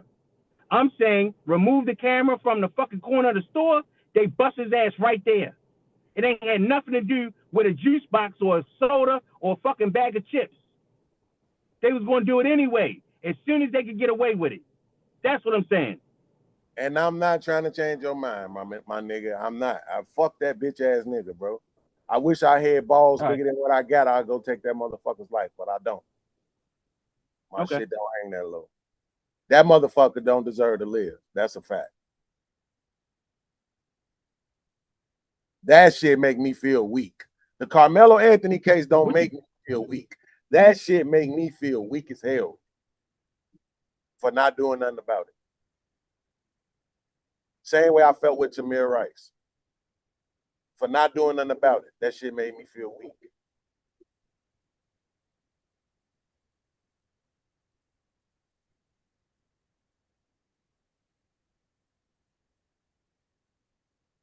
It's a broadcast. I'm just saying, nigga, it's like we could talk a lot of shit today about our shorties having all these guns and everybody killers and all that, but it's some niggas back in the 50s and the 60s that would have did some shit behind this shit, bro. It wouldn't be just no podcasting. Niggas would have did some shit. I got you. Give us an example. Oh, the Black Panthers used to be on bullshit. On bullshit. They was outside killing motherfuckers? Now, they weren't killing motherfuckers, but they was beating motherfuckers the fuck up, though. They was definitely doing that shit. Abso-fucking-lutely. So the justice that you want for Tamir Rice that you say that you don't... I got you. What I'm saying, I got you. Hold on. Fred Hampton had the charisma, right? And the voice to unite even the gangbangers with white people, with the Hispanic gangs and all that kind of shit. They knew that kind of unity would have been problematic. Boy. That's why they made sure they had to eliminate him. And that's what I'm saying, because them niggas would do something about shit. They weren't gonna just do a bunch of talking like me. I feel you, and so I don't know the gangsters from the 50s, and I'm not intertwined with that lifestyle. I wasn't even fucking a thought of at that point. So I don't know exactly what they did unless I understand and agree with what's read. And from what I read, what's written. I'm asking you. So you think the culture was different at that point? If Tamir Rice happened then in the 50s, then it would have been a retribution, unlike we see now, right? Well, the Tamir Rice thing, it definitely would have got way more politically charged, way more. No, we talking no. We talking about eye for an eye. Bro, let a nigga talk, bro. The reason why I can't say that it would have been eye for an eye because it was a police officer. That I can't say it would have been eye for an eye. But just some motherfucker outside, so that wouldn't have happened. Like George Zimmerman shit, oh, they would have beat that nigga the fuck up, bro. I mean, it was a lot of that going on. Little do niggas know, bro. Like, motherfuckers don't know. They don't report those kind of stories because, of course, they're not trying to, what's that word? I don't know what the fuck it is. Like, fantasize it or, you know what I'm saying? Like, they don't want that to be a part of people's psyche. Like how you talked about how a lot of our decisions are made by the propaganda that we raised on. They don't want people knowing about that. It was blowing my mind when I was finding out about all those slave insurrections. All these niggas consistently throughout the history of slavery who kept rebelling, motherfuckers was dying, they was losing. You have a couple niggas rebel, kill some white people, and then the white people go and lynch 40 black people as a to get the masses to think, don't do this shit. This ain't what you want to do, And even then, yes, you had people like the Deacons of Defense who had weapons and wouldn't hesitate to use the motherfuckers. Them same niggas used to usher motherfucker Martin Luther King around when he went down to Louisiana. Black Panthers used to usher Martin Luther King around because they knew them guys would really do shit, bro. So eye for an eye, I can't necessarily say that, but they wouldn't just be talking. That's the thing. No, so I don't know if they would be talking or not. And like I said, I wasn't there, so I don't know if they was actually getting it in. What I'm saying is, if we have examples that we could show, then we could actually prove our own propaganda that this is actually how we've been getting busy. And it ain't going to stop now. But I don't know that that's actually true. I don't know that because it was an injustice in one space that motherfuckers was taking the people who did the injustice lives. I don't know that to be true. It wasn't. That's my point. That's why I believe like that. No, it wasn't. But they did do shit because you saying eye for an eye. Do you know who Reginald Denny is? No, I don't. Talk to me. Reginald Denny was is the the white boy that got beat up. They out of his truck. They whooped him because they was mad over the Rodney King verdict, and they beat him to death. So they didn't beat him to death. No, but you know what I'm saying. They beat him close. They beat him bad. Beat the hell out of him. They fucked him up really bad. Yeah. They beat him really badly. So I'm saying it's not above black people to get retribution. It's just not always televised, is my point. You know what I'm saying? With some simple research, you will find out like, some black people who's mad about this and mad about that. But they wasn't going to publicize them like they would publicize the Martin Luther Kings of the world who was telling you, hey, man, look, they hit you in your face. Did it really hurt? They weren't going to publicize them like that. No, I got it. What I'm saying is that I don't believe that it actually is happening as frequent as we like to think that it is. When you actually have to give an example from Rodney King, which has got to be 30 years ago now. Yeah. Or Martin Luther King, who has passed away, God bless his soul. You know what I'm saying? 50 years now. Then we actually not been getting busy at all in the big scheme of things. We just do it in a more intellectual way. You're not wrong. No, we haven't been getting busy. That's the point. And like I said, people are fearful as well, Clips. They have been doing it. That's why you have a Cornel West. They've been doing it intellectually. That's why you had, regardless of how anybody John Lewis still was fighting up until he died. He still was doing no, things. is HAMP here? Yeah, he right there. HAMP, what's the boy name in New York that time?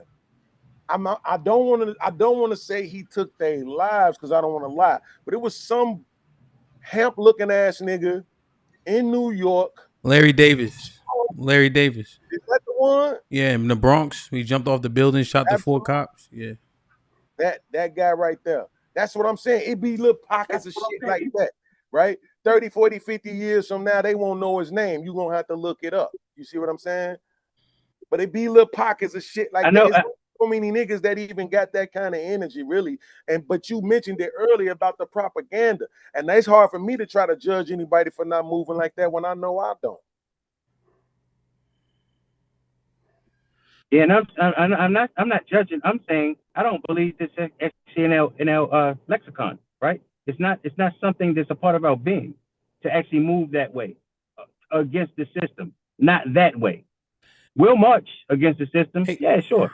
We'll violate some shit, burn a building down against the system. Absolutely. Beans. We'll file a lawsuit against the system and play that game too. Clips and Beans. Question: do you guys think in the case of Carmelo Anthony, there was an injustice served based on the verdict? I have a follow-up. No. I'm asking a yes or no, but I'm not trying to pigeonhole y'all. I'm having a follow-up. Yes. Yes, Mr. Beans and Clips. No, I understand law, and I know what the no altercation you was. Saying no? No. Okay. Mr. Williams, do you agree with either one of them? I agree with Beans. It was injustice. How about you, Josh? In terms of the verdict, Verdict of which one? Carmelo verdict? specifically. Oh, I agree with the verdict. I'm scared. It's the sentencing. It's the same position I had before. I'm scared to death of the sentencing. No, okay, I got you. Remember, I was asking kind of like a question, yes or no. Beans, can you articulate within 30 seconds to a minute and a half why you believe an injustice was done? Yeah, because I don't think he should have been charged with murder. So I had looked it up. Mm-hmm. They do have Texas categorizes other unlawful killings as manslaughter or criminally negligent homicide. Yes. Right? That's at least 2. So they have other things that they could have charged him with. They didn't have to be murder. Okay, Beans. So let me just give you this to make sure that you fully edified. They included manslaughter before they went to deliberate about convicting him. So he had the option of murder and manslaughter.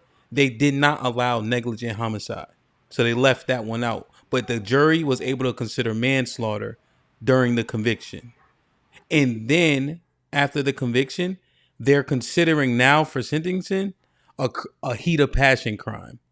So a murder taking place while you upset, which has a sentence of 2 to 20. So now these 2 things were in the jury instructions. Manslaughter was in the jury instructions before he was convicted, and now that he's convicted for sentencing, they're considering crime of passion, like heat of passion. What you think?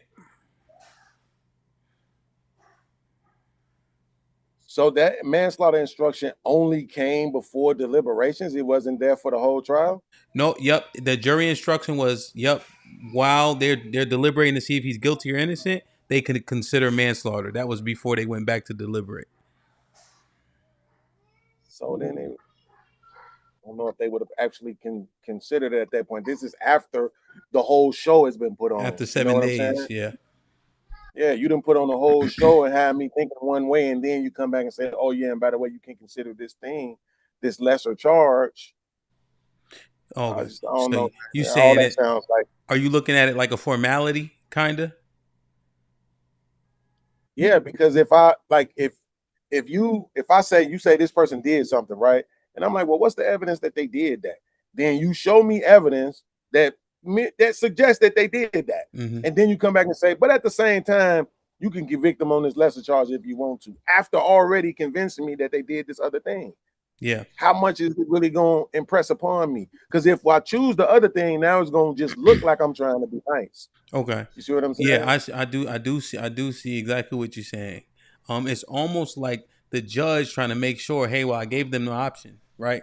But if I've been showing you, you guys remember the movie Focus?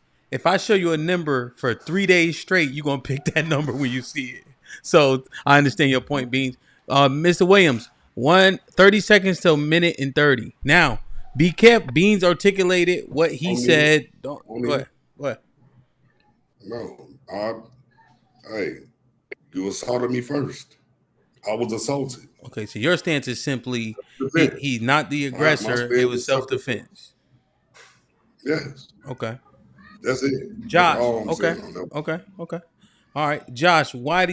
Clips? Why are you on the other side? 30 seconds to a minute, just so we can understand. I'm saying that this was actually a simple altercation, without going through a bunch of hoops.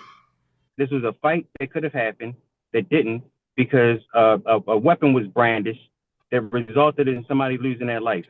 To me, black and white, clear cut. We can talk about the nuances, but what actually happened is you can't dispute. Okay, so you're saying, or in your estimation, if you and I have an altercation, regardless of who's the aggressor, whoever brandishes and uses the weapon first is at fault. That's actually what the law says. So you're saying you could also wait, one second, because the law says something else too. So you could actually assault me. I brandish a weapon and cause bodily damage to you, and we both get charged.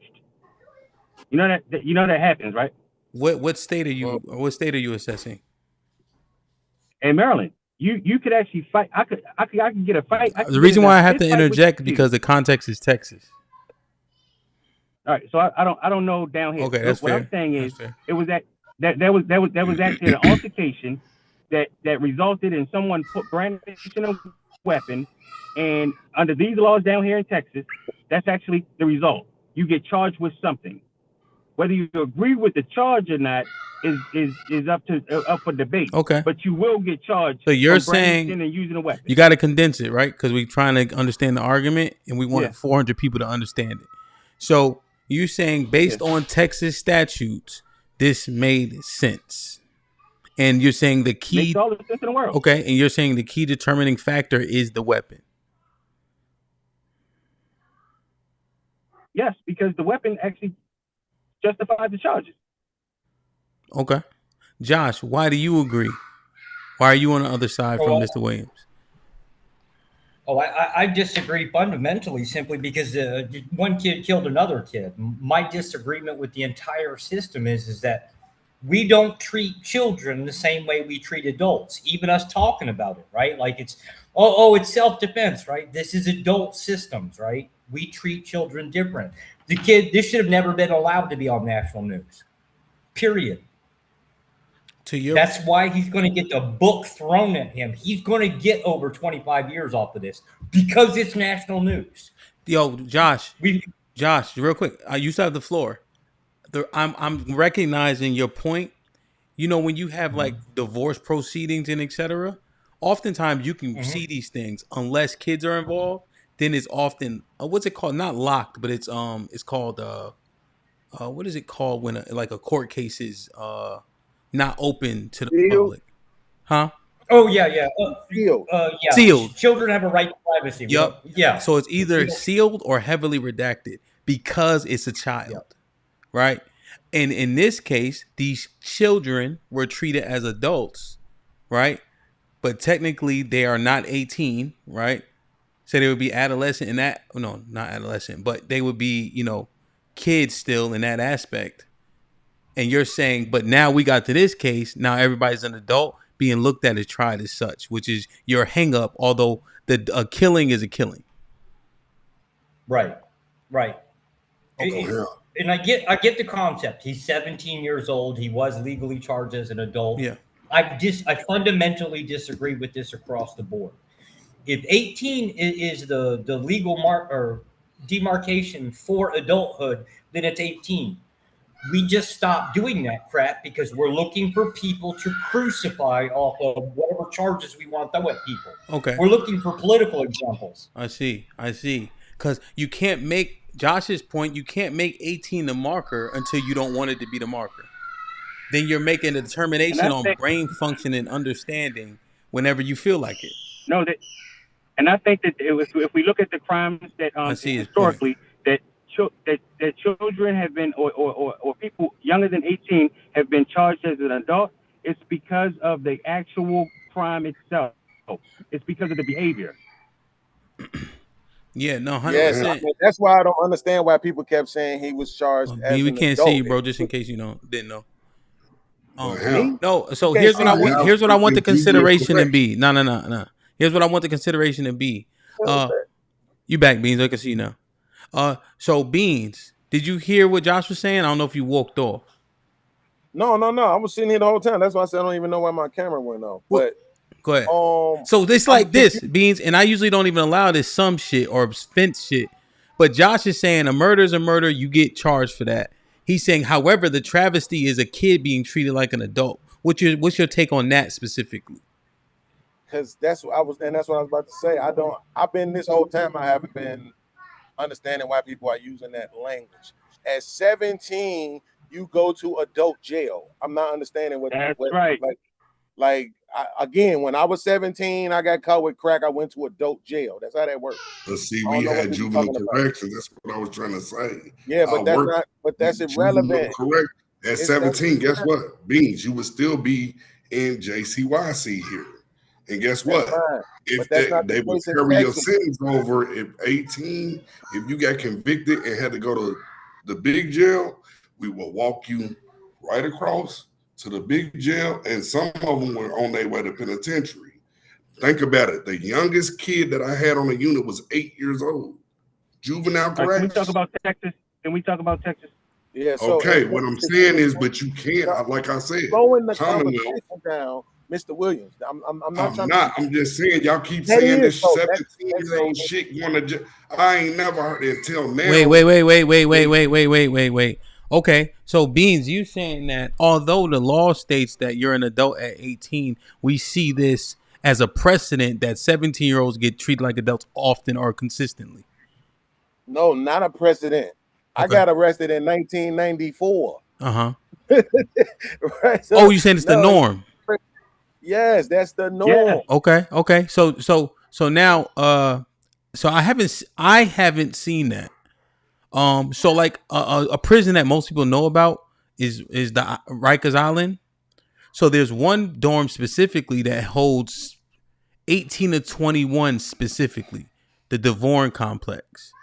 And I've seen 17-year-olds go to, juvie overwhelmingly. So that's been anecdotally my experience. Josh, what do you think about? Yeah, and hold on. What do you think about what Beans offered in saying that 17 gets treated like this consistently? Yeah, for the past 15 years, we've been really. So, like, it used to be, if you go back 30 years ago, you find some kid, 12, 14 years old, get charged with murder as an adult at that age, right? And we just keep expanding it and expanding it. We're basically getting lower and lower over smaller and smaller crimes. At some point, we have just decided, you know what? We're going to start treating kids like adults. And now we're going to sit here and hold kids accountable for what?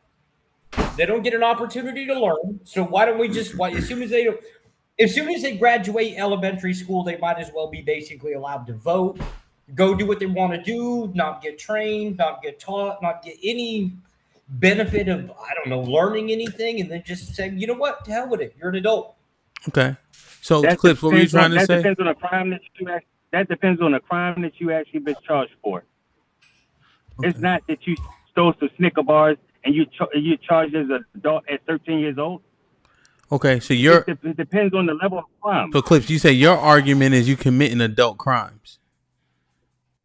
Yes, you're committing crimes that would cause detriment to the public as a child, that they would deem you to need to be looked at as an adult. Okay, let me ask you guys a question. Let me ask you guys a question to see if you know. If not, I'll just look it up for all of us to be edified. What is the criteria to charge somebody as an adult? Is it the level of crime, or is it their cognitive understanding? And how do they make that determination? Do we know why people are charged as adults? That I don't know, okay. and I would assume that it was actually the level of crime, but I would love to look it up. Yeah, and find out. I think that's a a valid assumption. Like, yo, you taking niggas' heads off, and I could see. You know what I'm saying? All right, I'll look it up. Mr. Williams, what do you think about Josh is offering regarding treating kids like adults? Mr. Williams, now he talk when you don't want him to talk. Now he can't talk when you want him to talk. Yeah, this is tripping me out, man. Because it it's depends saying, on when I'm looking at, oh my bad, I don't like it can play semantics, but if a 12-year-old kid, you know, if they kill somebody with it, but we have to see what that is. Because when I worked in juvie, a lot of the kids that were going to penitentiary south, they knew they were going because they committed murders as a juvenile. And they were caught. Now, then you have the ones that are sexual offenders, all that. I've had all of that on all the units I worked on. So that depends on what it is. Especially if what I say earlier, the elderly and kids, hey, you need to be under. Now, here's let me read this. I'm gonna read this to y'all. Y'all want to see it or y'all trust me? I'm reading it right. I'll show y'all trust me. All right. We trust your reading, man. All right. So it says in Texas, a juvenile can be charged or tried as an adult under certain circumstances, but it is not automatic in most cases. The main factors include: 1, the seriousness of the crime. That includes murder, capital murder, to what Clips was saying. The child's age. The child must be at least 14 to be considered tried as an adult. So the age part, that being said, listen, at 17, they'll come get you for that, right? Prior delinquent history. So if you have a history of perpetuating criminal activity, sophistication and maturity. So slightly what I mentioned in terms of how cognitively present are they in terms of the crimes. Public safety, which Clips alluded to, is saying, hey, is this person a danger or detriment to the community? Available rehabilitation. The judge looks at a program available through the juvenile system. Whether there is enough time for the juvenile turns 18 or in some cases remains under juvenile jurisdiction to complete treatment and rehabilitation. So depending on the crime, if they think they can help this person out, they'll put them as a juvenile because the program will help them. You know, the process. Before a juvenile is tried as an adult, Texas usually requires a certification hearing, also called a transfer hearing. A juvenile judge reviews evidence and decides whether the case should stay in juvenile court or be transferred to adult criminal court. The judge does not decide guilt at that hearing, only whether the juvenile should give up jurisdiction. In a high-profile murder case involving a teenager, prosecutors often seek adult certification because of the seriousness of the alleged offense. The judge must still consider all the factors above before approving the transfer. That's it. Basically means all of the above. Yeah. It's literally what it means. One thing that they won't say, unless you work in juvenile corrections, you have to worry about the revolving door kids. That's something that, you know, they constantly in and out. Now, Mr. Williams, here's my concern. We read that in the statute already. Yeah, no, I'm just saying, I know that's in Texas. I'm saying what was going on when I was working in corrections. You did have. I know, Ms. Williams. Let's keep it flowing though. We read it. That's one of the things, right? The recidivism rate for that person can be treated as such. You know. Yeah, that's dope. So, but usually, if you we got you. Now, listen. Let me give you the floor that you give us something more coherent regarding the conversation, right? It's important not to prattle during the conversation because there's so much information that we don't need. There's already enough information that we need to consider. So, when we're looking at this, right? Gene, stop laughing. No, because I know you second-handedly checking me, but that's fine though. That ain't you. Nah, I tell you direct, nigga. I had to concede to you yesterday for something 2 years ago. No, the way you're doing it is the way I need to learn how to. Oh, you say everybody could kind of catch like, oh shit, let me stay away from that. So I guess it's just me being convicted in my own sin that I know. That's how it be. In a more respectful way than I do, and that's cool though. Yeah, man. That's hilarious. You know, because it's just so much, right? And I think that y'all four up here, I think we could get a lot done potentially, you know, with the fun involved too. So Mr. Williams, now that we understand that, we're looking at the statutes in the case. We're looking at the fact that they did include manslaughter, although I tend to agree with Beans in terms of that's a formality. Like you giving somebody an option, which really ain't an option, you know? I agree. Yeah. You know, now, Mr. Williams, are you saying simply because somebody approaches you in an aggressive manner, you are automatically on the defensive? Yes, I'm paying attention to everything. Do you have a duty to de-escalate if you aren't the aggressor? You can try. No, it might sound like a yeah, I got you. Yeah, I'm saying, do you if think somebody's standing over you, how can you de-escalate that? You're okay. over me. So you saying there was no opportunity? No, not if you're over me and then you touch me. Okay. And you think the touch is enough to inflict whatever damage you deem necessary? Yes. Okay. Don't they say that spitting on somebody is assault? That would be is it spitting assault or battery? Which one is it? Battery. Battery. Either one. So if you Usually physically depends on the touch me, state. that's assault. Okay. Do you guys disagree with the notion of the aggressor, the person defending themselves? Like when you guys assess the case, do you guys think that Carmelo was defending himself or not? Or sorry, there's two things: either defending himself or not the aggressor. No, I don't believe there's any grounds for defense. Say again, Josh. No, I don't believe there's any ground for defense for the same reason I can't walk up into your house and I don't know, just walk up into your house and sit down in your chair and watch your TV or drink your, help myself to your refrigerator. He was out of bounds. Oh, you're saying where his location was puts him out of bounds. He's at somebody else's house making his own rules. Okay. Right. Okay. Clips, what you think? For one, I don't actually believe in the defense. I believe in offense. So yeah, it's just all offense. I'll never be in a position where I believe that I got to defend myself. Fair. In terms of the case specifically, based on what was argued, us playing Monday morning quarterback, do you think that he was defending himself, or do you think that he was or was not the aggressor? Like, what's your take? I believe that he actually reacted in a way that he didn't understand the consequences if it was worst case scenario. I don't believe that he wouldn't want it to be offensive at all. I don't think that was actually his intent at all. Okay, so you think he was on the defensive? He was responding to an agitator. No. Yeah, I think it was responsive, not defensive. I think it was just responsive. Okay, so you saying that he didn't feel like he was between a rock and a hard place? It was an interaction he was fully a part of. It was like an interaction that he agreed to. Yeah, he just agreed to it. He wasn't defensive. He wasn't in fear. I see your point. He wasn't offensive. He just participated. That's all. Okay. Beans, I was saying one day, yesterday or today, that there is no burden to be afraid to defend yourself. Like, I don't have to, if I want to claim self-defense, I don't have to say I was in fear. I can defend myself. I don't have to be scared to do so. Do you guys, you think I'm off on that?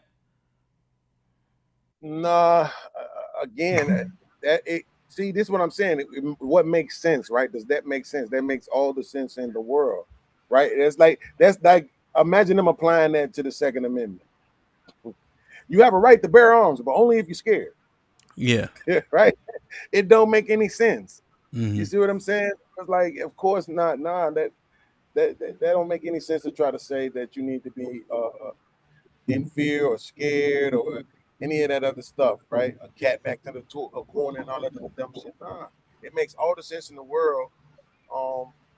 That hey, listen, this person had this coming and I provided it for him, right? I don't think, but that's why when Clips was asking us that question earlier, that's exactly why I said, bro, I feel some kind of way trying to tell somebody how to respond. I can make my assessments about your response afterwards, but I feel some kind of way on just telling people how to respond. You know what I'm saying? Like, hey, you out with your woman and some drunk nigga grab her behind and you decide to break that nigga arm in 4 places, who am I to tell you that you overdid? Yeah. Would you be wrong? And then would you also add this part? Hey, hey man, I might have done the same thing. I don't blame you, but you're going to jail. Like, is that how that conversation ends up? But HAMP, the word I was using was cautious. That's a fact. It's a funny video out with that same scenario just like that, HAMP, where the dude is pretending that he hit his girl and his best friend is in the back seat. He's like, I told you stop running your mouth. And Shorty said, man, I'm so proud of you, but you going to jail though. I'm getting the hell up out this car because I don't want I see that. Hey, that's funny as hell too. So that shit was so going to jail. It's about time, but you going to jail. Oh, that was so funny. Mr. Wayne, you said you were. And that's why I said you got to be willing to even when they was doing a back and forth, the one thing I was saying was cautious. Nothing wrong with being cautious. You're supposed to. Because majority of people are scared. They don't know what the hell going on. They pay attention to shit. In restaurants, I need to see the exits and shit. I need to see everybody coming up. That's me.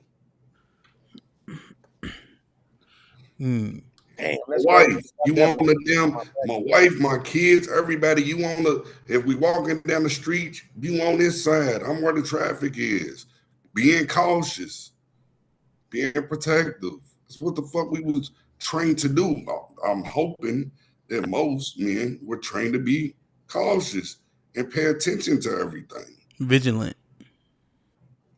Is that what it is when you don't sit with your back to the door at the restaurant? Yeah, you're not being vigilant. Yes. I'm just saying that's just me. I don't even remember when I started there. I just know, like my lady know now. When we go to the restaurant, she already know to take the seat where I get to see the whole restaurant. Wherever we at, I need to be able to see the whole restaurant.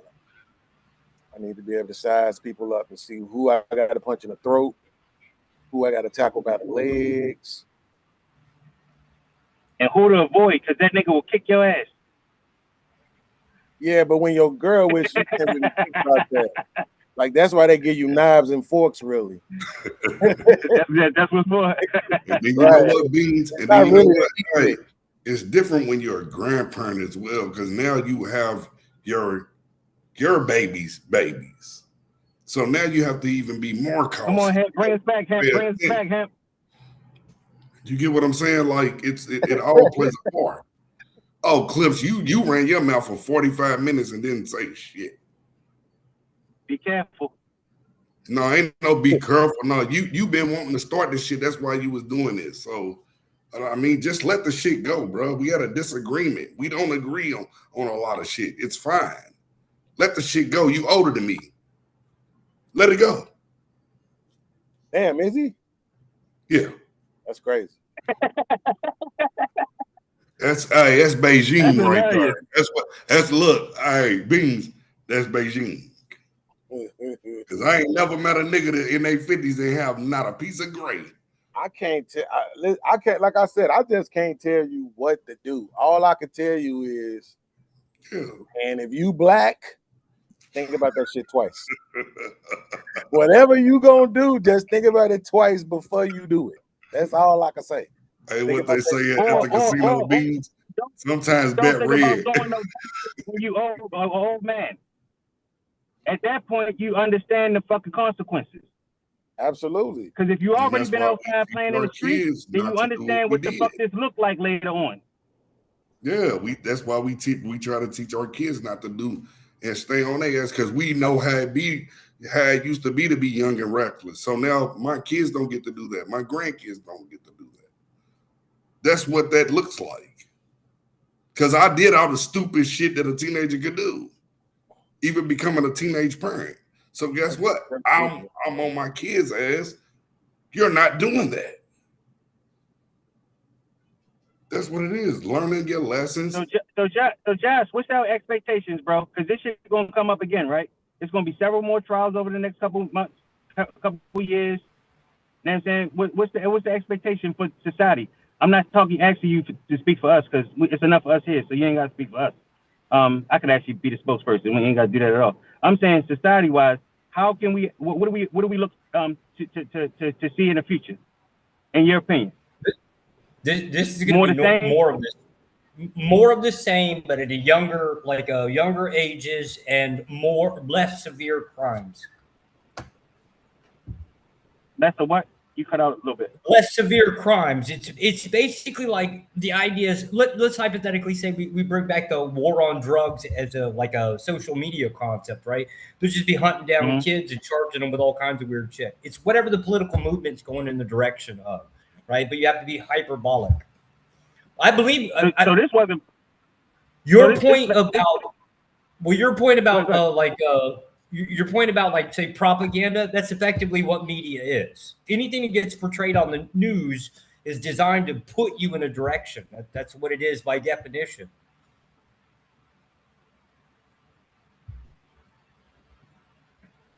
So you saying we'll just get dragged? Society will be just dragged more further somewhere through the propaganda.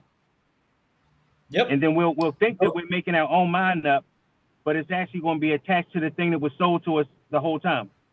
Yep. We're all pretty much being taught, hey, right now, kids, you can throw them in jail. You don't have to. Apparently, they can be treated like adults, but they won't get any adult rights. Yeah, this is kind of what we're doing. Interesting. What you think, Will?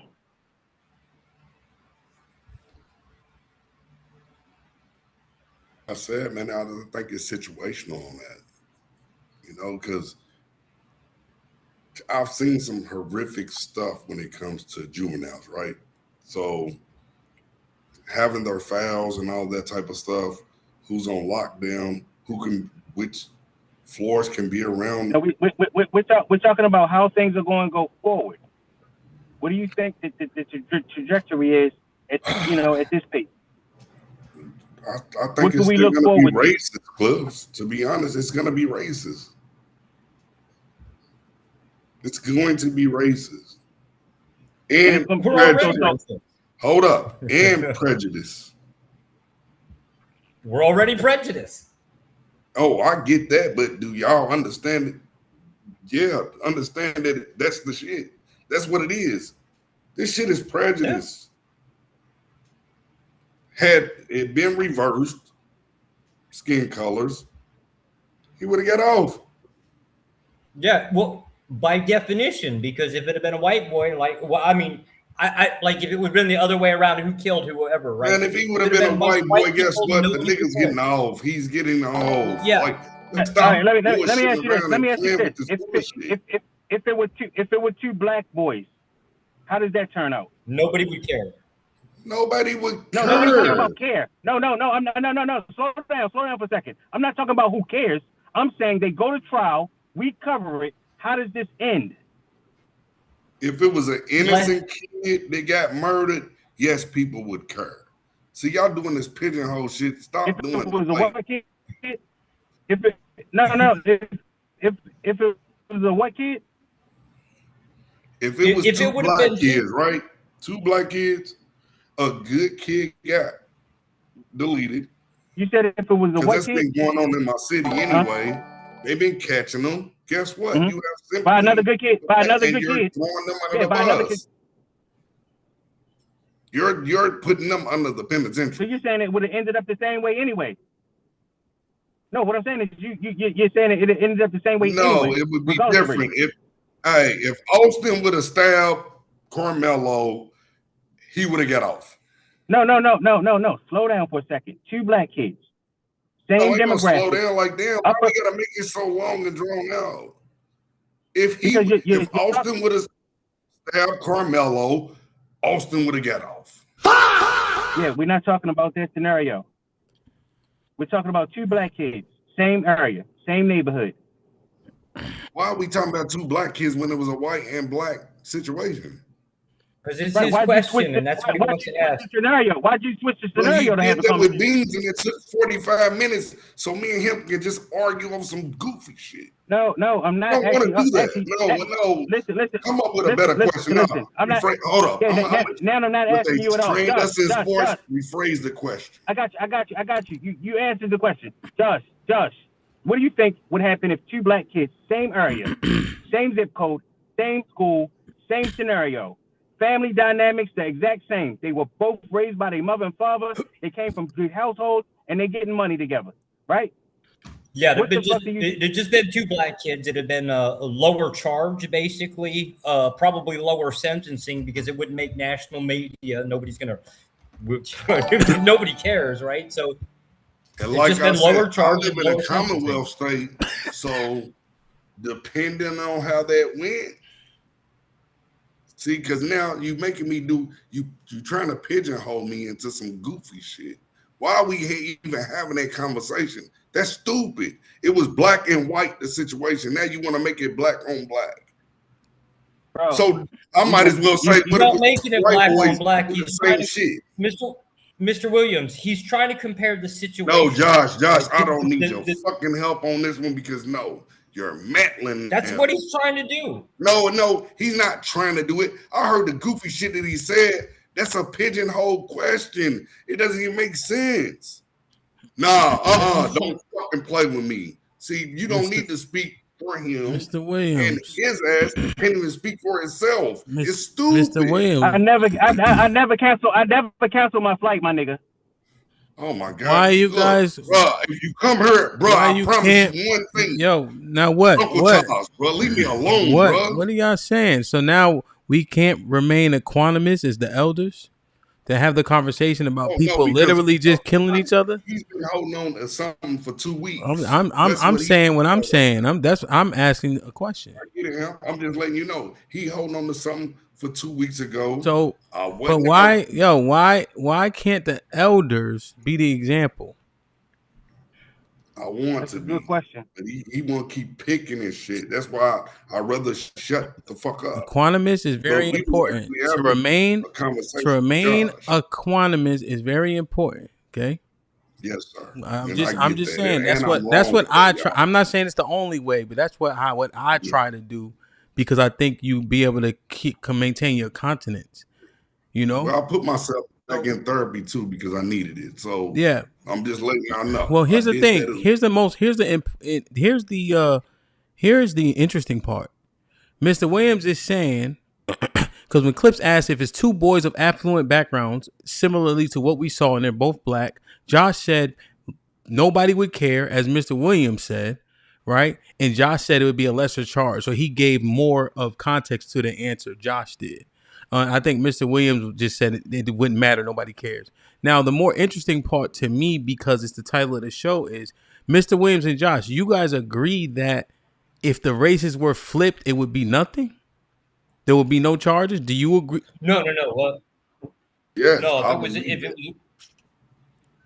it was a black boy that died and a white boy that killed, it would be roughly similar. Maybe a few things would have been changed, but for the most part, it had been a guilty verdict. And basically take the exact situation and flip it over. It'd been the same thing. No time. Okay, so wait. So Josh, you're saying that we would see a similar outcome if all circumstances being equal. A similar outcome. Yes, ma'am. Okay, yeah. So you're saying not identical, but it'd be very similar. Got you, but you're saying all things being equal, you just swap the races, similar outcome. There will be a conviction. We'll get some type of sentencing. What that sentencing would be will probably be the limbo part. Okay. Mr. Williams, you absolutely disagree with Josh's sentiment. Yes, I do. Why? Wholeheartedly. For one, it's Texas. Okay. And if he would have stabbed that black boy and they would have did all of that bullshit, because they already had everybody on their side. Everybody knew what to say and everything. He would get off. No jail time. At all. You saying that if it was a white boy, he would get off? Yes. If the roles were reversed, if Austin stabbed Carmelo, nothing. You think he would have been arrested though, at least, right? Oh, they would have put him in custody. He'd been right out. Well, Carmelo was right Man, out what those it is. pages. Might have been on house arrest. All that shit. Yeah, Carmelo. Well, so that actually mirrors this case, right? Yes. So he But got he out got that on freedom bond. because they knew they was gonna take his freedom too. Okay, but He was done. you're saying the white boy would get off. Get off. Because it's because of racism? Yes. Clips, what say you? Now you saying he would have got off with no trial? No, wait. You saying he would have got off with no trial, or you saying he would have got arrested and then the charges got dropped and there would have been nothing to Yeah, are you saying he would have been talk tried about? and exonerated, or are you saying he would have been he wouldn't have been tried at all? Even if they did a trial, he still would have got off. Yeah, he's Or asking they you, what do you just would have think would used Mr. self-defense. Williams? He's asking you, what do you think they would have dropped the charges, or they would have brought him through trial and he would have won? They might even drop the charges saying it was self-defense. So he's saying either way, Clips, they would I have don't dropped the even think charges it or would have got went off. to trial. Is that what you want to know? I don't think it would have went to trial. Too many people underneath the tent, remember? Real quick. At Thad1906 donated $19.99 through Super Chat. A 9-hour stream is impressive. Salute to you, Hamp. This was needed. No doubt, man. I was just trying to make sure that because I wanted to catch all the aspects of the case. So right now, literally 1 minute ago per CBS News, jury reaches decision on sentencing for Carmelo Anthony. Approximately 2.5 hours of deliberating, the jury reached a decision on the sentence of Carmelo Anthony. I assume they're going to tell us, right? Tonight. So that's what we're here for. That's why. It's before 11, right? Yep. Oh, yeah. It's 7:13 here. There'll be... Yeah. Did they say what 8:13. Did they say what time? They didn't even have it on ABC World News. Hold on. I have it. Go ahead. What'd you say, Josh? Did they say what time they were going to announce the sentencing? Nope, nothing. Because that'll be a public. Nope, nothing yet. Yeah, they'll tell us just like they told us when they were going to announce the verdict. So they said it. It came out at 1:45, and they said they're going to announce it at 2:05. So hopefully this is 15 minutes from now or so, or 20 minutes from now. Okay. I'm going off of what happened for the verdict. I'm just guessing on it. Yeah. No. I got it. Yeah. No, it's the same. It's the same process, except for a bunch of lawyers are going to talk about it. Yeah. So he has a sentence. He has a sentence. Clips. What do you think he's going to get? What would you have given him? I think I'll probably would have gave him between 8 and 10. I think that he's going to get between 8 and 10. Okay. Mr. Williams? I would give him 5, but I believe he's gonna get 30 to 40. Oof. Yeah. Josh? 5 for murder? Jeez. I think he's gonna get over 25. I guess if I had the authority, it would be somewhere between 12 and 15. Okay. What does 8 and 10 do for you, Clips? Why do you think that makes sense for the murder charge he got? So I think the 8 and 10 give him 10 years total, right? Mm-hmm. He do 8 of it. They give him time. They give him half of it to do when it's all said and done. He's 17 years old. He stays in a juvenile facility from 17 to 21, which would give him 3.5, almost 4 years, and then he gets out at about 22 years old if he has to do any time in adult facility. You're saying, so what? Oh, you're saying it's just enough. You think that's a good enough time span for him to be rehabilitated or learn his lesson, or? Yeah, I'm saying if they give him the 10 max, right? 10 on the max, right? Mm-hmm. And he do 80% of that. Mm-hmm. The judge gives him, or he ends up doing half of that time. Good time serves and gets out. He does most of it in juvenile. He'll end up being an adult right at the end of the half of the sentence. And then if he does any adult time, it'll be on probation, and he walks away without having to go to big boy prison. Why would you give him what you give him, Mr. Williams, and why you think he gonna get what you said, 40? Well, the first word I'll just say Texas. Texas is not caring to black people when it comes to murder one. Does Texas have a disparity in enforcement like that? Like, do we have several precedent and stuff like that? The death penalty is vital with Texas. Yeah, because it has I'm saying that is it when you look at conviction, have more black people been put to death in Texas under the current state of how the judicial system is? That I can't remember. When I looked it up years ago, this was years ago now. I do believe they have killed. They've killed a lot, and a lot of innocent people as well. Clips, he's 19, by the way. He's already 19. So he just turned 19? Okay. 17 when it happened. Right, 2 years ago. So, damn, we've been doing that for that. Damn. Yeah. So they run some of that. So they run some of that. I think him. I don't think even with this trial, I don't think he's gonna get. Nah, he was out. A first. I think they're gonna give him more than 25 years. Okay. Everything's too fast. What you think, Josh? Why would you give him what you gave him, and why you think he gonna get what you think he's gonna get? Start with why I would have given him what I would have given him. Yeah. It's just because it's kind of like the national average within murder is pretty much really why that number. Let's see here. The reason why I think he's going to get over 25 years is because I think the state has a duty to make an example of him. Hence, you put it on national TV, you will be made an example of. It's the whole point of it. Right, like OJ. Yeah, the national. Pretty much. Yeah, unlike OJ, because he didn't actually get charged. He didn't get convicted at all, and that shit took months. Yeah, OJ. So I guess we trashed that argument. Yeah, they didn't make an example out of OJ. Right? You think that was the actual goal, to make an example out of OJ? If they could have found him guilty, yes.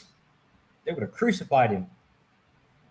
No, you were saying that just because they actually had publicity and it was on national TV, that was actually the precursor of what was to come, right? Didn't work with OJ. No, it didn't work with OJ because he had the defense dream team. Because he won. That's why it didn't work. Yes. So the question, well, I guess like knowing now what we know, or like knowing now what we know about the case, that was the concept. It was you can if you can afford a good defense team, right? You can generally beat charges. Let me read these, y'all. Daily with the $10 says, for the extension, shout out to Get Fit Room, join the Discord. That's a fact, bro.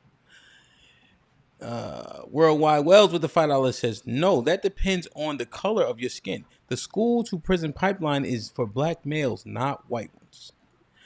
Lookman with the $5 says, appreciate the proper coverage and conversation. Appreciate you, brother. Trying our best, you know. King Nova with the $5 says, Beans not making sense. They chase to kill, but he wrong for not stealing and running. The buck broken gene runs strong. I thought Beans was saying they wouldn't have shot him if there was a camera or something. I missed it. I had no. There was a back and forth between them. They were trying to get the what if. Okay, we don't have to rehash it. I missed. I had to walk off for a second. Nas, what up with the $10 says, prosecution admits Mello and Austin didn't know each other before the incident. The stab was a reaction towards hostility shown.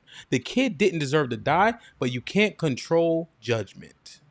D with the $5 says, we weren't in the streets for no Kings or ICE protests. They were mad that we weren't marching. Like clockwork, the summer march will happen. Oh, okay.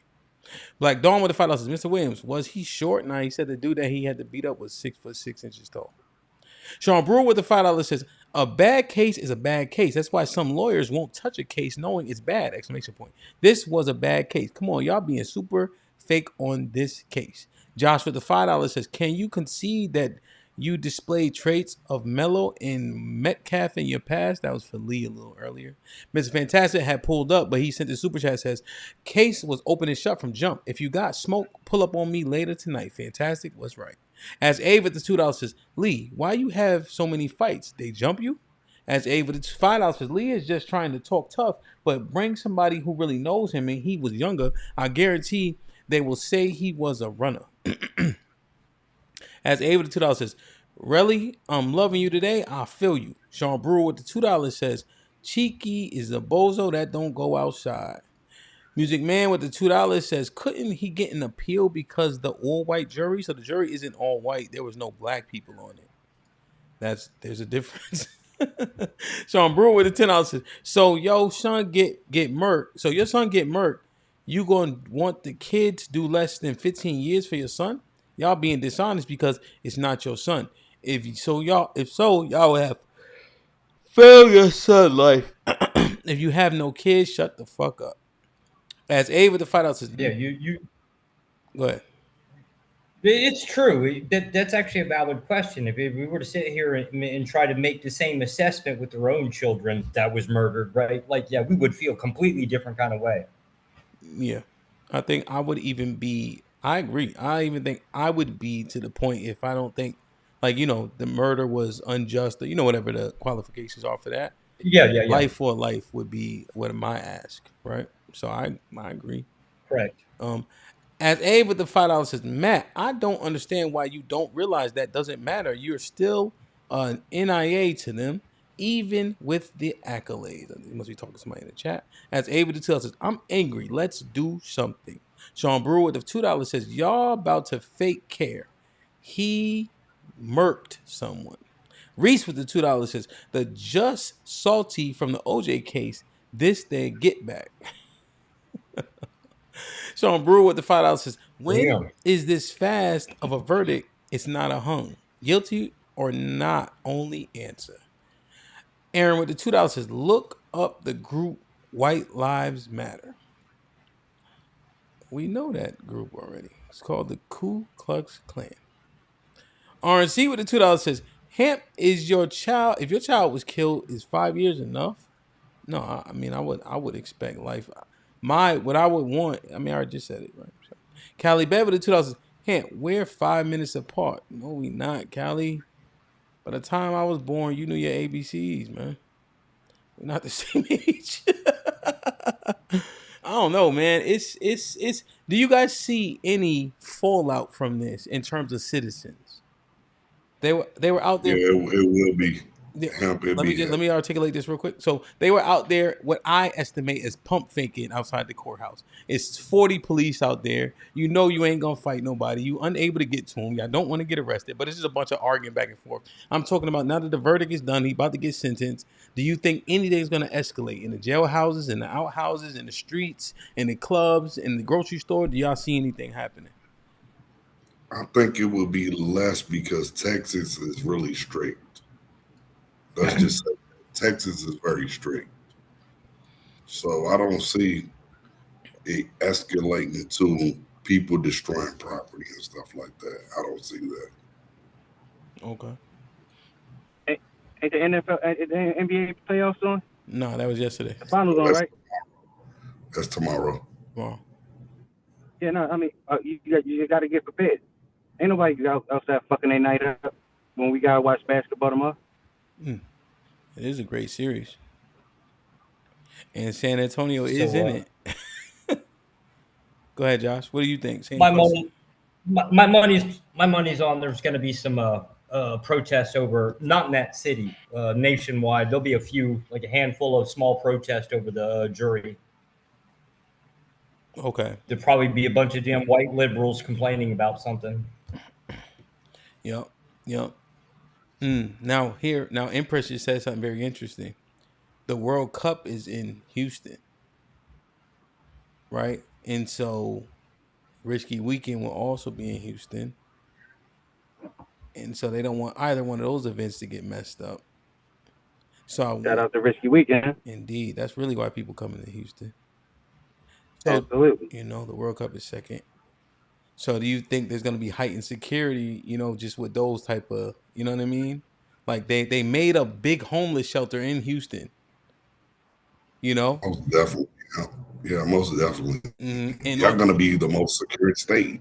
Yeah. And on the news, they were saying, man, the World Cup's 2 weeks away.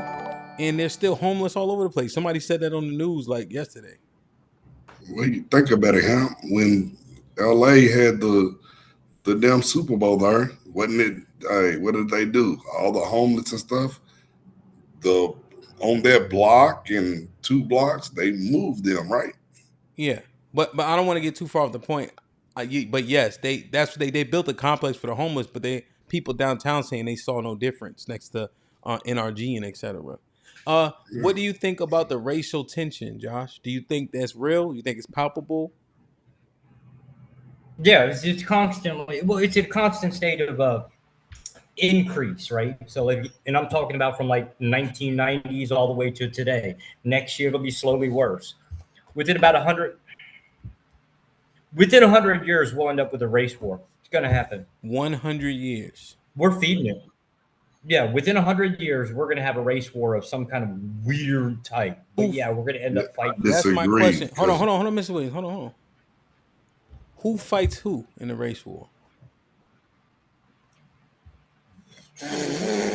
We don't know, because I don't particularly think that a lot of the minority groups kind of get together and they're all included, right? So you say you like the black people, right? Then you got the brown people, then you got the yellow people, right? All with the white people. A race war nobody's going to get out of, participating. It's just how it gets fight's weird. You don't think you don't think do any of y'all recall anything from high school called a black and white day back in the 90s? Josh, they hitting all y'all girls. Most of y'all kids are being mixed now. Y'all ain't fighting shit. Because y'all are thinking it's based off the concept of just skin tone. We might go after the mudbloods too. Now I see out here in this world, white women and even grandpa, they loving on their mixed grandbabies. Loving on them. So I don't think it's going. I don't think it's going to be a race war at all. I think that it would have to. So if you're looking at the huge minority, the faction of individuals who would actually cause that to happen, they would have to grow exponentially. Like this shit would have to be a huge fucking blow up. So something would have to. Josh, you tell me what would happen to make that small minority, that super small minority of individuals turn into an overwhelming majority and then end up in a race war. What would happen? How could you gain that much traction? Yeah, same way we have gated communities. And Canada no. What would happen? How could you gain that much traction? The same way that you have gated communities today that are race enforced. You just don't say that they're bro. You can't be this color and live here. You just have a homeowners white nationalist. Guess what, Josh? You a white nationalist. I have mixed. I am a Christian. Yes. Y'all have mixed grandbabies, and y'all like. I've got a mixed kid. And I've got a mixed kid. Exactly. So guess what? Like I said months ago. But there are groups that I would oppose. But Josh, you're not married to a white woman. You love chocolate, right? And that doesn't. So the yellow group, I'm okay with, aka Asian Miss Cho, who shopped, or like her husband shot the black kid in the back. I'm okay with the Asian black babies too. Group, I'm not okay with. But you are. Yeah. I'm okay with one. He couldn't possibly fucking. Clip. I don't even know why you're listening to him, because guess what? He's not married. You're literally saying because I like one minority group, I can't possibly dislike another minority group. Josh, I know you probably even done made it out with a damn black woman. Come on, let's stop doing this shit. You just got a woman that's cooking you noodles and rice. Shut up. Let's not. Damn. Wait. So I can't, because I like one minority group, I can't dislike another minority group. If you like one, you like them all. Oh, okay. That's like. Hold up. I'm gonna ask you this one thing. You've never seen a pretty ass black woman with a fat ass and watched it? Wow. Yes. Okay. Well, she wasn't like built. You're not as racist as you want to be. What? She was built like Black Barbie. You're not as racist as you want to be. You full of shit, Josh. What is he? What? You the fakest white nationalist I've ever met in my life. No, he's a Christian. He's a Christian nationalist. Christian is white because he's white, pasty white. No, him. Fuck no. Wait a minute. No. So you're saying that if he's fucking a Asian women that he likes black and Latino people? He does. I just asked him when he sees a thick black woman walk past him, does he watch? Well, okay, so let me ask you a question. So you're saying Josh isn't racist? No, he's still a racist piece of shit, but he loves black women. How? How the fuck does he love black women? Because he ain't married to a white one. What? He's not married to a white one. He's dealing with someone way darker than him. We need commercial breaks, my nigga. Hold up, Clips. Let me cook on this. Let me cook. Because no, Josh gets away with a lot of goofy shit. I did this the last time, but then everybody else wanted to, and now shut the fuck up. No, fuck no. He like rice, noodles, macaroni and cheese, all of that shit. I guarantee you, like I said, what? Josh done been with a black woman. What is that? Why, Miss Williams, why you think, because a nigga fake racist. Let me ask you a question. Well, why you think because you think sex is nigga he eat rice out the bag. Go ahead, Josh. Eat the rice out the bag. Why you think sex is the determining? It's not rice, just noodles. That's noodles. Yo, why you think sex is the determining factor for who likes who? No, now Hamp, I know you can dabble with dealing with. We all play sports. We know what white women do and all of that. Mr. Williams, right? Mr. Williams, let me say something to you. No, because fuck no, you let them go around the whole being. Let me fuck with Josh real quick, please. I'm just saying though, bro. I smashed this one girl. You know how I knew she walked to my room? Because her knuckles was straight. Gotcha. Come on, man. I smashed a few Bearrillas in my day. Oh, Josh is full of shit. Hemp, he has mixed kids. Yeah. He has mixed kids. He didn't want a white woman. Why? He didn't want that. If you gonna crash out. Give him a classic crash out, Mr. Will. Fuck that shit. Give him a classic crash out if you want. Hold on, y'all. Hold on. Let me turn the music up.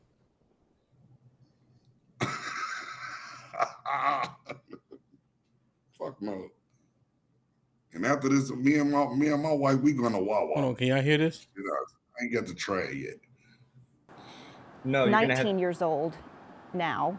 And Keith, I believe you said it would have to be 17 and a half years that would be served. So we're looking at a young man who would be in his mid-30s before he would be potentially even considered to be free again.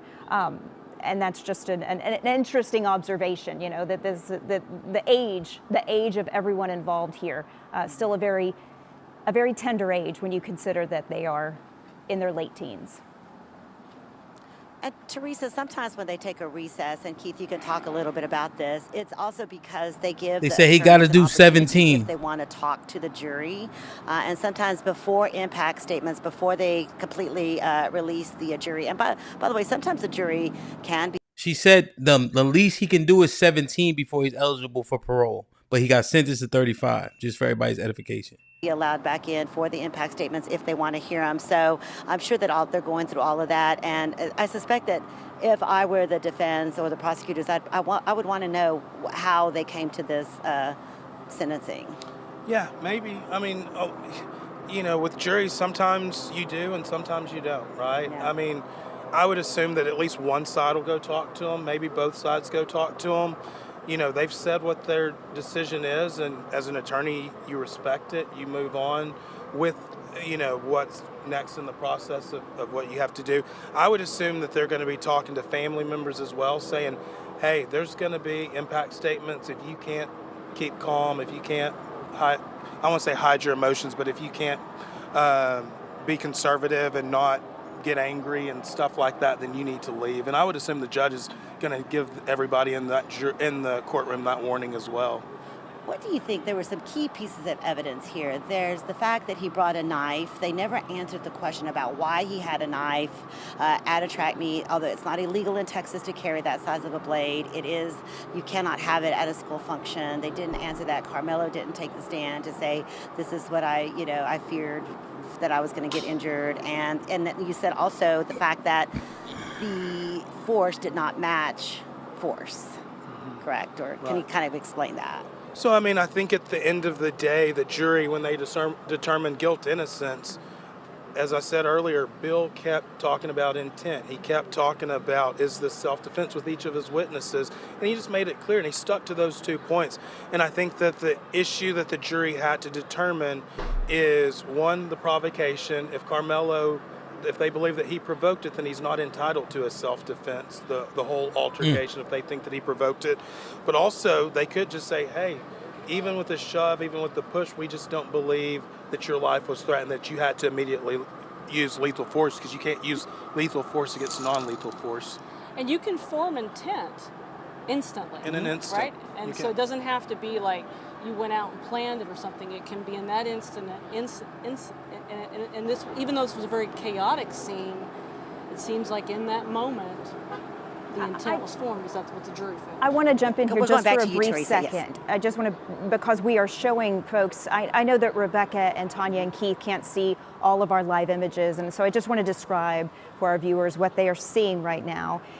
This is the aerial shot from our chopper of sort of a growing gaggle of people. Right there you see those 2 Collin County Sheriff's trucks that are parked blocking the street, but this seems to be sort of a confrontation that just keeps going, and the crowd kind of keeps gathering. But I do want to bring your attention to those officers who are, as Tanya and Rebecca have been saying, they are allowing people to disagree, they're allowing people to have their say, they're allowing people to have their conflict, but they are very close by, and you can imagine that if something did escalate to a point where it got physical, that they would potentially step in. But you can see sort of I think there's about 5 Collin County Sheriff's deputies who are surrounding the main part of where it seems like this, I don't know what you would call it, discussion, heated discussion is going on. And I know this is exactly the kind of thing that you guys have been seeing over and over and over. And Teresa, there's more likely also undercover officers in there. They always do that when they know they're going to have crowds. They're watching, they're looking to see if anyone, has a weapon they might pull. Of course, Texas is an open carry state. We have actually seen people with guns strapped to them walking around this parking lot that is perfectly legal in Texas. But they want to make sure that there's nothing happening that is going to put anybody's life in danger. So you can bet that there are undercover officers there. We also saw DPS troopers, and and I know because I've covered so many of these, that they probably have their SWAT team. They're people that if they have to move in, they're not visible, but they are around. I can guarantee you. Don't you agree, Tanya? Absolutely. And given the reaction that we saw earlier after the murder verdict, I'm not surprised that things are getting heated in this crowd again. I mean, it's large people, and also, and I don't know if we'll see it again. Earlier, when we had the murder verdict, we had people showing up, and so it wouldn't surprise me if we don't start seeing more people begin to show up in this parking lot. Teresa. I just got another update from Jobin, who again, WFAA's Jobin Puniker, who has been inside the courtroom because we are not allowed to have cameras or microphones. He's been just letting us know moment by moment what's going on, and he tells us that Carmelo Anthony's parents are not in the courtroom, but his grandmother is, and she has been wiping away her tears. And he says that Carmelo Anthony himself has his head down mostly. So that's what's going on inside the courtroom. And as we said, we just got this sentence, 35 years in prison for Carmelo Anthony. We are awaiting victim impact statements. We believe that will probably begin shortly. We know that the judge has thanked the jury, has told them they can leave. But as you guys have mentioned, there may be a chance that some of those jury members want to stay and want to hear what the Metcalf family might have to say. So that's kind of the latest from what we know is going on inside the courtroom right now. But Rebecca, Tanya, Keith, I know you're right there in the thick of it, and so you can feel these waves of emotion as they swell up, and here I am just kind of dipping in and out based on what I see on our helicopter shot. But as you said, Tanya, it wouldn't be a surprise for us to see more people decide to come. And unfortunately, you've mentioned this several times, you guys, we live in a world now where a lot of people want attention, a lot of people want clicks, and that is why many of these people are... 35 years, man. What you guys think?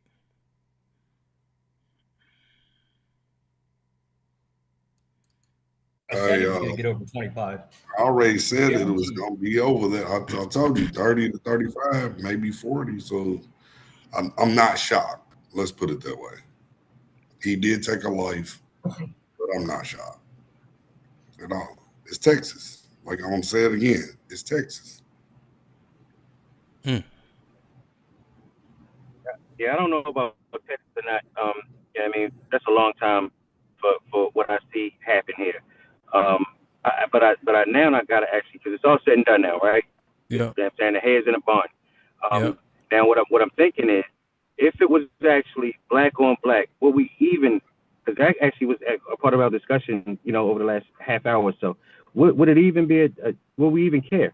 A black boy killed another black boy under the same circumstances and got 40 years, damn near. Will we be having this discussion at all? We have that every day. Shout out to Fantastic and shout out to Fantastic and Lee earlier today, because they brought some perspectives in that I don't think that we actually chopped down enough. Not that I agree with either one of them on the majority of the things that they actually say, but they actually said some things today that we actually got to double back on this video and take note of. Like what? So this has rewatch value. I'm just encouraging everybody to rewatch. It has rewatch value. No, I know, but we got some time. Is there anything? When yeah. So when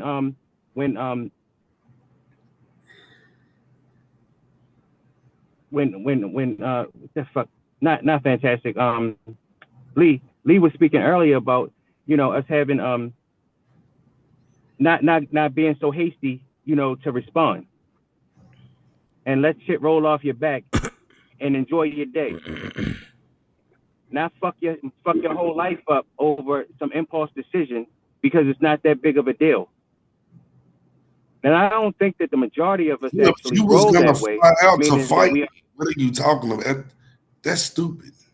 You was gonna fly out to fight me in my city, right?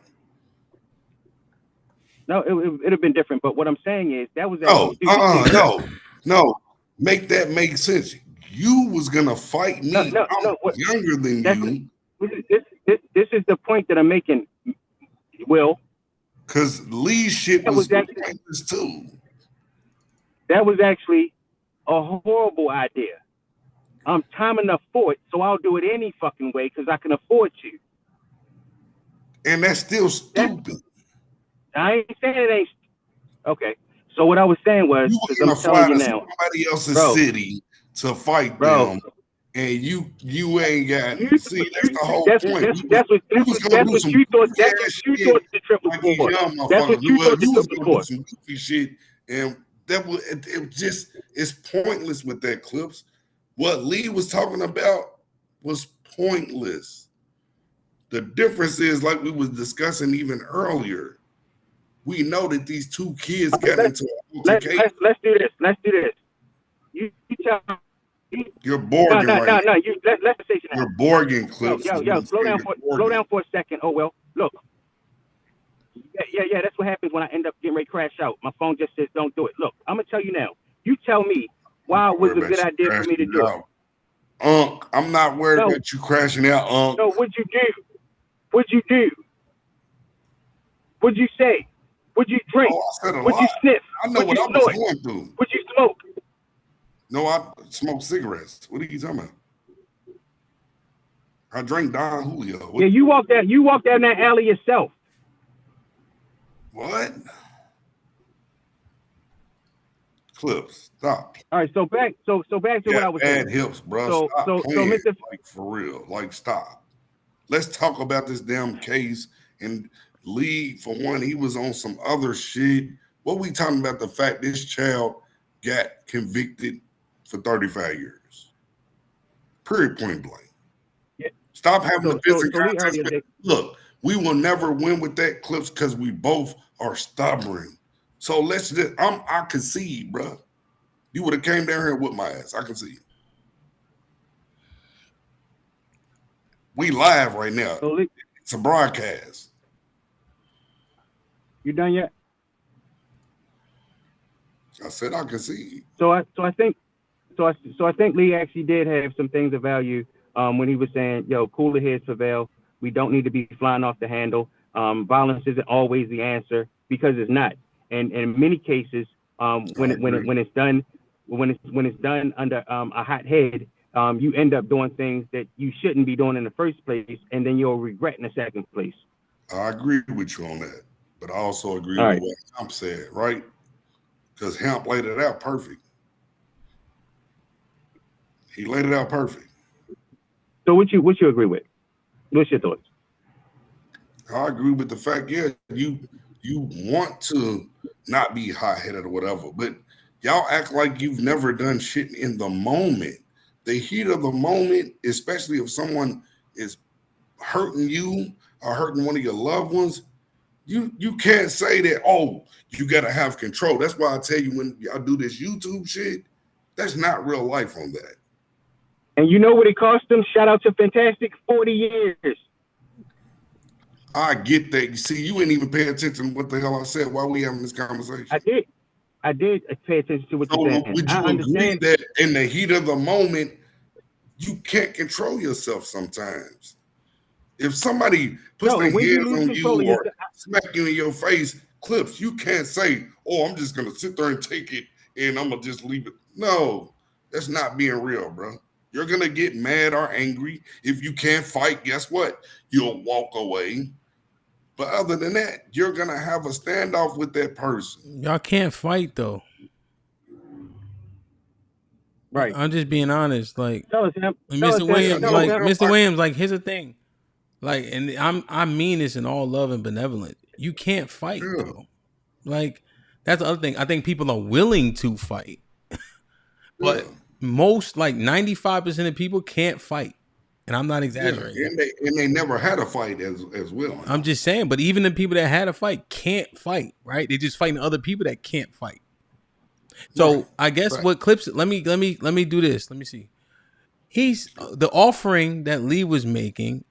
I think the person who was orating that offering was unbelievable. We didn't take him saying it because of his how he conducts himself. So when we hearing it, when we think somebody's hypocritical, it's hard to hear.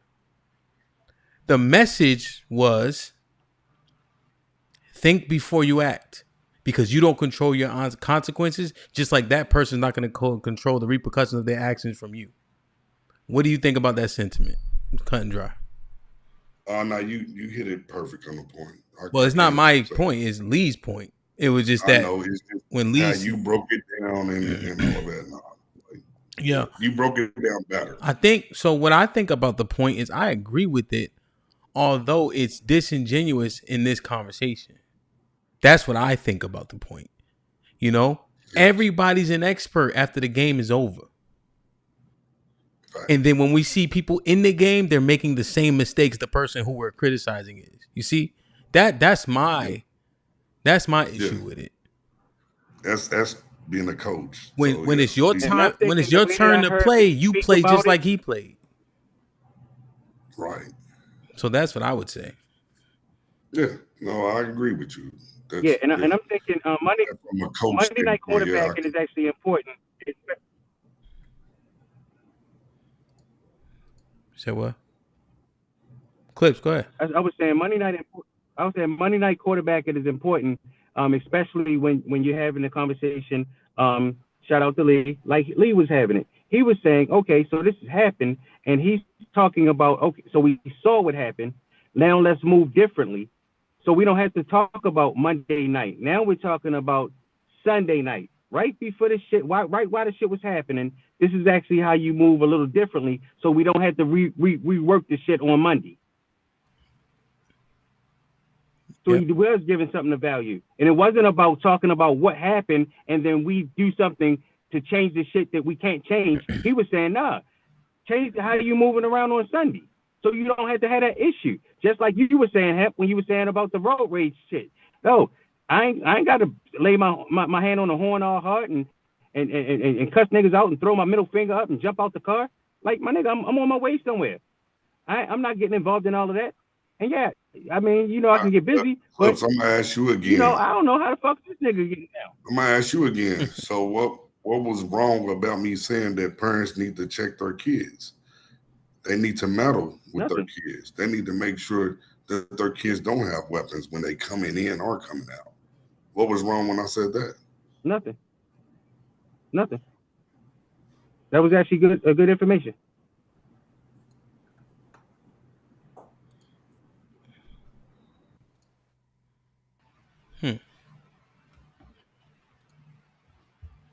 Oh God, where am I clicking?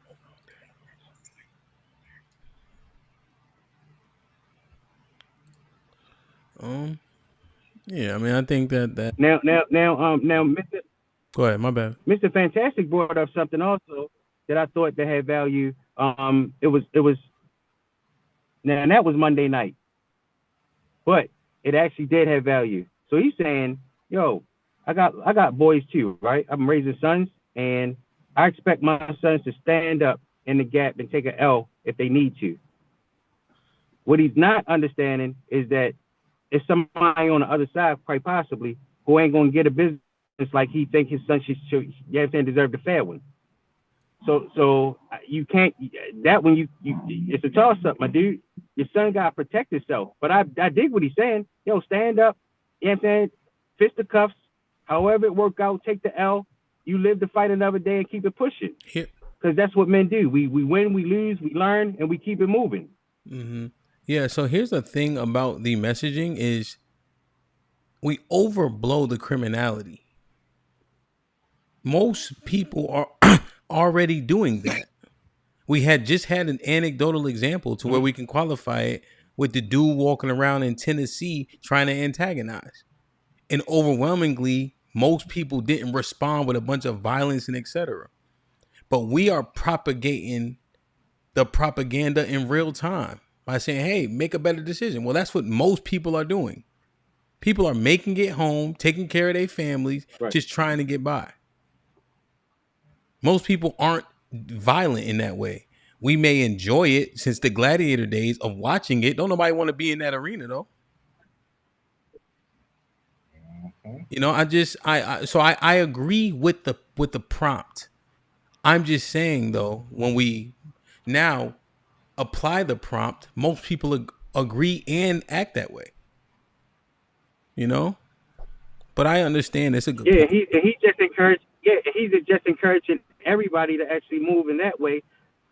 And I'm saying that's actually not how life works, because you don't know what somebody else is willing to go do. Yeah. So it get a little tricky there. Yeah, it gets tough, man. It gets tough. I just, I think there's a way to respond to a thing and understand that doesn't release you from consequence from your response. And so as long as people accept that, it'd be good. Krishana, what's popping? You can hear me? Yes. Can you hear me? Yes, ma'am. What's the word? Everything's everything. That's what's up, man. So we've been conversing regarding the Carmelo Anthony trial. Have you followed it all day, or you been grinding all day? Been grinding, but I saw a little bit pop up in my feed, and I heard a little bit about the story last time, but I'm not exactly familiar. I know that the young man got sentenced for stabbing the other young man, and there's some controversy around whether or not he was being jumped or whether or not he defended himself and things like that. Well, the unfortunate, I'll say unfortunate, right? The thing about that is he's sentenced now. So he was convicted. He was sentenced to 35 years. He's 17 before he's eligible for parole. Wow. What's your thoughts on it? My thoughts are that it's sad. I wish I knew more about what happened. Obviously, murder is not ever a route to go. However, when you are defending yourself, if that's the case, you can't, I don't think most people are thinking about, hey, I'm trying to spare this person's life versus I'm trying to protect my own life. So I don't know if he was in fight or flight mode, not to say that it excused murder, but what I do wish is that I wish the outcome would have been different. Like, no weapon was used and it would have been a hand-on-hand thing. So then it would have possibly been looked at differently for him. I also recognize the reality of the different races involved. And so even though people like to say that that doesn't weigh as a factor, I think we've seen multiple times that it actually does. And in the court of law, it's not really whether or not you're truly innocent or guilty. It's about what you can prove. Yeah. Do you think you got kids? I do. My oldest son just graduated. Yeah. From high school on the 5th. Yes. What does a mom think about this?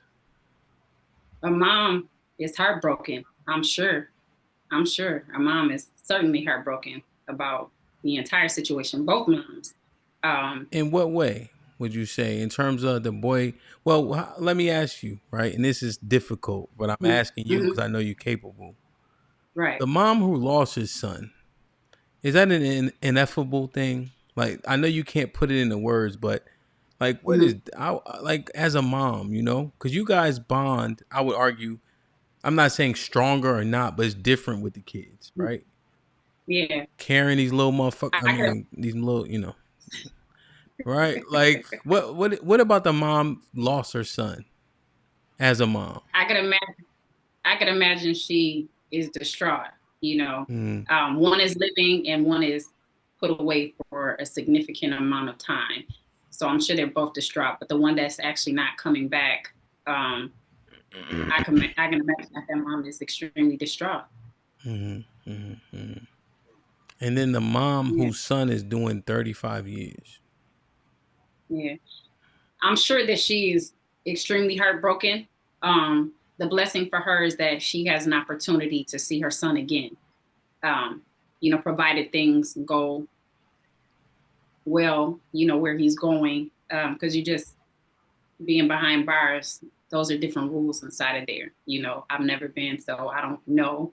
But I can only imagine what the rules are there. Again, with the legal system, it should be set up to be fair, but the reality, unfortunately, is it's not. Yeah. I was judging his dad, right? Because his dad didn't speak on his behalf before sentencing. Like the only witness testimony for that part, there are still impact statements, but it's already done. They're just going to read the impact statements, about the, the family talking to the murderer, essentially, at this point, right? He's convicted. But then I reflected on my own experience, right? So I had to do a bid, so I'm going in there, right? I'm dressed like the Marshmallow Man because you can keep whatever you got on, right? And I look back, all the movies you look back, so I look back. My mom like fussing, kind of like yelling like at the judge, not at the judge, but like, can I say something? But it's over, Yeah. And then, what my father said? What? Nothing. But the despair on his face, though, said everything. Yeah. That, like, I understood, like, there was nothing he could articulate except for switching places with me. Yeah. I was pretty harsh on the father until I experienced that before. You know, you guys' greatest weapon is, you know, the mouthpiece, right? Yeah. And the wife spoke before 2 years ago. I don't think he said anything 2 years ago. Wow. You know, just about the case and stuff. But yeah, no, we haven't had a lot of the ladies' takes on it, so I'm interested, you know, to get your you know, just your entire take on it, like, you know, just from a mom point of view. What do you think about violence itself? I definitely believe in self-defense. I definitely believe that if you can avoid hurting anybody physically, you should do your best to do so, because there's a saying, and you guys might be familiar. Hi, everybody on the panel, by the way. But back in the day, you know, I was taught and we were taught, you know, don't let them get that first hit, because that first hit could kill you or take you out, you know.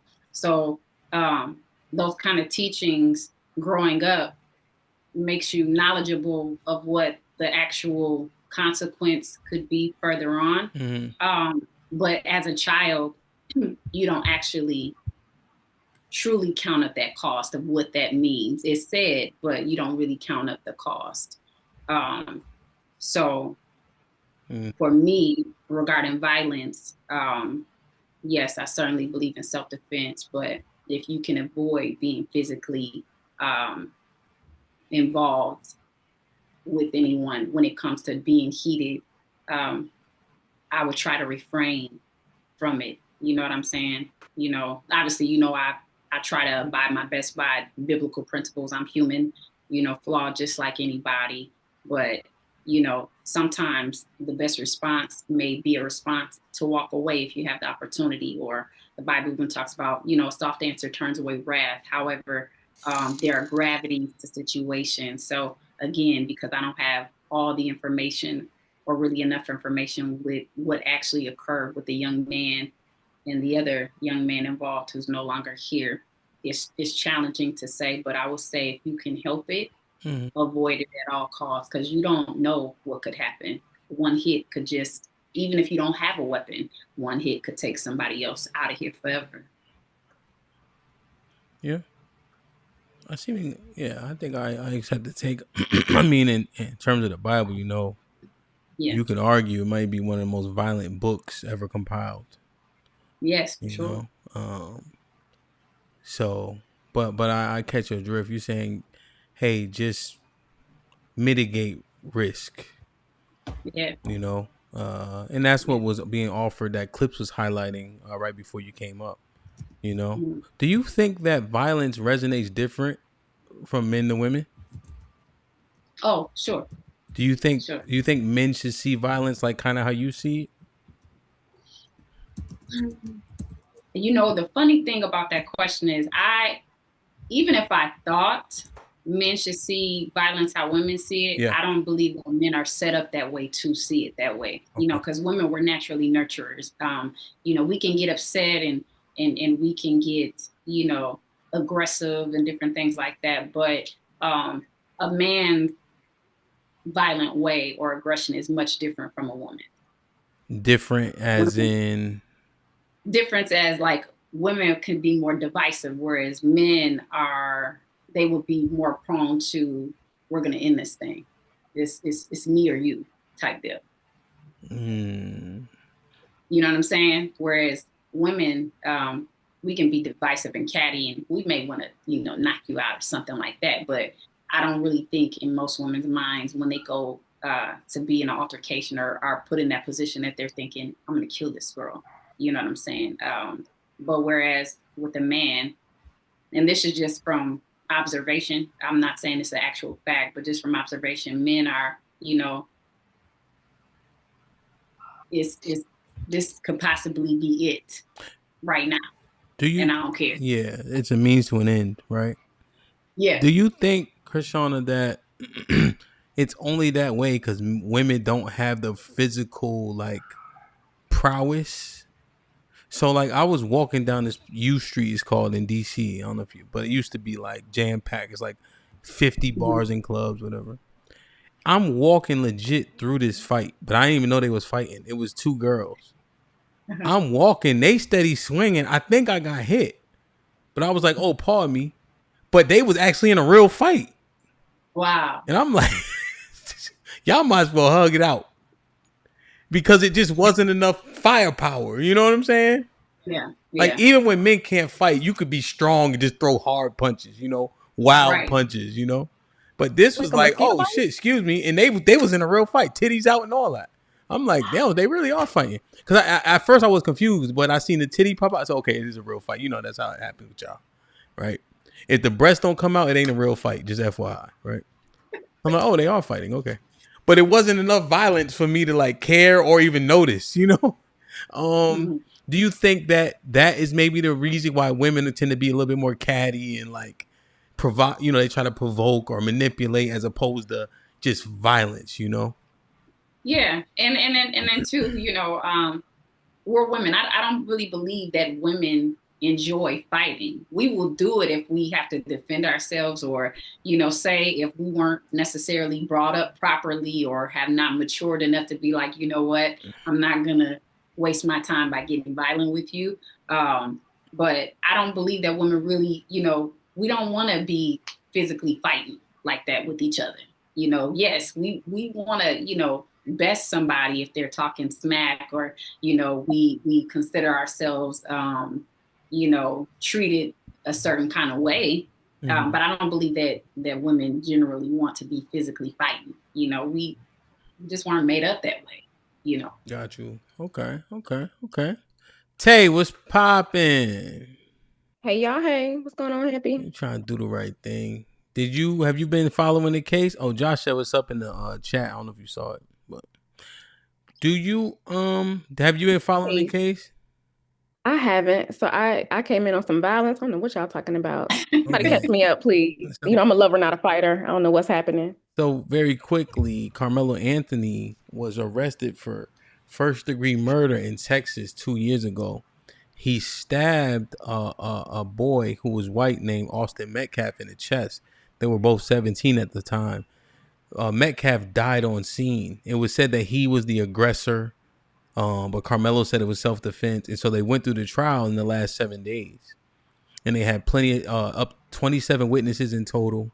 And he was found guilty of murder, not manslaughter, murder in the first degree. Texas kind of has murder, negligent homicide, and manslaughter. So he got convicted of murder. So now they sentenced him to 35 years in prison, eligible for parole at 17. The heat of the issue is the black boy, white boy. The white boy is considerably larger, bigger guy. They said that he put his hands on Carmelo first, and in which case he responded. But he stabbed him once in the heart and serrated his heart, so he passed away from that. And one of the witnesses said this was not a survivable wound. So I'm such a girl. Yeah. So I can't. So that's where we're at now. So now you have the black and white, right? So you have the whole lower level OJ thing going on. And so we've been. So question, was it it's self-defense? Yes, I mean, because I'm not following it for real. So it was considered self-defense. Claim self-defense, but they did not. That did not hold up in court. He was convicted of murder and sentenced to 35 years. Yikes. Oh. It was said that the boy grabbed him, pushed him. He was sitting under a tent while it was raining. It was said that he was invited under the tent. The other boy asked him to leave the tent because he wasn't a part of that team. They had a back and forth assault with words, and then it was said it's either the white guy grabbed him first, or he grabbed him and then got stabbed, like almost like at the same time type of deal. So he was saying, I was there. He tried to get me out of there. He threatened me, saying, I'm going to beat your ass. That was a couple witnesses saying that. And then he stabbed him in the chest, killed him. And now he's going to prison for murder. Pretty heavy. Have you heard about this? I honestly have not. Yo, really, I be under a rock for real. Like when I'm not here, I be under a rock for real. I'm not gonna lie. When it comes to the news, if I don't get it from you, like I don't hear it. I'm gonna be honest. Like, it's safe, Tay. I'm gonna be honest. Yeah, I'm just no need to lie. I'd be out of the loop. I'm not plugged in right into the matrix. that is interesting. But no, I didn't know that. So thank you for catching me up. But that is very disheartening. Hate to hear it. Yeah, man. Okay, so you haven't even heard about this case. I hadn't. I'd be on the hill. So that's what I'd be hearing about day in and day out. Yeah. I guess we were asking a question earlier. Do you think that the verdict or anything would be different if the races were reversed? Oh, for sure. Without even thinking about it. Yeah. If it's the black man losing every time, that's how, oh yeah, that's how that's gonna go. That's how that's set up. What makes you feel that way? And I'm saying feel. Not asking me about my feelings. What is this? Well, because you don't know shit about the case, so I have to ask Oh, okay. you Oh, okay. So you care about feel. that. Okay. Well, no, that makes sense. Yeah. Okay. That's just a first. Okay.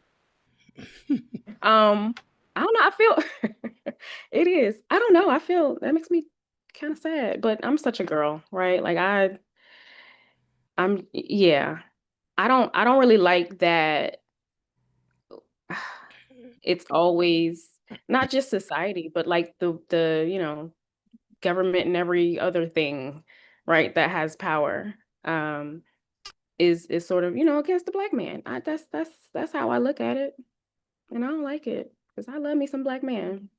Do you think racism is still impactful to black people in today's day and age? Do you think racism is impactful enough to hold us back?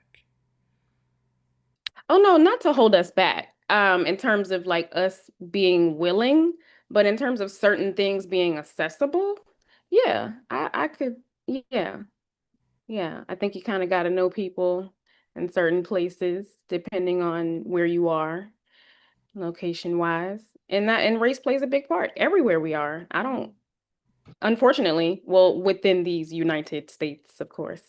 Yeah, it plays a part everywhere. To me, everywhere I've been, anywhere. Okay. What part does it play though? Does it stifle, hold you back? Is it a crutch? Like what? How does it manifest racism for you? Oh, for me, I mean,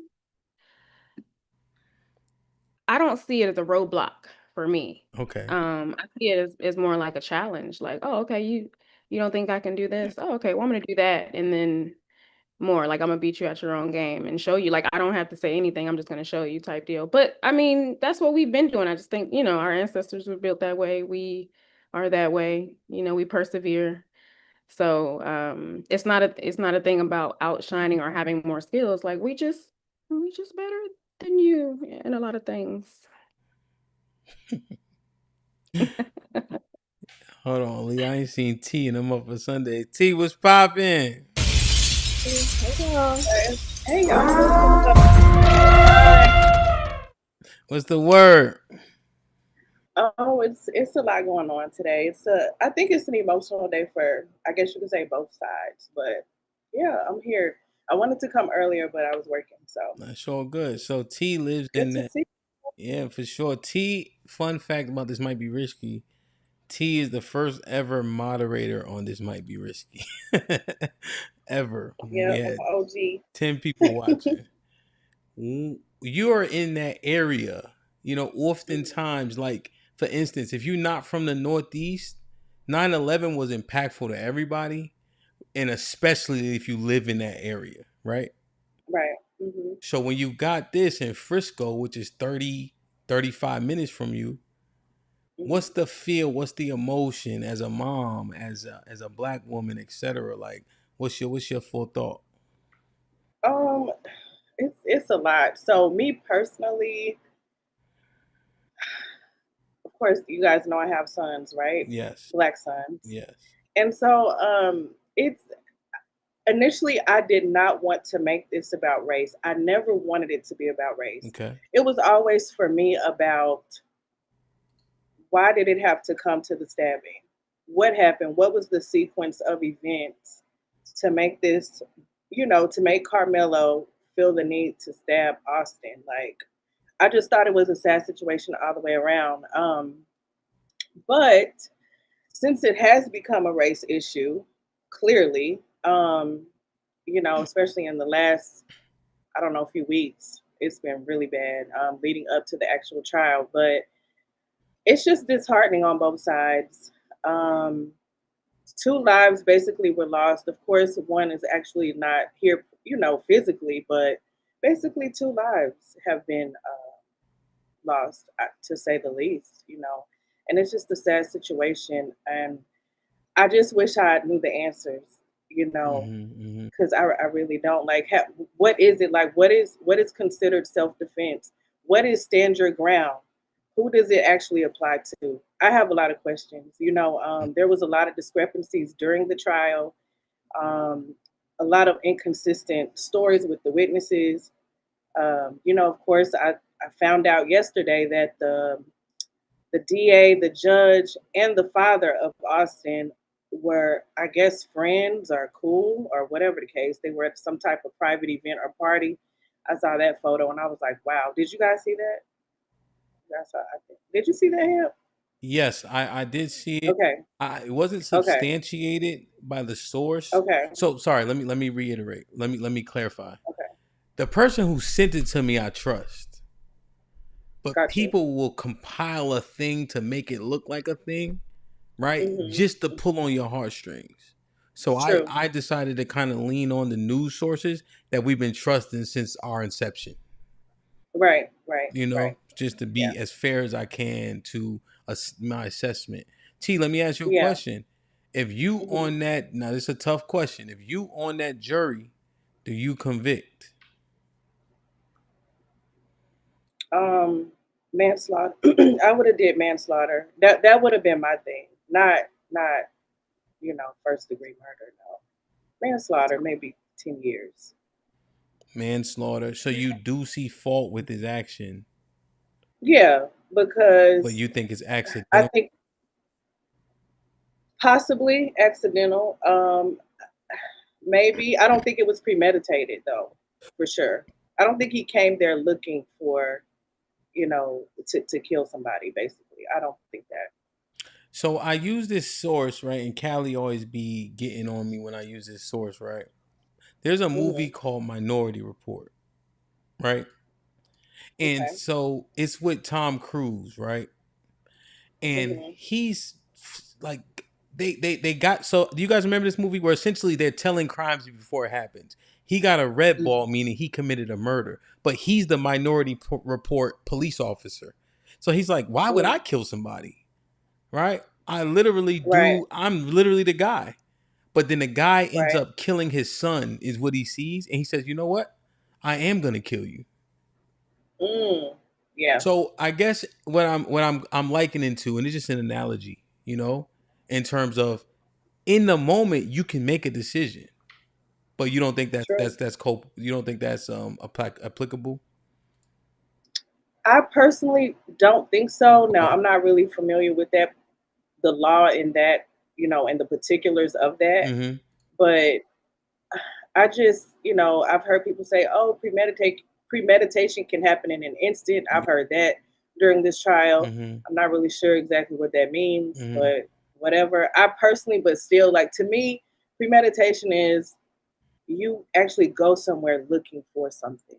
Like, you're wanting to kill somebody. Like, before you even get there, you've already made your decision. That's what I consider premeditation. Okay. But that's just me. Okay. And I think that's a lot of people's hang up, on how to properly apply the first degree aspect. Right. But you do see that there's a penalty that needs to be paid because the life was taken. Absolutely, for sure. Because I just think about, what if it was my child that got murdered? You know what I mean? Like, so I have to put myself in those parents' position as well. Even if those kids were bullies, did he deserve to lose his life per se? I have to take it to the opposite side as well. So that's just my thoughts. Yeah. I got you. No, I think it's a great offering, man. Aaliyah, just hold tight because we had talked a little earlier, so I just want to get them in, then I'll give you the floor, all right? Got my two least favorite light-skinned Negroes on the bottom of the panel. Tamia. What's up? How you feeling? Don't worry about it. What's up? And Don't worry about it. And we got the so-called sexy Belizean. What's up with y'all, man? What's up? I'm good. No doubt. So are you guys familiar with the case? Have you guys been tracking it, watching it? No, honestly, I haven't been tracking it, but I have seen it down my timeline. But I don't know too much about the details of that case. Okay. Ressa? No, I just actually heard about it today when I saw you streaming earlier. Then I started like looking into it a little bit, but before today, I knew nothing about it. That is interesting. Hamp, I thought the topic today was niggas ain't shit again. I didn't know I was walking into some political blah, blah, blah. Well, I want to. I said, you know what I said to myself? They have depth. They have range. Yeah, I haven't been following the case. You know what? Don't do that. Stuff that I have no control over. I don't like to let stuff upset me that I don't have control over. If it wasn't in my city, I probably wouldn't be paying attention either, to be fair. Because I don't even know about the Rick Chow, whatever. Where did it happen at? Where you from? Dallas. So, but it's okay. in like far north Dallas, McKinney, Frisco area. Okay. Yeah, it's not on the airways out here. Like I had to log on to CNN to find out what was going on, but it's not broadcasting over here. Yeah. Yeah, we've been watching on the internet, just like pretty much everything else. So you've been watching on the internet. You didn't do your own research on it. Yeah, I actually covered it when it first happened 3 years ago. The case has only been lasting for about 8 days now.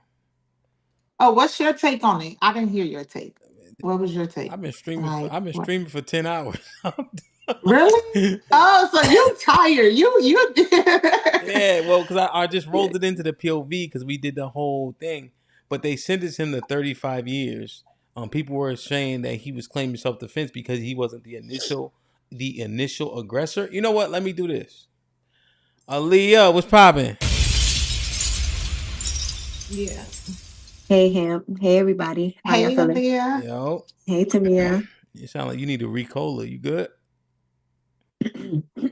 Yeah, let Aaliyah break it down. Aaliyah, you been following it? I've been following like a little bit, not too much. I've been listening to Hamp follow it as well, so I'm a little versed. I'll say. Okay. Okay, what's your take on it? What? Now that he got 35 years, I don't want to complain about the consequence because at the end of the day, I already felt like there should have been some sort of penalty. I would have preferred 10 years, easy.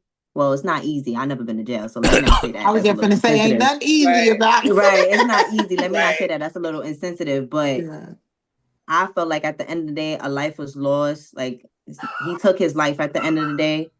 So there has to be some sort of, penalty for that. I didn't see it as self-defense.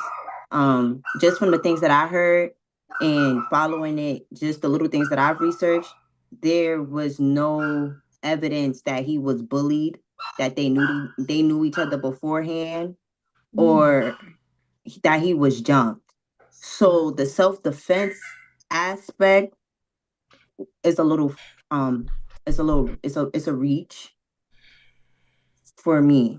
So he bought a knife because did he get stabbed? Right? Correct? Yeah, he stabbed somebody else. Right. He killed somebody else by stabbing them. So how did a knife? Where was they at? Like, so he bought a knife. They was at a track meet, and he had it in his book bag. And apparently he wasn't supposed to be under the tent. But I ran track, and I'm probably some of you guys may have too. But track events or track meets are a social event. Like everybody mingles at a track meet with all the other schools. So the whole get out this section thing, I didn't understand like what made him feel the need to even say that, because everybody hangs out with everybody else, you know. So I don't know. Right. So did the black boy who got sentenced told the white boy to get out of his section? No, the white No, boy. he told the white boy told the black boy to get out his section. Or from under his tent. Get out his section is hilarious. Wow. Right. Yeah. So I don't know. It's unfortunate. Yeah, I agree with that. Yeah, that's very unfortunate. It's sad, but just off of what I heard from I don't know her name, the lady that's speaking, her saying like if it was me as a mom, if it was my son, I would definitely want some type of penalty for it for sure. Which mom? The mom who lost her son?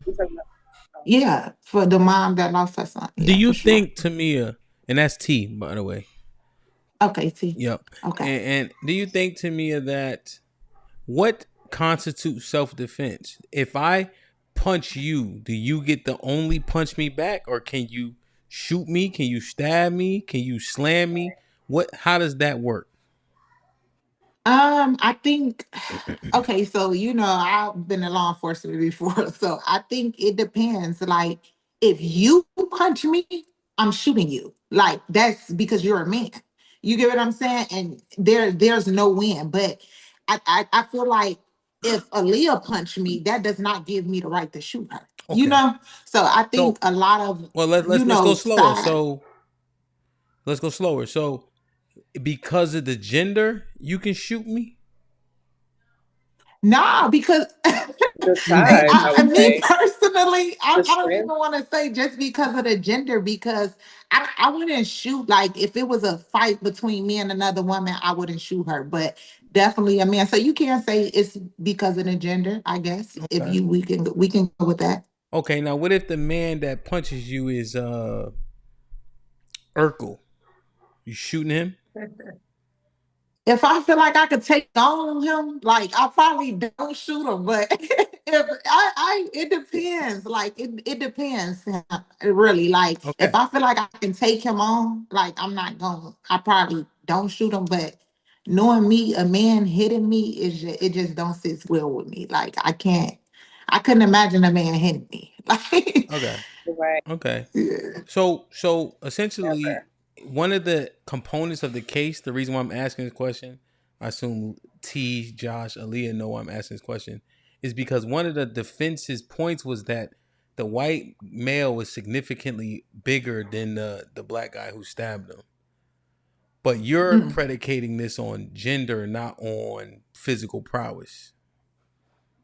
I mean, physical. We can talk about physical. If if a person is way bigger than you, it's no win. There's no way that you can defend yourself with your fist, or something like that. And you do have a weapon, use the weapon. But I want to know: did this white kid attack him? Like, how did the stabbing even happen? You want to break it down, Aaliyah? Pushed him. That's iffy.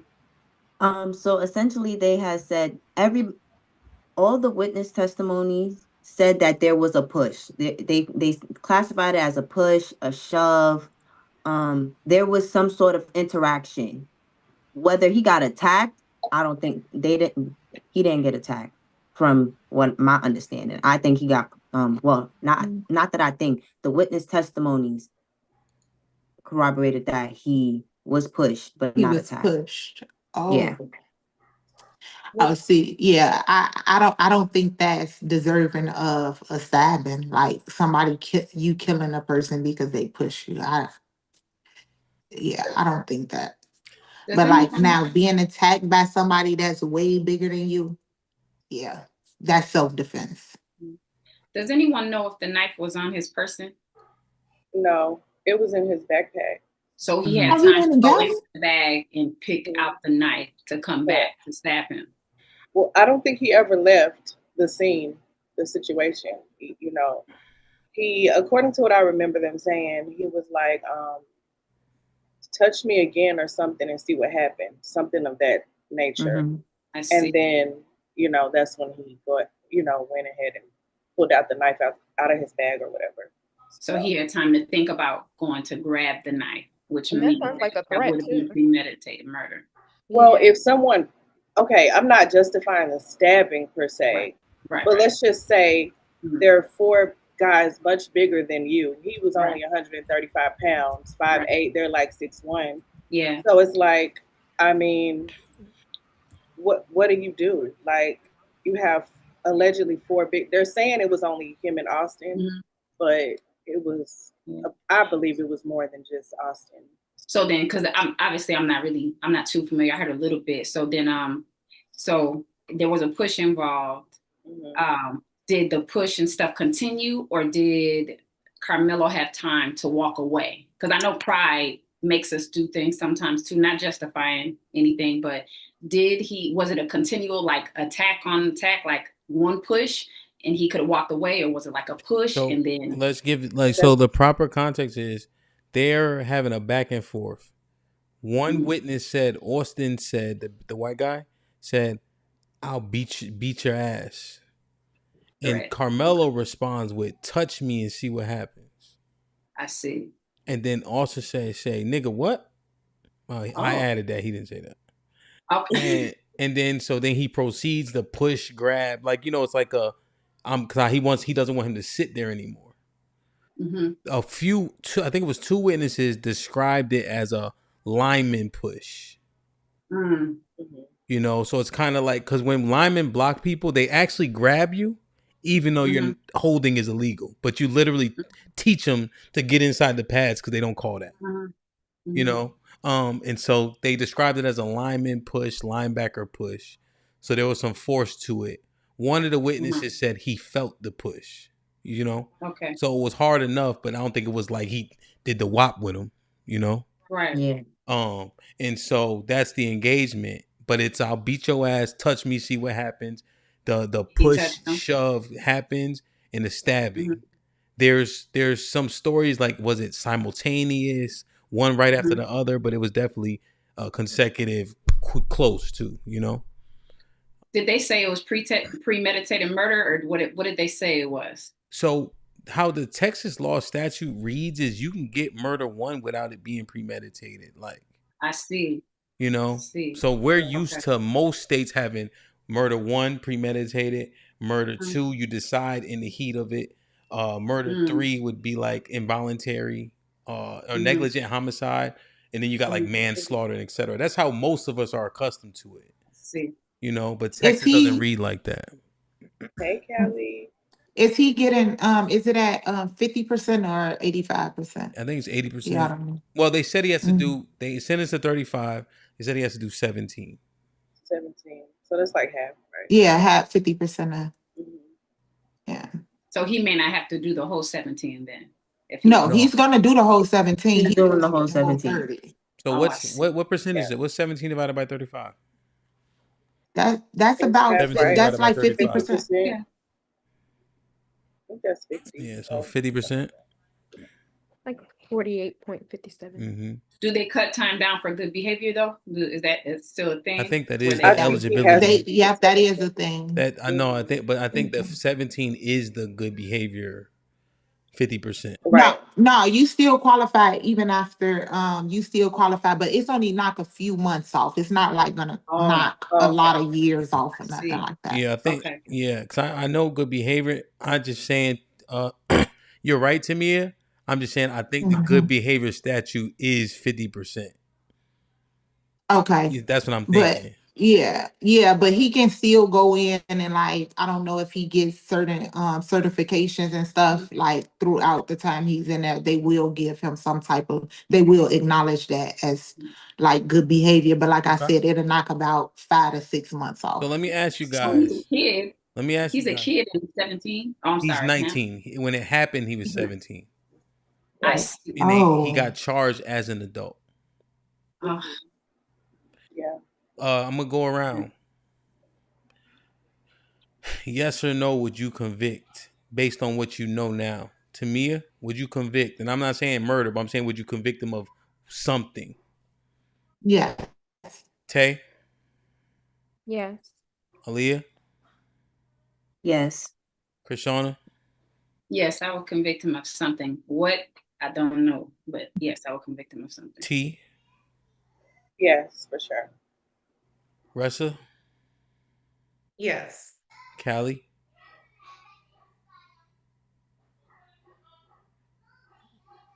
It's a broadcast, Cal. We can't hear you. Oh, I said yeah. Y'all can't hear me? No, we didn't hear you. I thought you froze. That had me so weak just now. Oh. And the thing about it I thought is, she was doing her Cali stuff. yeah. And the thing about it is, we know how bad your technology is, so we all just like, here we go again. You know what I'm saying? So we was like, fuck. What else is new? You heard what Tamia said. We thought you was doing the Cali thing. So okay, so see that's so because here's what's being said a lot, right? All the all black people are acting so obtuse to the facts, right? And because there's a racial line, it's being said that all the black people are like being inconsiderate of all the facts, right? Just going strictly based on bias, you know. But you guys heard the facts of the case just now. Aaliyah knew a little bit more. Callie probably knew a little bit more, But you guys, based on what you heard, and I don't think we gave you the facts inaccurately. Now, there's several witness testimonies that you guys can, discern through. But you guys see it like that. You guys see it like that. Callie, is there anything missing in terms of edification that the ladies don't know that Aaliyah or myself didn't cover? No, I think he gave a pretty good summary. Because I just don't know what else it is, And there was so many stories out there. You know what I'm saying? Like it was like he was surrounded. Oh, T know a lot because she live out there. But he was surrounded. Was he not surrounded? It was four He was guys. jumped. Yeah, he was jumped. It was said that they doctored the pictures up, And that's the thing about me looking at it through social media. All I see is black people like, oh, well, if it was a white person, this wouldn't have happened and this and that. But I just feel like whatever, it doesn't change the facts of the case, So yeah, I don't know. I don't, everybody with their own, they create their own narratives on social media. Who? Huh? Who does? Black people, all people do on social media. But I'm think saying, as far as this case, a lot of black people are just creating their. I think they're speaking more from an emotional standpoint because racism do exist, but they're not looking at the facts of the case. Got you. Do you think? Have you seen the white people commenting? No. See, my I have majority of black people on my Facebook, so I don't. That's majority of what I see. I see a lot of but I haven't seen like the white people comment on it. Tamia, let me ask you a question. Then this go a question for all of y'all. Caressa next.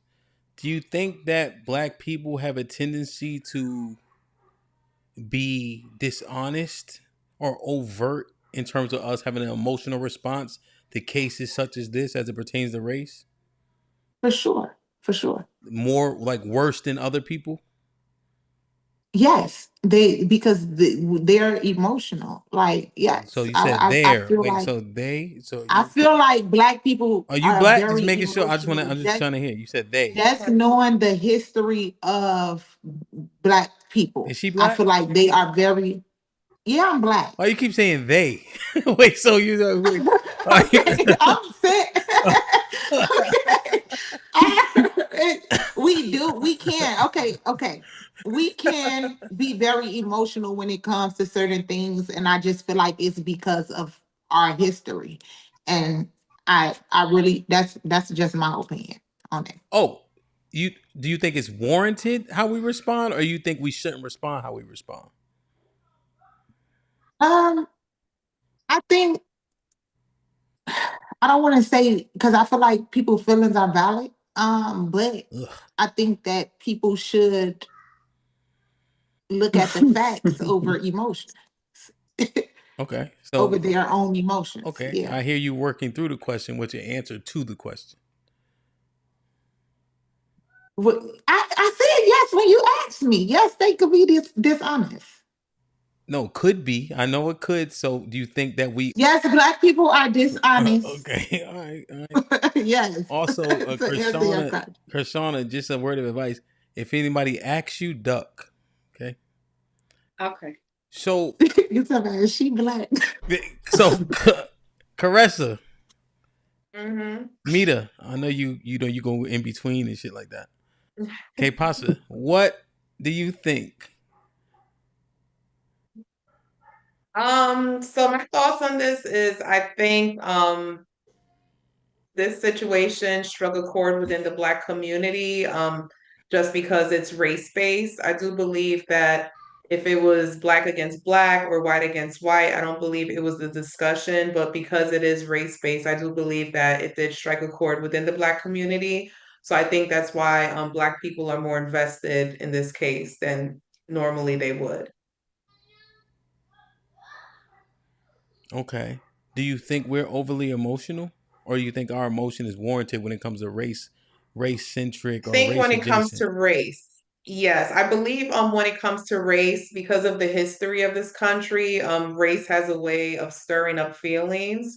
So I do believe the Black community, rightfully so, is very emotional about it. And not to mention too, everyone wants to see that this child, because we have to keep in mind this is a child. We want to make sure that this child is giving a fair trial, which it doesn't seem as though he was from what I've seen in the news. And also too that the sentencing is fair, which also doesn't seem fair based on what I heard earlier today. Okay. But you would have convicted, but you wouldn't have put this charges or this much time on him. Yes, I would have given him lesser time. And I do believe he should have had a jury of his peers because my understanding is that there wasn't one African American juror in the bunch. So I don't believe he had a fair shot. Okay. What do you think about the voir dire process to where you select your jurors? They went through over 600 people. One of the questions that was eliminating about a bunch of people was, do you think you can convict a child of murder? What do you think about the fact? Go ahead. My bad. Go ahead. Yeah, no, I still think, and I understand the eliminating questions with the jurors, but I still think at the end of the day, because this case is race-based, I do believe the jury should have been more diverse, and there should have been at least a few African Americans on the juror to give him a fair shot. Well, I thought it was heavily diverse. Actually, there was like multiple minorities on the. It just wasn't any Black Americans, but it was right. diverse. But I think, but the Black Americans would have been his peers. So that's the point that I'm making. It wasn't a jury of his peers. It was diverse, but it wasn't of his peers. Okay. So are you saying, Caressa, that it should have been more Black people and they should have been teenagers? Not obviously teenagers can't serve on a jury, but I do believe that there should have been more African American. There should have been African American jurors on the case. Yes, I do believe so. What makes only the people that are Black your peers? Why are you saying that? Because that's your community. That's going to be your peers. I can't say Josh is my peer. He's a white man. We're not peers. If something happens to me and I'm in the court of law, I want Krishana there. I want Tamia there. I want Aaliyah there. I don't want Josh there, especially if it's race-based. You think I want Josh there in my jury? Well, hell no. Definitely don't want Josh there. So the peers. Respectfully. So wait. Let me just clarify this. So Josh is your peer, okay? Definitionally speaking. All right, just say it before we get. We equals, Josh. We equals. You listening? We equals. No, just peers. So it's like age, demographic, because the way how they pull the people are from where you live, right? Those people are in proximity to where you live. So oftentimes people do look alike because people live amongst each other. This community was 10% Black. Mm-hmm. So you do see the disparity, and it's actually representative of the community that he resides in. You know? Yeah, but you know what, Ham, I do believe they could have moved it out of that community, because there's been other high-profile cases in which, when the jury wasn't diverse, they did move it out of that community, or if it was a high-profile case. So I do believe this is one of those cases in which, if the jury couldn't meet the needs of the case, they should have moved it out to a different community. I wonder, did anybody see if that was a part of it? Because that does happen. They'll move jurisdictions because of bias. One bias, which They could be do. racial. So I have seen Yeah, that. I have seen that They do. previously. there was a whole thing about it being in Frisco versus Plano. So that was a whole situation because there are more black people in Plano. Plano than there is Frisco, but it's only like a 5-10 minute different I did hear drive. that. Like it's literally, yeah. So that was a whole argument too. So rest It would have been better, I think, if it was in Plano, but that's just my opinion. Okay. Because I live here. Yeah. So yeah, Plano, I agree. I remember that, T. You're right. They mentioned Plano being maybe a better site to get more diverse representation, which mean more opportunity for more black people, right? That's what that means. Exactly. You know, essentially. Not always a guarantee, like we saw with the Chow shooting, where there were 5 black people, but the probability that they may err on the side of understanding because they come from the demographic. I see how people make that logical leap, so to speak. What was my initial question? I forgot. But Hemp, I'm about to go. Thank you so much for All right, having T, me. be safe, man. I miss love you. It's good to guys. see you, man. Love y'all too. I'll see y'all next time. Be I don't know how easy. to leave out of here, but I guess I'll figure it out. How do I get out of here? I don't know. Get me out of here. Bye. White boy saying bye. Bye, Miss T. The T, man. Damn, so all of y'all would have come. Callie, what's up? What's wrong with your face? That's all I'm gonna say. Do it really make a difference? Because we're black and we said that he deserved time. Like, so do y'all think a black jury wouldn't have convicted him? Well, that's the same. Nah, It's that's not the interesting. point. But go ahead, Callie. My fault. Let me get out of the way. No, I'm saying that's not the point. The point is that if it was some more black juries on there, he would have been found not guilty. No, I think if we would have had more black jurors on there, it would have been like a manslaughter charge. No, my face is all scrunched up or whatever because I just read he got 35 years. 35 years. Yep. 35 years. So you feel like he wouldn't been charged with murder if it was more black people on the jury? I think it would have been manslaughter. And also, too, I do believe, let's say, even if he got the same sentence and it was a black jury, I feel as though we would still accept it more because it would be like, okay, he had a fair shot. It was a jury of his peers. So regardless of the verdict, I do believe because it appears as though the jury wasn't of his peers, I don't think that any sentence that came from them I don't think it's going to be acceptable. I don't know. I think the fact that the jury doesn't have any Black Americans on it is just a bonus. It's just something more added on that they can, speak to. But I don't. A bonus? What you mean by that?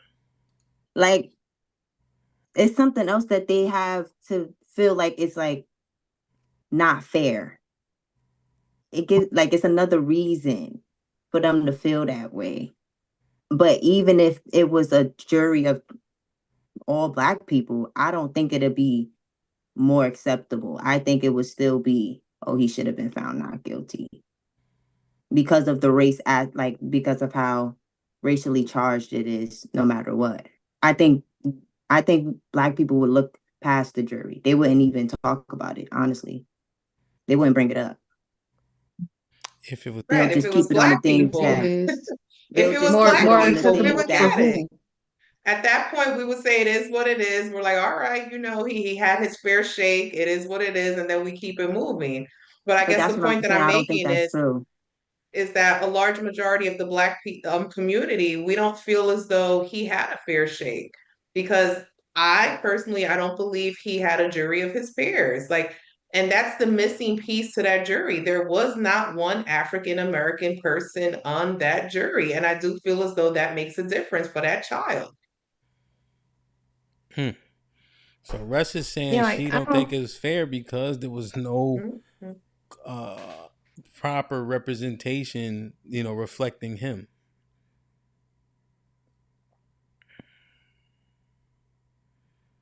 I don't think that's I'm true. just like, we not insane, okay?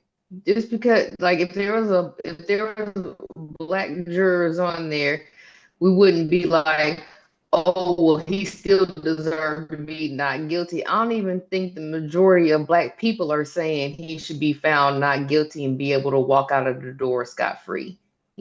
As far as the racial aspect of it, I do believe that the majority of black people feel that if the races were reversed, that white boy would have been either not getting charged, it would have been able to have been seen as self-defense, no way, shape, or form about it. You know what I'm saying? It would have been a no-brainer on the other end. So that exact reason that you said is what I've been seeing in like comment sections on X and on Instagram, just on different social media platforms. They're saying the exact same thing, which is why they would want him to be found innocent. So they're saying that's just what they're saying. So I don't think that, all I'm saying is that I don't think the jury matters now because it's something that they can argue.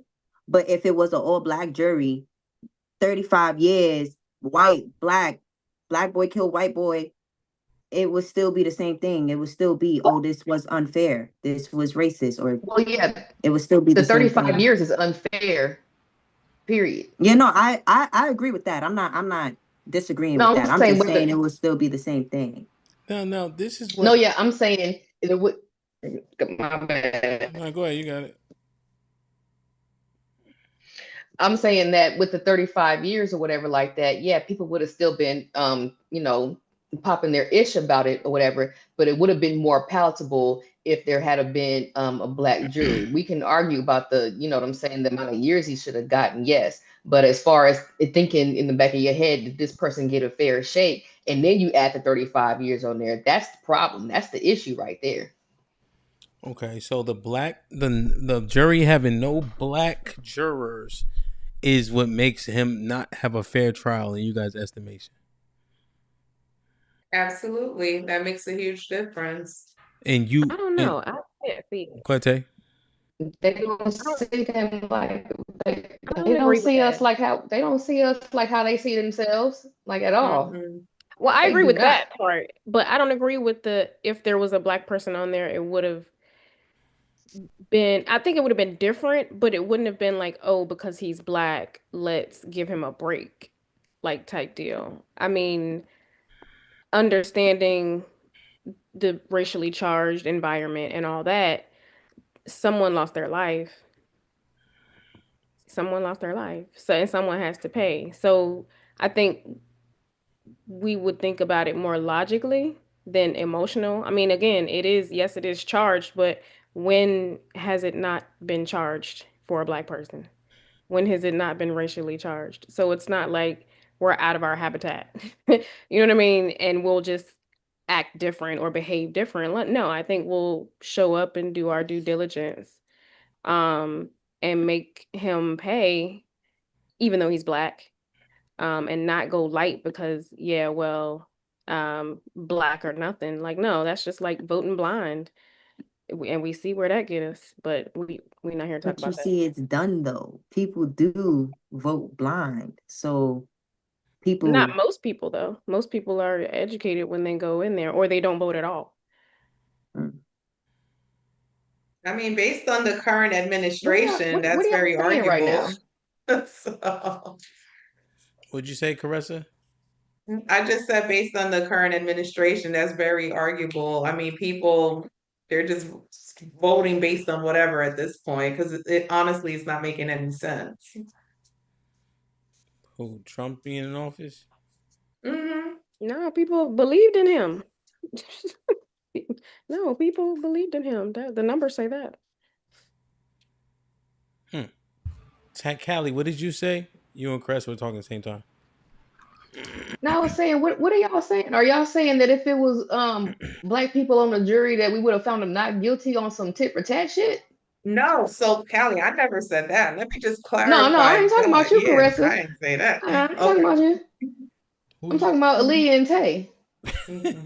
I didn't say that. I That's why said I'm that asking. it That's what it wouldn't was matter sounding if like. there Talking was a about black we would like jury just or go like we would just go light on him or something like that. Well, That's why I was I never asking. spoke to that. Well. Here's the thing. If you're saying he would have gotten manslaughter in lesser time, light would be a fair description. But that's not light. That is definitely. Shut up, Leah. No, right? that's not light. That's not light. That is reasonable. That 35 years, that's heavy. Murder one, that's heavy. That's Manslaughter is reasonable given the situation. That shit was aggravated. You come over here fucking with me or whatever like that. Yeah, I defended myself, but no, I did not mean to kill you. Yeah, manslaughter. Hi, Josh.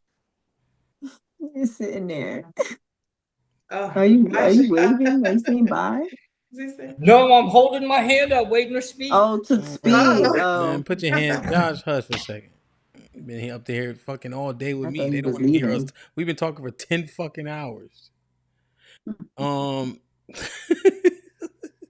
He was leaving. So My I've got a fault. Yeah, question. I'm just saying a lesser, more appropriate charge doesn't equal to going light on him. So Callie, no, this bullshit right here is heavy. So Callie, just so I'm clear. No, Callie, real quick, just so I'm clear, right? We get in a fussing match. You grab me, I boom you. It's self-defense. I should get exonerated or a light sentence. Who is saying? Hey, y'all about to make me mad. Ain't nobody saying nothing about Nobody no cares. exoneration. Nobody cares if you get mad. Nope. So now, my question. Don't care. Ooh, you're gonna make me mad. Ooh. So now, don't care. It's still happening. So Ham, what we are saying, Ham, is we're not saying we're trying to get exonerated. Hold on. Let me finish arguing with Callie. Yo, I was sparring the other day. I hit him with some shit. He like, what, nigga? I'm gonna keep punching you. I care if you get mad. Yeah, you and he get beat gonna up keep worse. growling. Now, so look. No, Cal. I was saying that exonerated was one of the potential outcomes, right? I'm saying that if we in an argument, right, you get mad at me, you grab me, I boom you. What do you think should happen to me? Yeah, you get charged. Yeah, nobody said anything different up here. Okay. Why are you yelling? Like what the? Cause you keep on saying some shit that I ain't saying, that ain't nobody said. We don't care. Nobody said nothing about no damn exoneration. You don't care if you're yelling. So are you? But you said that it shouldn't have been murder. He shouldn't have been charged with murder, correct? Yeah, that's what you and her said. So what should he been charged with? I said he just needed a jury of his peers. Hey yo, I see y'all Why later. why? But if he murdered him, why wouldn't he be charged with murder? She be acting like a baby. So that's the thing. So we're not saying that to me. All we're saying is we would like for him to have a jury of his peers to get a fair shake at the legal system. Because we know historically Black men has been railroaded by the legal system. So we just want to make sure that this young Black man has a fair trial. That's it. That's all that we're saying. And we're not trying to clear, exonerate him. We're not trying to say he didn't do the crime. right. We just want to make sure that whatever sentencing or punishment that happens, it's gonna fit the crime. That's all we're asking for. Yeah, and I never said So go did it light. not fit the? So murder didn't fit this crime. Again, I'm not saying But it that's did what you or it just didn't. said. You I just would said like we to want to know. make I sure would like that to know what a jury of his peers would have seen, because at the end of the day, my understanding, and again, I have limited knowledge of the case, but my limited knowledge is that this man was antagonized.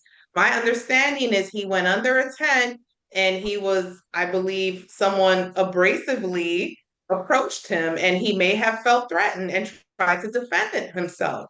That's my understanding of the case. So that's why I'm saying if it was a jury of his peers, I just would like to see what the outcome would have been.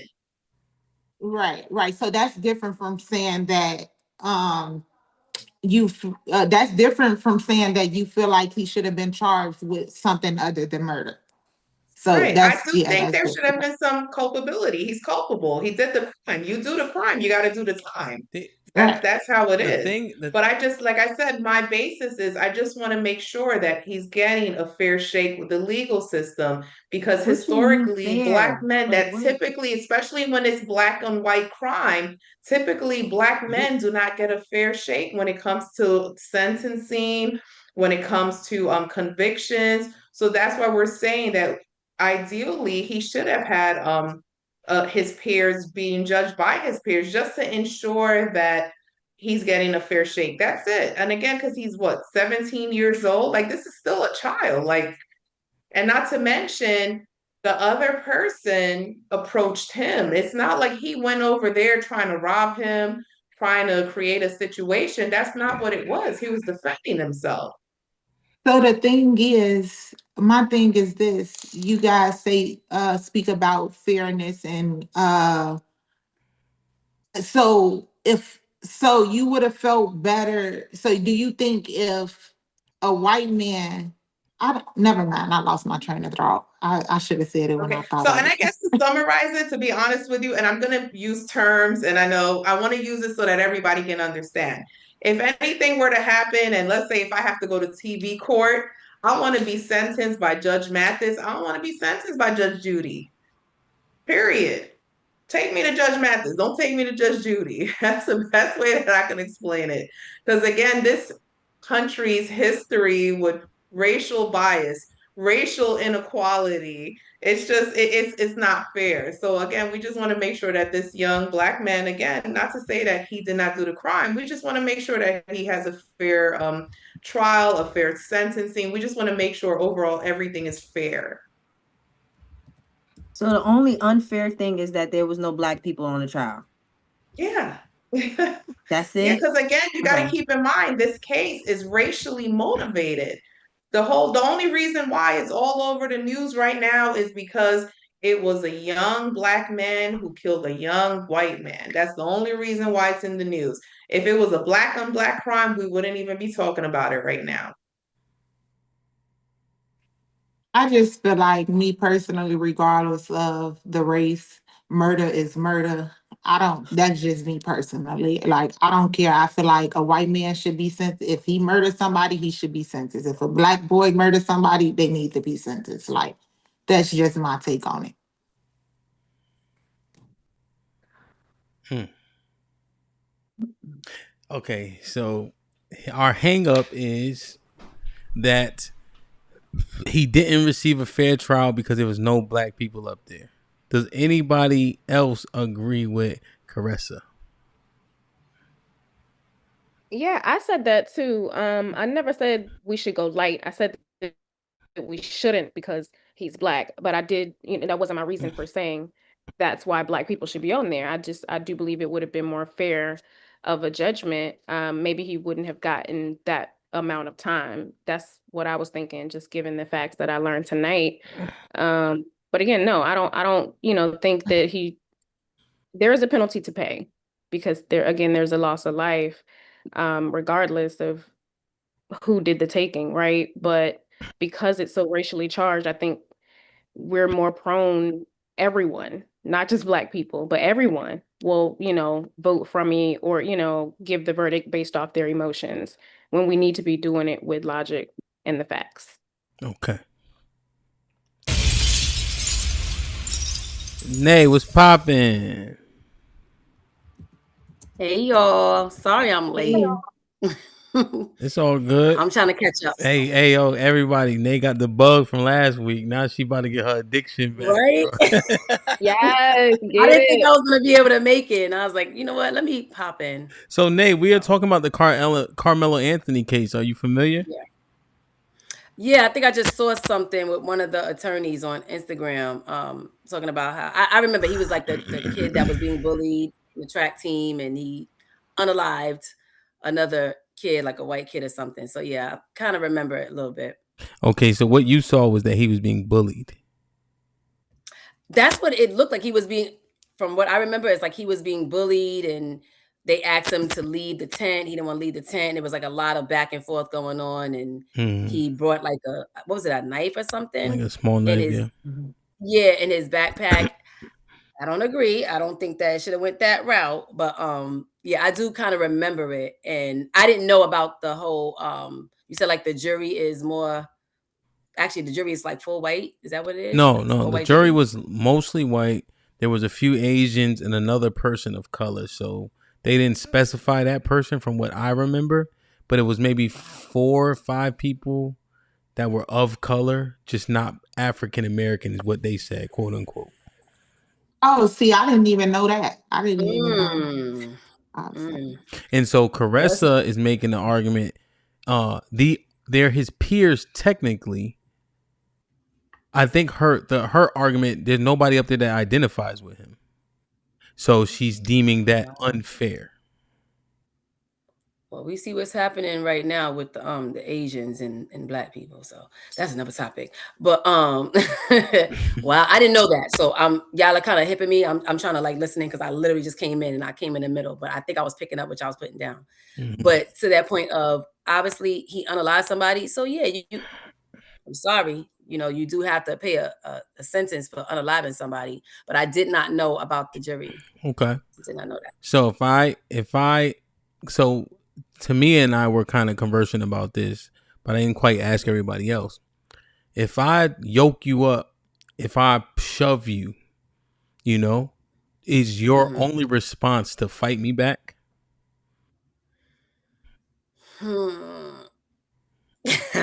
Immediately no.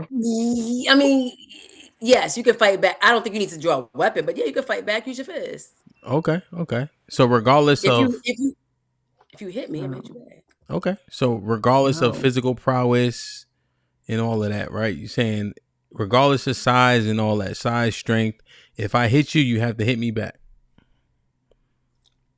What's that? What they say? Somebody hit you, you hit them back. And I get it. Turn the other cheek. Nobody really does that. Like I don't think anybody really is like, I'm gonna turn the other cheek. Yeah, I don't think that. I think somebody hit you, you're gonna retaliate. You're gonna hit them back. Yeah, no, 100%. I just don't agree with a weapon being brought in there. But yeah, I would hit you back. Okay. You hit me, I'm gonna hit you back. Tomorrow you would hit me back. You said tomorrow? Because you're gonna sleep for the rest of the day. I can promise you. That's what I'm saying. If him hit you, he can possibly knock you out. Like why would you even try? I'm making it too complicated. Like if there was a size discrepancy too, Nate, in the case. I was just trying to get your drift about that. That was another argument I didn't know that making. part. All right. Yeah, I'm still gonna stand on no. You don't need to draw a weapon, but if they hit you, hit them back. Yeah. When you come to, yes. Yeah. Okay. Yeah, no, 100%. So you saying still, if somebody hits you, hit them back. Okay. Yeah. Yeah, So let it be a fair fight. Like I don't. You're saying it's honest because he pulled. What happened is he pulled a knife. He stabbed him between his rib cage through his sternum to his heart. Yeah, that's what Carmelo said. Yeah, that to me, I don't agree with that. Also, that's like precision accuracy, which you can make an argument for. The intent wasn't to kill him, but when you start stabbing people, do you guys heard of a man named Sean Taylor? No. Well, he played for the so-called Redskins back in 2010 or so. And Sean Taylor, like a mutant, like 6'3", 240 pounds, super fast, super strong, like people like a once in a lifetime player, if that makes sense, like, generational talent. He died from getting shot in the leg. There were people trying to break into his house and rob him. He got shot in the carotid artery, I believe. Is it the carotid? My cousin died from that too. Mm-hmm. But you be so, because Sean Taylor is like a mammoth of a man. You know what I'm saying? Strong, fat. You die from a leg shot, But that's not how bullets work. You got these big arteries, right? And those get hit. If you don't stop that bleeding pretty quickly, you out of here. He got a hole poked in his heart. The coroner testified in this trial that his wound was unsurvivable. So nothing anybody could have done regardless of getting to him, you know? And so when you start playing with femoral artery, thank you, Aaron, in the thighs, right? And so you don't get to determine how weapons work, you know? And so, you know, I think when you're thinking of people in this trial who don't understand violence, people hear knife and think extreme, right? You know, gun, you think maximum. So it just, you know. I kind of agree with that. You don't bring a weapon. Like they say, you don't bring a weapon to a gunfight. It's like somebody's bothering you and using their hands. You don't bring a weapon. It's a knife. So what was your intent to do? Scratch him? No. I'm just saying, and I'm not trying to be mean. You know, I know he's a young male of color. I'm a Black woman, so I don't want to think like that. But if you brought a knife, I mean, chances are you can harm him. And yeah, that's the bad part about it. It's unfortunate, but yeah, I would not bring a knife unless your intent is if your intention has to be that you're probably looking Yeah, to. that you're going to, if you're not going to kill them, you're going to put them in critical condition. Like, that's your intentions. Like, when you go to stab somebody, that's why I don't understand the whole, oh, he didn't mean to. Like, you know what a gun can do, you know what a knife can do. So when you bring those type of weapons to a fight, your intentions is to seriously hurt someone or kill them. To me, are you still at fault if I start with you and you have the knife? If I'm protecting myself, no, but that's what I mean by like it's levels of like you when you say protecting myself, I don't think if you push me, I should stab you because it's not like you beating me. You get what I'm saying? But if you go full force and you punching on me, I have every right to stab you because of your weight. You get what I'm saying? You can cause serious harm to me with just punching on me. Okay. So I think that's grounds for me stabbing you. I think that's self-defense. But just for you to push me and I just come back and I stab you, no. And that's where I'd be questioning how well people understand violence. Because think about this. I push you, you like, all right now. But then I punch you. Now you're supposed to respond with like or escalated violence. You got to survive. Yes, because I feel like that's escalated. Yeah, but you also escalated. I guess what I'm considering is you wait for people to harm you and hurt you to protect yourself. See, that doesn't make a lot of sense to me. Like, I never understood what my parents say, if somebody hits you, hit them back. Why the fuck would I let you hit me first? Yeah. Right? Like, it just... But that's the only way we can get past the law. I was taught that for the self-defense. self-defense aspect. Yeah, that's the Let only them way hit you so you can claim self-defense. They hit me first, so I protected myself. Going to sleep. Yeah, I guess if somebody's beating on you, I guess I get what you're saying to me. Like, they're beating on you. They're beating on you. Their intention is to harm you, to like, I don't got no like hurt you. That's the intention. So I get that. But if it's like a one hit quitter, yeah, you don't need to be bringing a knife. But if they're like really beating on you, they trying to like beat you to a pulp. I guess yeah, it's a little different. But I'm not gonna be like, oh, I'm gonna want to draw a weapon. And that's coming from me because I have a background in that. But yeah, I get it. I get what you're saying. Like if it's like if you just hit somebody like once, nah, you're not gonna just like I'm gonna draw a knife on you or any type of weapon. Realistically, if somebody put their hands on you, they put their hands on you. You don't know what their intentions are, and you don't know what's happening next. So we don't know what his mindset was. We don't know. This man could have, again, the person who assaulted him first was much bigger than him. He could very well have been fearful of his life, and I'm assuming that's what happened for him to hold a knife out and defend himself. If somebody put me, we don't know how hard he was hit. We don't know what this man was going through. So that's why I'm hearing some people say it's like, okay, well, it was just a little hit. But to him, who was much smaller than this man, I'm not thinking it's a little hit. Because if somebody much bigger than me, over 100 pounds heavier than me, is putting hands on me, that's not a little hit. They There's said gonna be some pushing force though. Well, behind They that that. didn't doesn't say he apply because didn't he threaten him? shove. They said So he what? pushed him. Well, didn't he threaten him though? So that doesn't apply for the self-defense because When he you said, say "Hey, threat, do he it threatened to again." kill him? Well, no, I didn't. It's something Yeah, about like hit do me it again or again something and like see what that. happens. Touch me, Yeah. see what Yeah. happens, see what I'm gonna do. So something like that. Like, I mean, no, it's not a hey, I'm gonna kill you, but that's a threat. No, is that not considered? I mean, I'm not a lawyer, but That's a it would make go sense. the one try and that said find that? out. Yeah, That's what that right. is. You You put you hands hit on me, me I'm gonna again, take see that what's mask gonna off. happen. That is Right, that's a threat. Like I wouldn't say that to So that was somebody Carmelo that said bigger that? than Just me. saying. Carmelo said, "Hit me again and see what happens." Not yeah. even hit me and see or touch me and see what happened. Because So it wasn't no again because it didn't happen yet. And which is rightfully so. And I mean, I would assume that everybody on this panel, if somebody much larger than you, over 100 pounds heavier than you, puts hands on you, isn't that going to be your reaction?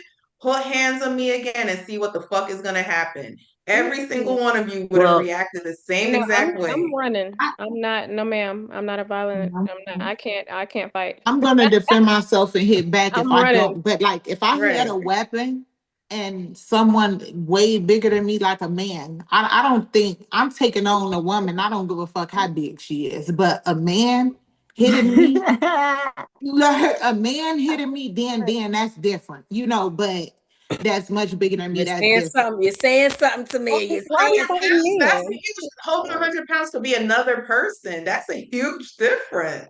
well, I have a So you question. see what I'm saying? And they're This saying it's just happened a at I'm my push. just son saying, just like, recently. This same like this got this kid twice, three times as big as my son came and shoved him and pushed him like unprovoked and everything. And my son is small and he fought back like it don't. I guess it just depends on who you are. Like I don't think, and I wouldn't have wanted my son to stab that boy.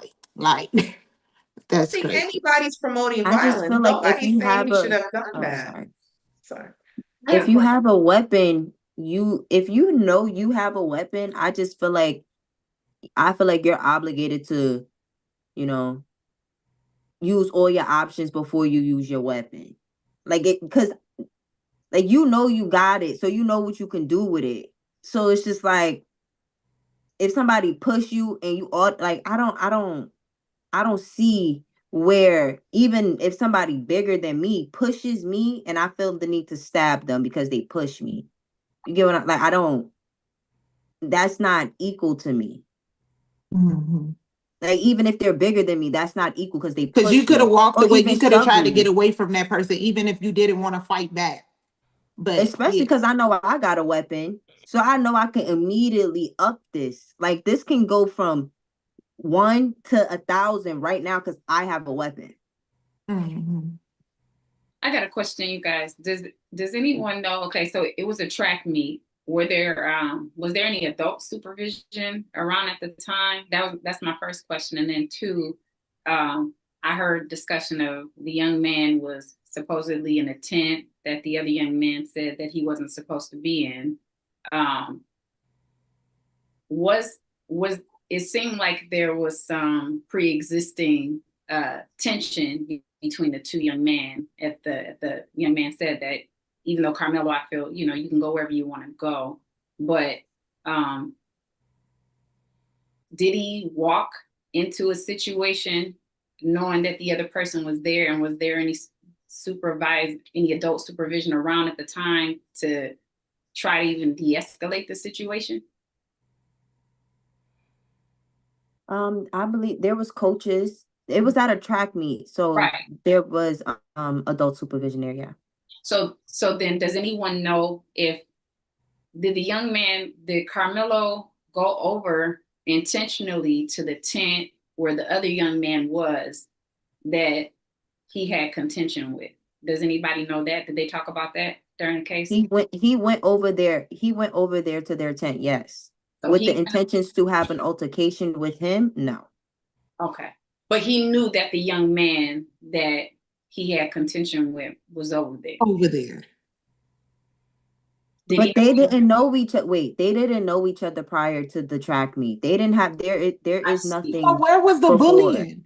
I thought they said that he was bullying that's what I said them. earlier. He wasn't bullied. There's no evidence to support he was bullied. So this is their first interaction. The boy pushes him, and he stabs and kills him.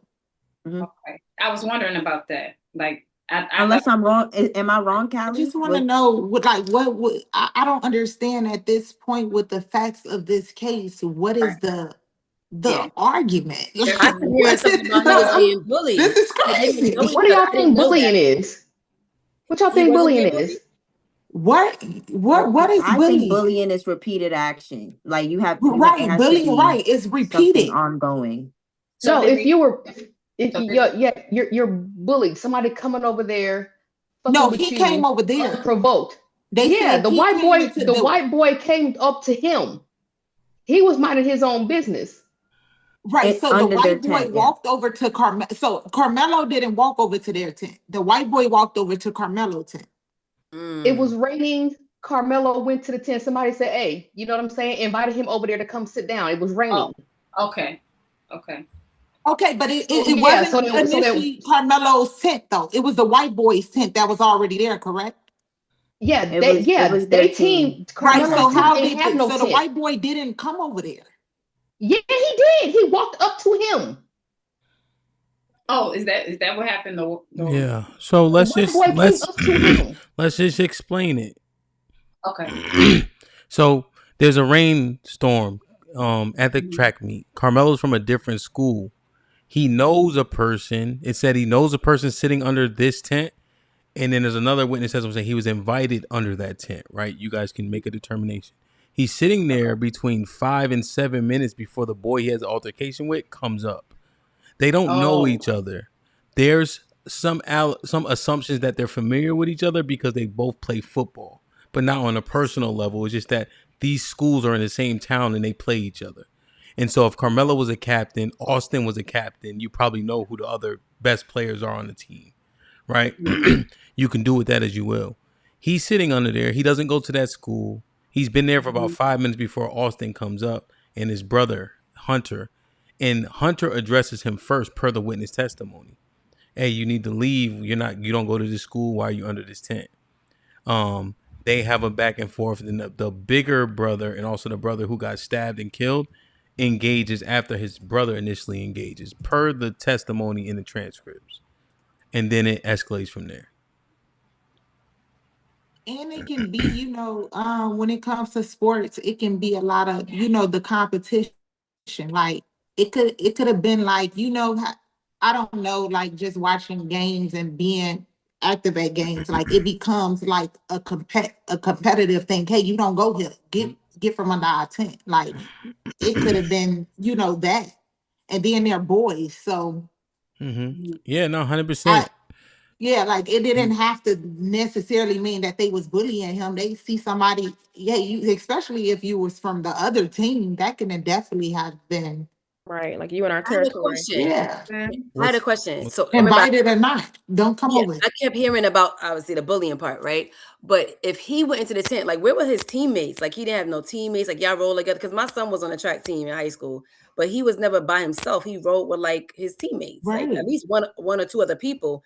Why was he by himself going over there? And I really hate to sound like this, but it's like, was he going over there by himself? And it's like he was like, what did it say? Provocation. Like was that part of it? Because he felt like, well, they're bothering me, so I'm gonna keep going over here. Like Nay, real quick, because I said it, but I'll say it again. It said that he knew somebody under the tent and kind of went over. And then there's a testimony that says that he was invited because it started to rain. So the rain may be the catalyst for why he's under the tent. His team also did not have a tent up at the time. Got it. It was said that him and a couple other boys initially went under the dugout while it was raining, but they said they couldn't be in the dugout. They were then told to go warm up for the meet, and then it must start raining again, in which case now the tent thing makes sense. Or, now he goes under the tent. Damn. Okay. And so, and who knows, right? And we don't know why they're telling him to move, who invited him, And to be fair, if I'm trying to make all considerations, if I invite Nay under the tent and Callie comes say, hey, move, I'm like, well, I said she could sit here, right? Right. Now, to be fair, right? When I was a senior in high school, if I'm like, hey, get from out under the tent, Jesus could have told you you could sit there. You can't sit there. Right. You and your upperclassmen. But Okay. that's how it goes for Well, us, I'm for just real. giving consideration to both. Like, you know, ask Mary Yeah. Berry next time she up here. If I was like, yo, you gotta go, niggas be like, you probably gotta go, bro. Yeah, especially for rival schools like that. I was Yeah, in, so they it was take that serious. serious. They don't Yeah, even it want was. your fans, the fans don't even want you coming back. So here's the They thing. Now get serious. here's one of the things. Track seems to have a different culture. Football, we are enemies until the game is over. So we wouldn't dare Even be like, after hey, the come game, sit with y'all are us. No, it's not happening. But they I are saying don't know track here. culture even is after the different, game, you know? y'all enemies. Well, I Yeah. ran track in high school and college, and my son did track for a predominantly white private school, and he played against like New Haven, and you know, New Haven is all black people, like everybody black, but everybody was cool. So I'm like, I don't really see that part. Like I feel like everybody was cool, like, but he always rolled with somebody. It was never like he's by Did himself. you Like, see this them? one person coming. Did you see them say hi to people, go into people's tents and stuff? It was a hot day, so they didn't have tents. But I did see, like, my son sat with a couple of like the black kids from his school, but he also was like hanging out with other schools, but with his teammates. It was never him by himself. He always rolled with somebody. Yeah. So, but you're saying that you did see a culture to where they fraternize, they be cool, whatever. Yeah. Okay, so Yeah, that's what is being said, right? And there was another coach who said generally people kind of get with their teams, you know, especially you trying to warm up and such. So, but that's the landscape, that's the context. I think I covered everything, so you guys have the full script, you know, to make the determination. What? And I'm saying if it was that serious with territory and stuff like that, then they wouldn't have never invited him up to sit up underneath the tent in the first place. But that's one person invited him, not they invited him. They Right. clearly Well, didn't invite him because they wanted him to leave. No, them two people, nobody else had a problem. Right. But they didn't invite him. They was a part of that team though. No, what I'm saying is that if it was that serious, then the person that he knew up underneath the tent would have never invited him to sit up underneath the tent. Yeah, I mean, but if it was that territorial. Yeah, what's serious to that person may not be as serious to them. You get what I'm saying? Like you don't know. Maybe I don't know the kid. I don't know the circumstances of that. I was just saying that to give an example of how competitive sports can be. Was the kid Austin and his brother, were they like the captains of the team or something? Like, because how is it that another kid can say come up under the tent and then all of a sudden they're like, no, you can't be here, and nobody, like, they're a whole team. Why it's not like, no, bro, he's cool, it's all right, and it's cool. Like, how is it that Austin and the other kid like, no, you can't be here, but somebody else invited them? That don't even make sense to me. Like, Where was the that's coaches, the like the parents? duck and run type deal? Like, aren't we talking about like it just started raining out of nowhere and then they were looking for cover? Is that what happened? There's this rain. I mean, they knew a mutual person. It was said that his girlfriend knew the person that invited him under the tent, or he knew that person because of his girlfriend, so he went under the tent. Is that a dynamic, right? We're speculating. We didn't get to see the film, and the boys didn't testify. You know, when I just tapping in my anecdotal experience, right? I'm looking like it's raining. I come over there, me, my brother, and there's no spots because it's already raining. You don't even go to the school. We need to sit down and get out the rain. Like, I'm just, because we don't know the actual scenario, right? So just logical scenarios that seemingly resonate, you know? yeah, no, that makes sense. I guess I was just wondering, like, in a real scenario where it's coming down, we're not thinking about, oh no, like I think it was more so, oh, hey, come over here, or oh, okay, you can, scoot up under here. What like it wasn't. I think we're overcomplicating it. You know what I mean? Like we might be overthinking that particular part, but yeah, I mean, either way, he wasn't supposed to be over there, right? Yeah. That was essentially the premise. Like he wasn't supposed to be over there because that was the opposing side. But it just sounds like it would have been okay, or this would have been a situation where it would have been okay because everybody's looking for cover or whatever. And it's not even that deep. Like, so how track works, granted, you are a team, but everybody has their own score. Like, if you ran the 100-meter dash and you ran a 13, yeah, it helps the team, but that's your score. It's not like how, like, a football team, like, it's a collective. Everybody has an individual time. So that part, I'm just like, that doesn't make sense. It's almost like, were they advocate, were they like jealous that they do like the same activities, like they No, both did 100-meter, 200, no, long jump, triple jump, these guys are different and it was like, sizes. They didn't say there was a competitive thing. There were a couple, and I gotta check the transcript to see if it was said that they actually compete. Because there was a few people, but I didn't check the transcript. Say, did they actually play track or do track? I don't know, but they do play football. No. But this was at a track meet, though. You run track, Oh. Yeah, you run track and then you do fields. Field is like shot put, discus, javits. Yeah, I did track for years. I threw the javelin. I threw the javelin 167 yards. I think 157 or 67. So I used to. Yeah, my son throw did the long javelin. jump. Yeah. Yeah, he did long jump. All right, man. You keep bragging. Tell him I said good job. Damn. I'm a mama, so I'm gonna always do that. But no, like that's what I'm trying to understand. Like, could it have possibly been that maybe it's like in that rival part? 'Cause I know how football is. It's like it's your rival team. So could it have been this like, oh, he's a good runner, whatever activity they did, like he's really good. So there was like some like rivalry in that aspect. I don't know. I don't know what type of activity they did. Yeah, nah. We just speculating, and I think that's also a slightly dangerous thing. But we playing Monday morning quarterback, and I just guess does anything we're talking about matter when the situation escalates to somebody stabbed and dead?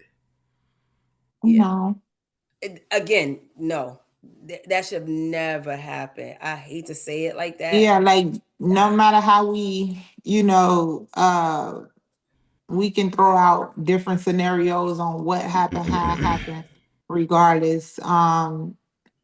Him pushing him was not, I don't feel was grounds for him to stab him and take his life. You know what's interesting, y'all, is the and this happens in sports. Like whoever gets pushes second gets called out for it. And when you have the reaction that Carmelo has, right, Callie, it's like the person who started it never gets the opportunity to be corrected or be wrong. Right? Like in terms of like, hey, you in the wrong. You shouldn't be acting like that, Now obviously he lost his life, but just generally when you react quickly, now that person who was wrong now is right. Or justified. Because regardless if he was the aggressor, he didn't have the weapon and he didn't do the stabbing. And most people understand that's not the proper penalty for this altercation for him to lose his life. Right. That's what I'm saying. That's why I'm saying manslaughter. He ain't meant to kill that boy. He meant to get him up off of him. You know what I'm saying? He wasn't on him though. He pushed him. He wasn't on him. It's not like he was attacking him. He wasn't on him. So he didn't have to get him off of him because he had to get time to go get the knife out his book bag to stab him. So he was not on him attacking him. His bag. No, his book bag was right here in his lap. Like, but still, he wasn't on him. When you say on him, that changes the circumstances of the situation. If somebody is standing over you, you think that's not up on you? That's not up on you. If I'm not physically touching you, if I'm not touching you and I'm not attacking you, that's two different, totally different things. So wait. So I have to wait until I'm actually getting. So he pushed him. I have to wait. No, I have to wait until I'm actually getting my ass beat to then go ahead and try to fetch for a weapon. When is that supposed to happen? When you supposed to be getting a weapon while you're getting your ass beat? The thing about it is when you said that he was on him, it sounds like you said he was basically on him, attacking him, and that's when he stabbed him. That wasn't the case of the him and his big ass brother is situation. standing over me. He pushed him. This is after you done already shoved me all hella hard, right? And then it's speculated, of course, that he'd already said he was gonna beat his ass. So what am I supposed to be doing? I think you already put But your after hands on me. Carmelo also said that, push me again, see what happened.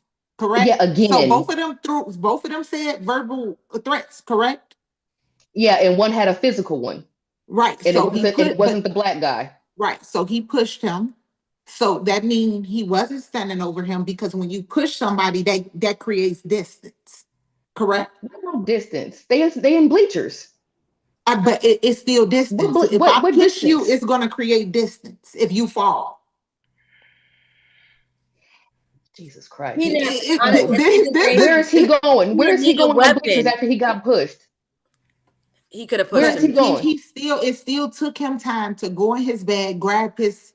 At that point, the student was no longer putting his hands on him. That's what I'm saying. Tamia, would you say it was almost like it was premeditated? I hate to say this, but yeah.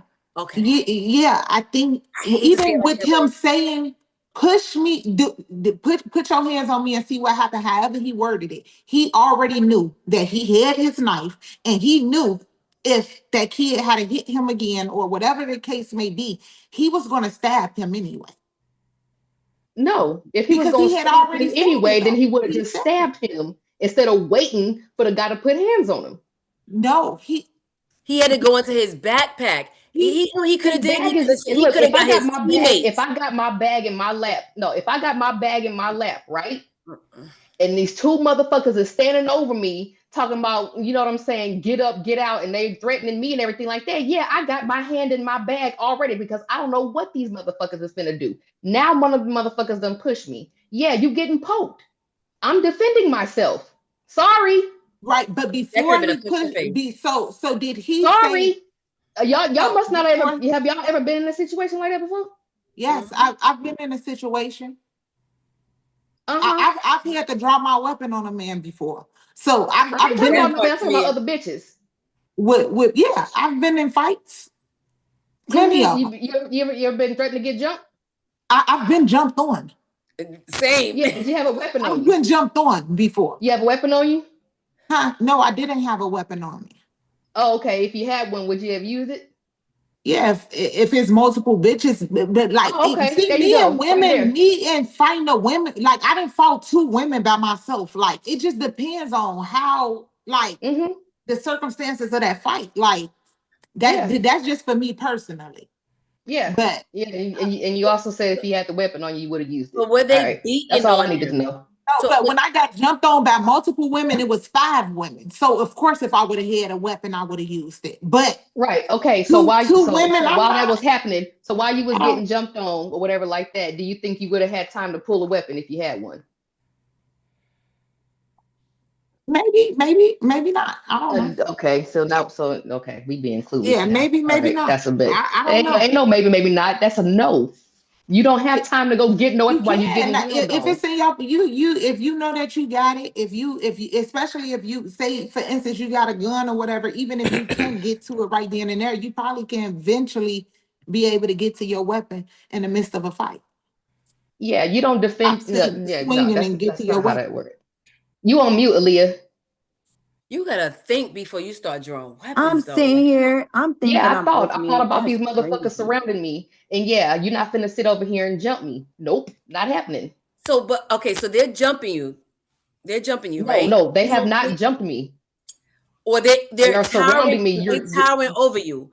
Yeah. Like, okay, you going to jail, and it's not gonna be for self-defense. So, but you're talking. Y'all verbal. They start putting hands on you. You're not gonna put hands back. You just like, instead of me putting hands back, I'm gonna draw a weapon. Fuck yeah. What you mean? So if you see two men, two people, say you get ready to get jumped, you just pulling your weapon and you gonna go to work without a person putting their hands on you? Fights ain't fair. It's obvious ain't fair because it's you two going against to jail. One. Fights ain't fair. I'm going to jail. Yep, I'm going to jail. You going right to jail. Yeah, I'm going to jail. I got bail money for Callie. I have another question. Okay, just because as we're talking, just more information is being given. So, so in this case, the two guys were over him at that, because he had already been pushed and they were standing over him.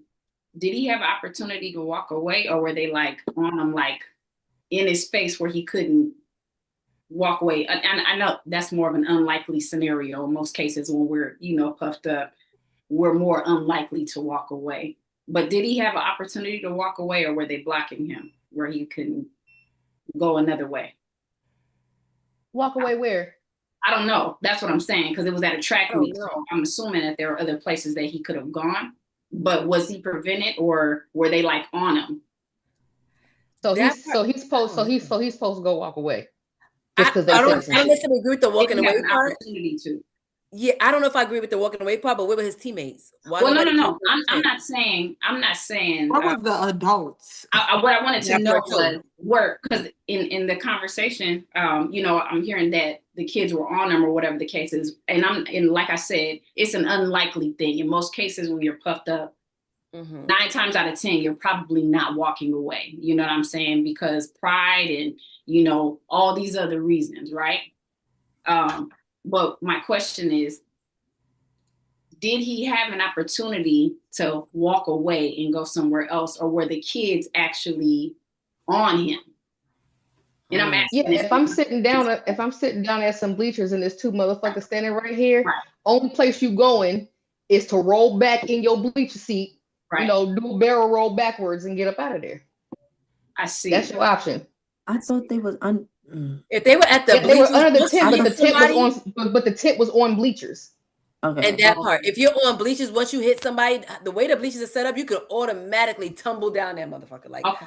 So they were actually on him, so we could squat type deal. That's what I'm wondering, because I don't know all the details, but as I'm listening to what you guys are saying, he was in a position where he couldn't get away. Is that what I'm understanding? I think he could have got away if he wanted to, because they were asking him to leave anyways. So if he would have just left, that would have just solved everything in the first place. So okay, he could have just walked away. Essentially, I don't think they were preventing him from walking away because they asked him to leave. I see. Okay. So did they do I hate to bring this up, but did they do like any type of, how they do like psych evals for everything? Did they do that? Like, was there like some underlying like anger that he had? Because what would be in your mindset to be like, okay, I don't know these guys, but they're bothering me today, and I'm gonna pull a weapon? Like, what was it that made him decide to do that? And yeah, like what was it that made him decide to do that? Because I feel like a lot of times they do psych evals for a lot of different things, especially in cases. Real quick, what made him think that? Well, they didn't make us privy to any psych eval. What we did read was in Texas law, in order to charge a minor as an adult, you have to go through an evaluation for cognitive, how violent the crime was. Is there any history of crime or violence? So there's a couple parameters that have to be met for him to be tried as a 17-year-old, as an adult. So he at least had an eval for that and qualified as such. But there was no like psych eval regarding anger that they made us privy to. So, yeah. So, and I think, Nay, you're asking about anger. You're thinking that he was angered to rage to where he stabbed. You're not. You're saying that even though he was provoked, he made this decision. Like it wasn't that much of a threat in your estimation? No, what I'm saying is it was a threat where he was bothered, right? But what would make you say, I'm not going to use my hands and I'm going to automatically draw a weapon? I don't understand that. Like, what's going on that would make you think, well, I'm just going to pull a weapon? That's just me. I'm going to tell you this. I think it was, he knew he had it. What'd you say? You said he knew he had it. So it's like, I know I have it, so I'm just going to use it. Like, yeah. I don't know. A lot of people like, look what Callie just said. She's an adult, and she said if she got a weapon and two people approach her, she's not going to wait for nothing to happen. She's going to So people do that all the time. Just because they know they got it. People would draw a gun and use a gun just because they know they have it. Yeah. And that's why it has to be like an imminent fuck threat where you feel like your life is about to be over. Like, I don't think it was like that. I mean, again, I don't know, but it doesn't sound like it was to the point where you feel like they about to kill you. It don't matter. From the witness It don't matter. I statements, don't have to it defend wasn't myself an against attack. death. I can defend myself against bodily injury. So then push them down the fucking bleachers. Right. If they was on bleachers, I know how bleachers set up. Hit them. And then what happens? They tumble. Now, if they would have been unalive because they fought on the bleachers, that's a little bit different. But there was no weapon involved. It was like that can be assumed accidental, but you actually went and drew a weapon for what? That's the They thing. did not draw a weapon on you. They used their hands. They used intimidation from what it sounds like. You drew a weapon. That's a little wild to me. I'm just saying. I wouldn't draw a weapon. Not on like the first thing I would do. I just wouldn't do that. No, I've seen it to where most people, they don't have an escalator of escalation. Right? That's not how most people escalate. If they have the fire on them, most people go grab the fire. That's why in Texas you find road rage being so violent, I tell, because everybody got a gun. So you see usually escalates to the max. So a lot of people don't have a escalator of escalation. They go to whatever gives them the most advantage, you know? That's what we see most often. So when you have a gun, you prone to grab it. You know? And if you pull a gun, you better, like, you have it on you, you pull it, you be ready to shoot it. That's the intent. If you pulling it, you're ready to shoot it. You don't just pull it just for intimidation. You pull it because there's an intent to kill. Yeah, I mean, that's what. Yeah, but even when pulling a gun, you have to be very aware of your surroundings. Everything matters when you're pulling a gun. So not necessarily just because you draw your weapon, you have to use it. Yes, you do. No. Yes, you do. No, you don't. No, you do. Well, you have to undergo from a law enforcement standpoint, you don't. They draw their weapons all the time and don't use them. Who? So what I'm saying is this: it's very circumstantial. When if you drawing your weapon, you can't just draw your weapon and just get the shooting, because you have to pay attention to your surroundings. So because if you draw that weapon and you fire and it don't hit that target and you hit somebody else, now you're in jail for murder. So it's not necessarily when you draw your weapon you have to use it. That's not true. No, you better use it. No, if that's not. That's better use it.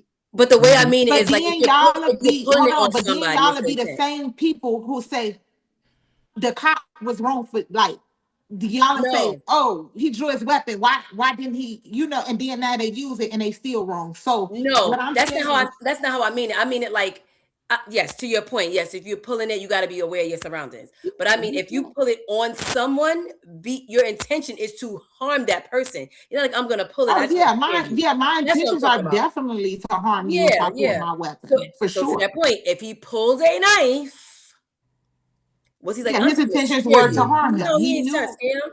Yeah, there was an intention behind it. Yes, their intentions were to harm him as well. So what are we talking about? Yeah, no, 100%. Yeah, I don't know. I just assessing it, you know. I tend to be of the ilk of, you know, fighting, you know. Yeah. Essentially. And I said this 10 hours ago probably when Sherelle and I were up there. You know, I'm of the ilk of like pop on Friday, you know. I'm also of the ilk of conducting yourself so you don't have to hurt nobody. You know, so as long as I can, and in self-control, you know, I tend to control my outcomes, you know. And if I have to go there, I'm going to give them hell, but they're going to have to it's going to be justified as much as possible, you know, because I'm going to be cordial, polite, kind to people so that I don't have to go there. Because if it go there, I'm going to take it to the maximum, right?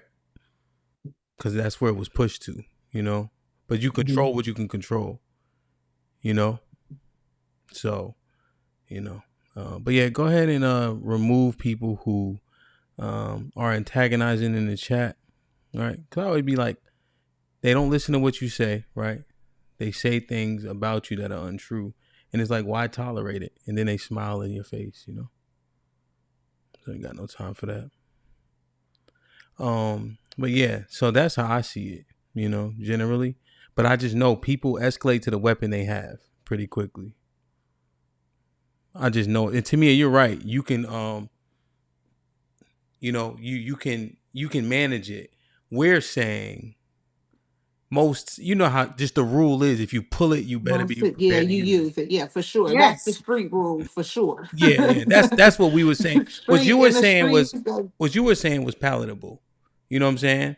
We just saying, you know, when you pull the hammer, you know, you ready to use it. Yeah, you know, and use your words too. Those verbal commands matter. Like when you, especially when you use it, like, hey, like when you finna use a weapon and you told a motherfucker like, hey, I'm going to do this if you put your hands on me, and then they still do. Like all of that matters when you're trying to prove self-defense. And the thing is, right, I had a fight on a main stage, right? You know, but even people won't even acknowledge that. They can't even acknowledge a conversation being had, you know? I understand what Callie's saying. Whether or not we disagree, we talking, walking through it, you know? And I think Callie's right, and this may be an unfortunate circumstance that most people are going to go to their weapon. You know? So what she's saying is not far-fetched. Most people say, this give me an advantage, I'm gonna take the advantage. I ain't never seen nobody give back a head start. Not even on American Gladiators. They take that 4 seconds. You know, so we just see what people do. We just people pride send them to jail too. Yeah, a lot of people pride send them to jail. For sure. Like Bean said this earlier to me. Well, you don't know Beans, but he wanted to, you know, he's a podcaster too. He said,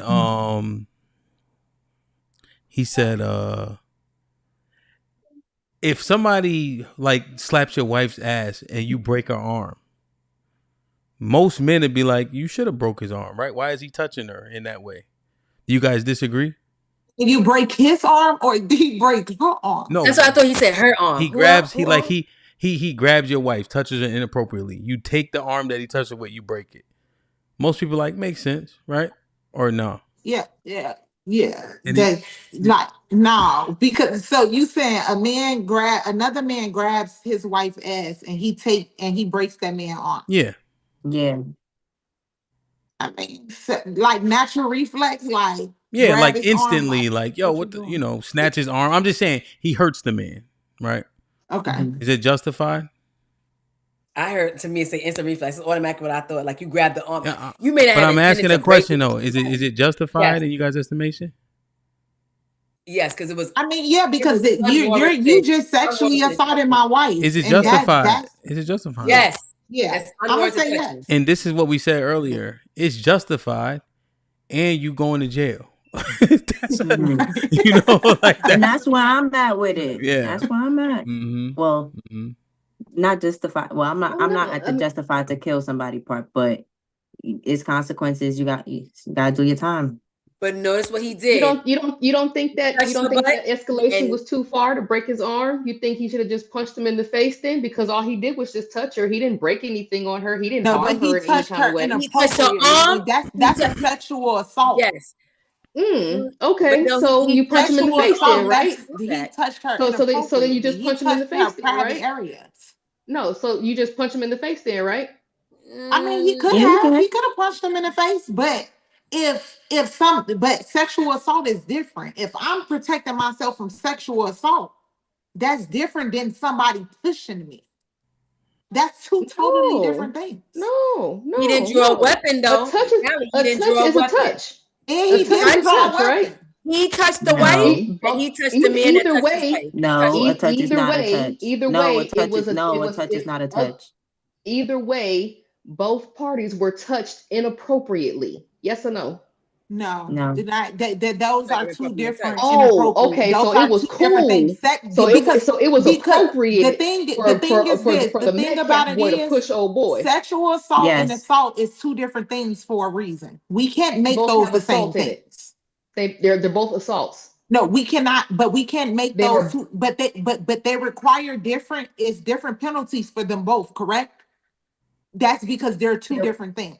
There are no, two they're different type of no. The assaults. only reason why it's different is because there's a gender difference. No, because it's a sexual assault. Sexual assault makes it different. Gender. Yes, gender. Even if a man, if Yeah, I go they're grab a charged. man's They're charged penis, if a woman differently grabs a because man's penis, that's it's a sexual there's a assault. Callie, yeah. they're both They're hands both though. assaults. They're both assaults and they're both inappropriate touches. Was it There's no assault with a weapon deadly involved. weapon? They're both No, it was an unwanted assault with a touches, deadly not weapon. Yeah, inappropriate. no, they're It both was it was inappropriate. equal, but it was equal. He touched his wife's behind ass, and then he touched his hand, the same hand that was used to touch her ass. He hurt that hand. No, He didn't draw a weapon. He mm-mm. didn't draw a knife. He didn't draw a gun. He used hands. It was No. it's equal at No, that point. no. What I'm saying is, it's okay for him to break the guy's arm. Y'all saying that was cool instead, and I was like, well, no, he could have just punched How him, are you right? comparing this to a He scenario didn't. of someone's I'm life not being taken comparing it. off? I'm not comparing them one to one. What I am doing is poking at y'all's justification for the elevated response, A knife, which a is knife can breaking kill. limbs. A knife No, can kill. no, Breaking the arm ain't no. gonna kill. I'm not comparing it like that. I'm Okay. comparing y'all's elevation to a response. So he touches, right? You saying it's cool to break bones after that, Yes. not to Yes. punch him, Not to lose not to his punch. life. Not to take his Yeah. life, No, but I to know break what his I'm saying. limb. I presented punching them, and y'all were like, Oh, "Nah, okay. it was cool for Because him to that's break the helpful. arm." That's helpful for No, your argument right now. You I presented said that punching he him. can punch But him. if you was actually making it a 1-to-1, you would say losing his life or taking the life of the person who But I touched said his I'm wife. not making it 1-to-1. I said I'm not making it I 1-to-1. know that. I know that's what you're not doing that. You're trying to go somewhere where you're trying to poke holes in something it doesn't, it's not necessary, right? Oh, it is. One person lost their life. The other scenario, nobody lost their life. He broke an arm, which is gonna be repaired. It's going. The It's going. arm is No, going but to be what I'm fixed. saying is that the arm is going to response of breaking repair. limbs The is life not that he necessary. He can't could come have back just to punched life them, no but y'all were more. cool with the breaking of the arm, though. Here's the thing. He could Y'all have. were I'm cool with cool with that. You know what? I'm cool He with could have If somebody y'all punched him, arm wanted and to that being follow, punch broke, could but have no killed one if was y'all somebody. wanted to hurt. follow the Because logic, then Can't hear if y'all wanted everybody. to follow the logic, of elevated responses going step by step type shit, then y'all wouldn't have said, okay, it was cool for him to break the arm. Y'all would have been like, no, that's not okay to break the arm. He first, could have just punched him. no, But that's y'all not didn't. true. Let me The tell punching you is why. Can I escalation. say this? It's not Yeah. true because first of all, breaking his arm was a natural response. It was a natural instinct. He didn't have intent to break his arm. He just broke his arm. No, Versus that's not what Ham said. a person knowing that they He have said a touch her weapon ass. and using it. That's not what Ham said. Ham said That's touch what her he said. ass. He said they broke. He reached for him. He broke his arm. It was an instant reaction. That's what Hemp said. No, it was an instant reaction to break his arm. Not I tried to grab him and I accidentally broke his arm. That's not what Ham said. Oh, wait, Hemp, you were saying intentionally breaking the Even arm? if he Yeah, I'm intentionally saying broke his arms, if we're given a scenario, sexual assault is a whole different thing than. Well, hold on. Let's see. Was Hemp? Were you trying to say you intentionally breaking the arm, or just like it just yeah, happened I'm to happen? saying like, yo, he touched her inappropriately, slapped her ass. So I take that arm and try to remove it from his body or break it. Oh, but he's still You see, alive. you didn't. Yeah, He's still alive. he's Yes, still he's still alive. alive. Yes. Okay, Y'all then bugging. that's fine Well, by again, me. so that's still different. Then, Callie, it's still Yeah, different. sexual No. assault and physical assault is two totally If different. Don't get it. somebody, Don't even They're get it. both let Don't me they're ask both y'all. don't Wait, don't assaults. so even What what I'm put is me it? saying there. is Well, we're looking at the escalation, which is Callie is mining out. So what if somebody yeah. were to, like, what are you guys saying is appropriate escalation? So if somebody were to rape my wife, I can kill him. You guys would be okay with that, right? No, you better go get a dildo and stuff it up. Like you want to know what this feel like? But this Or what let him Callie go talking right about, to like jail. He gonna get raped too. Now I wouldn't. Castrate It's. him. I would say. I'm gonna be honest, I'm completely biased. I'm super against molestation, any type of sexual assault. Like I'm talking about, I take it to the max for that. So I don't, it's justifiable, but you going to jail. Like, Yeah, and it's gonna happen to him anyway because he's gonna be locked up. So I'm not gonna lie. So I'm when they say asking. eye for Hold eye, on, y'all. Because Callie, you remember the conversation about rape being worse than death? You remember? Mm-hmm. So you saying, so Nate, you saying somebody raped my wife and I have the opportunity to take their life? I'm going too far. yes, yo, let them get the hardest, the right up. You say rape them back? Yeah, no, not you, not him, no. But somebody, you gonna do it? Listen, you gonna find a way to do it. Like, oh, you like that? You like sticking? All right, cool, I got you. Heard you say Callie less. point You though, do it. That ain't enough. He might like that though. He might like that. You gotta look at they ain't mentally right up there already. So nah, Can you He explain might Callie enjoy point it. for me? Can you The explain it? determination of what escalation is appropriate. Because I said he slapped her ass. I break his arm. That's okay. Mm-hmm. Well, that's what I was asking. Was it intentional to break the arm, or it was like I'm Mm-hmm. grabbing the Even arm? if it was intentional, he's still alive. Exactly, he's still alive. You didn't You unalive know, him. Huh? So where's the lack of it's consistency? And so That's my Krishana, somebody Yes. raped my wife and I take his life. I'm bugging. No, you're not bugging. right. We're not saying you bugging, but you can still do something else. I want to But be clear with my answer. I'm absolutely not telling you to do that. I would Thank you, follow biblical principles, right? Because I know that you would, or Amen. I don't know them. But no, I'm not going to say that that wouldn't be a realistic response. But if we were going by biblical, it would tell you to do something different. Well, biblical. So I wouldn't tell you. Here's the thing about it, Krishana. Now I know, right? I know I know. you know. Now you know. It's gonna say eye for an eye. No. So verbatim, the Bible says, if a woman finds a damsel who is betrothed and he takes her, yes, he will be put to death. Verbatim. Yes. So that's the precedent. True. Yes. So that's what Cal's trying to understand. Like, when is it? Because it is levels. What is she? Whether No, we no, want no, to no, no, agree no. with Wait, it or wait. not. What is she? No, what is she trying to understand? Pam, what is she trying to understand? Who? Callie, what are you trying to understand? Like, where's the lack of consistency? That's like the lack of consistency is the elevated response that y'all are okay with on one end, but not the other. So y'all are okay with escalating it to the point where HAMP is, where, you know what I'm saying, it's okay for your man to break his arm, even though all he did was slap you on the ass. But it's not okay for this other guy to, these other two guys to be threatening somebody, put hands on him, but y'all want him to fight. It Y'all wasn't want two him, guys. That's It not my wasn't two position. guys They're putting why his twins. you hands keep on him. leaving out the That's fact not my that Both of he them position. killed didn't the put their boy? hands on him. Only one of them did. So you can't So put he's that supposed to the two wait. guys. So he's supposed to wait One until kid both put their of hands them. on him.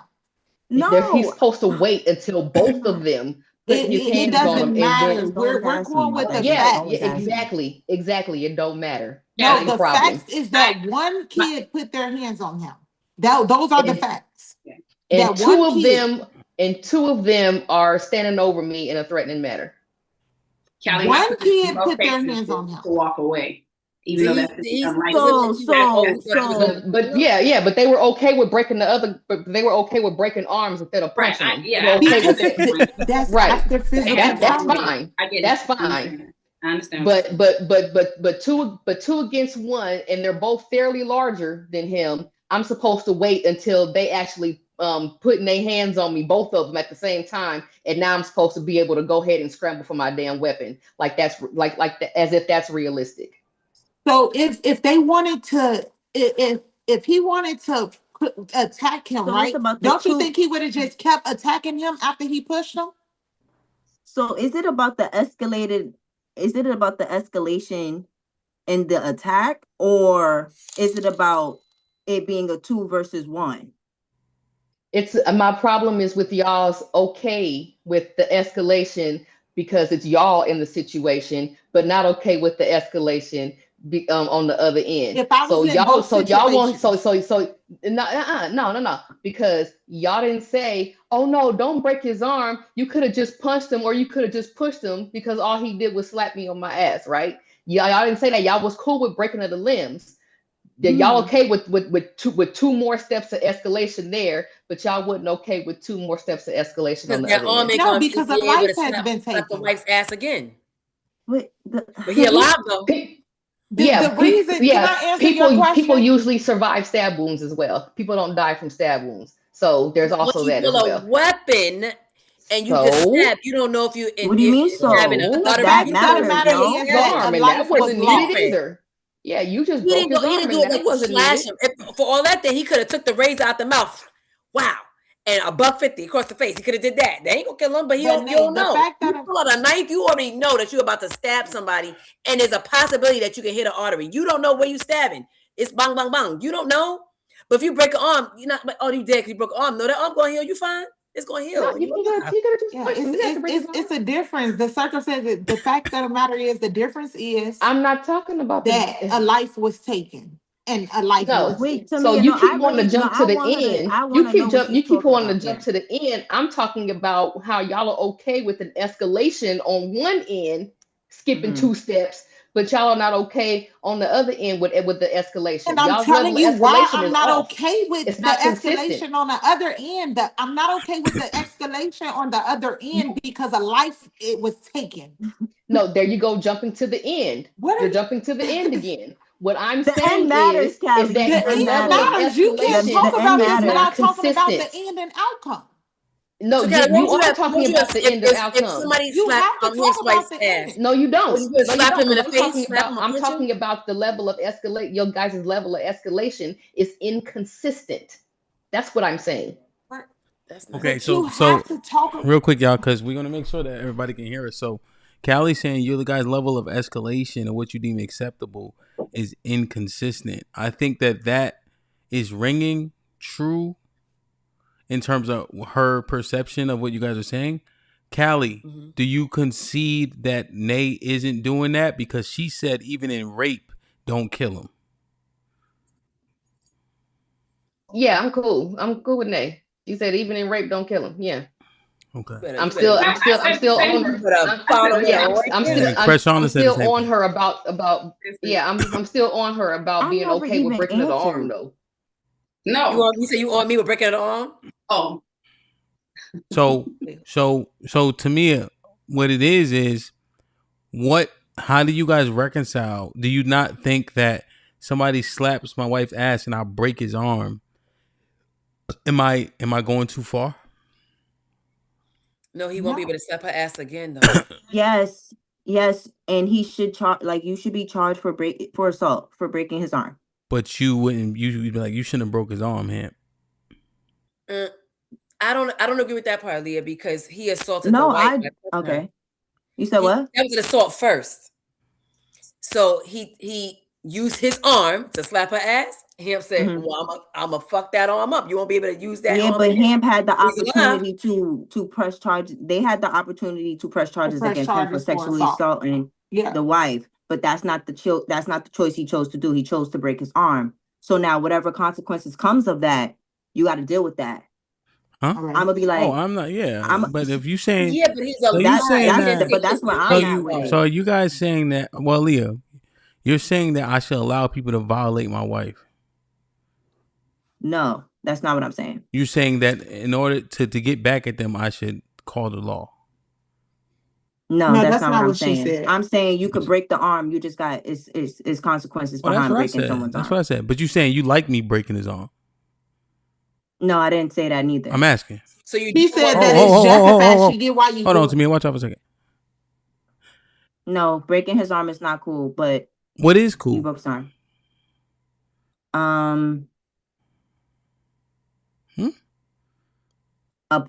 A push. You want to fight him? I get like a fight. If you want to fight him, yes, to defend her honor. But you saying while I'm fighting, I can't break his arm?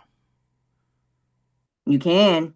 I don't care. Wait, no, like, we're asking about the you escalation. Instant consequences for your actions. So you break his arm. You like me? So you like that. I break his arm. You're like, okay, that makes sense. What? I'm gonna tell you this. You know what? If they start, hold on, Nate. Watch out, Nate. Watch out. Watch out. Wait. So Aaliyah, so boom. I say, yo, Hamp, where you been? We ain't seen you. Oh, I was in the clink over the weekend. You know how this shit go. Oh, no wonder he wasn't responding in Discord. Yeah, niggas had me. You know what I mean? What happened? Oh, dude slapped my girl ass, right? So I broke his arm. What you gonna say? Damn. I'm gonna say damn. You broke his arm. Damn, you broke his arm? Like you broke his arm though? You gonna say, yeah, I broke his arm. I'm gonna say damn again. I'm gonna be like, damn, you good? Like you straight? You gonna say, yeah, I'm straight. And then I'm gonna say, all right, we good then. Okay. And then next same scenario. Ask me where I've been over the weekend. Me? Yeah. Where you been? I was in the clink, man. Nigga slapped my wife ass, so I boomed him, parked him. You boomed him? Like for real? Yeah, I boomed him. Like he's dead? As a doorknob. Like that nigga died so quick he ain't even bleed. That's fucked up. That's fucked up. You move out the way, Nay. Wait, you good though? You good though? Yeah, I'm good. Yeah. All right.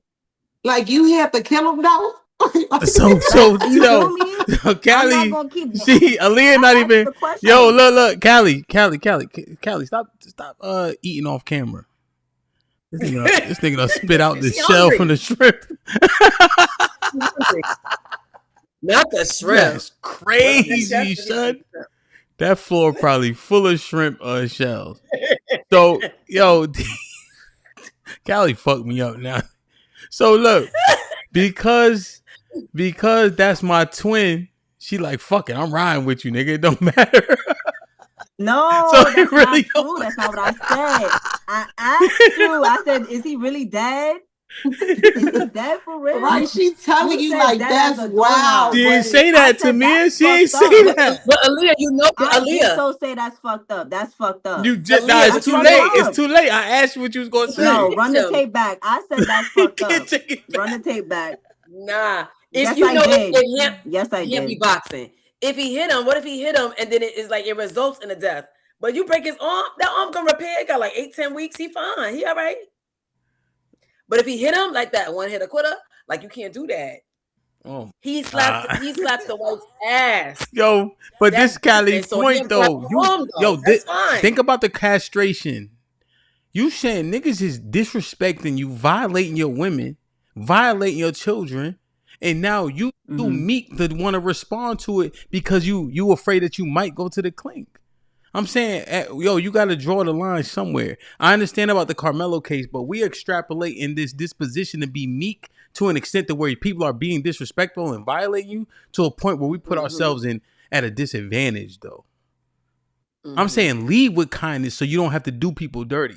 But in the instance when people violate you, what y'all saying? There's a certain point of an extreme. You don't got to draw a weapon. So in the Carmelo situation, that was a little too much. Sorry, Callie. Callie, like, nah, that was a little too much. Okay. But somebody that slapped your wife's ass, yeah, you break that nigga arm. Like, what are you doing? You won't be able to touch her arm. You want me to touch her ass again? You don't. To my, oh, we gonna fight. That's cool. But then you know what ends up happening? Y'all fighting. Then that's when it really escalates because now y'all are going back and forth. The moment you done broke his arm broken. He can't do nothing. He can't fight now. Now he good because his arm broken. He could do the robot. You're a dog. Like, arm broken. He ain't gonna do much with that arm. It's gonna be dingling. He can do this part. Then Aaliyah, then you can press the charges, and then he can go to jail.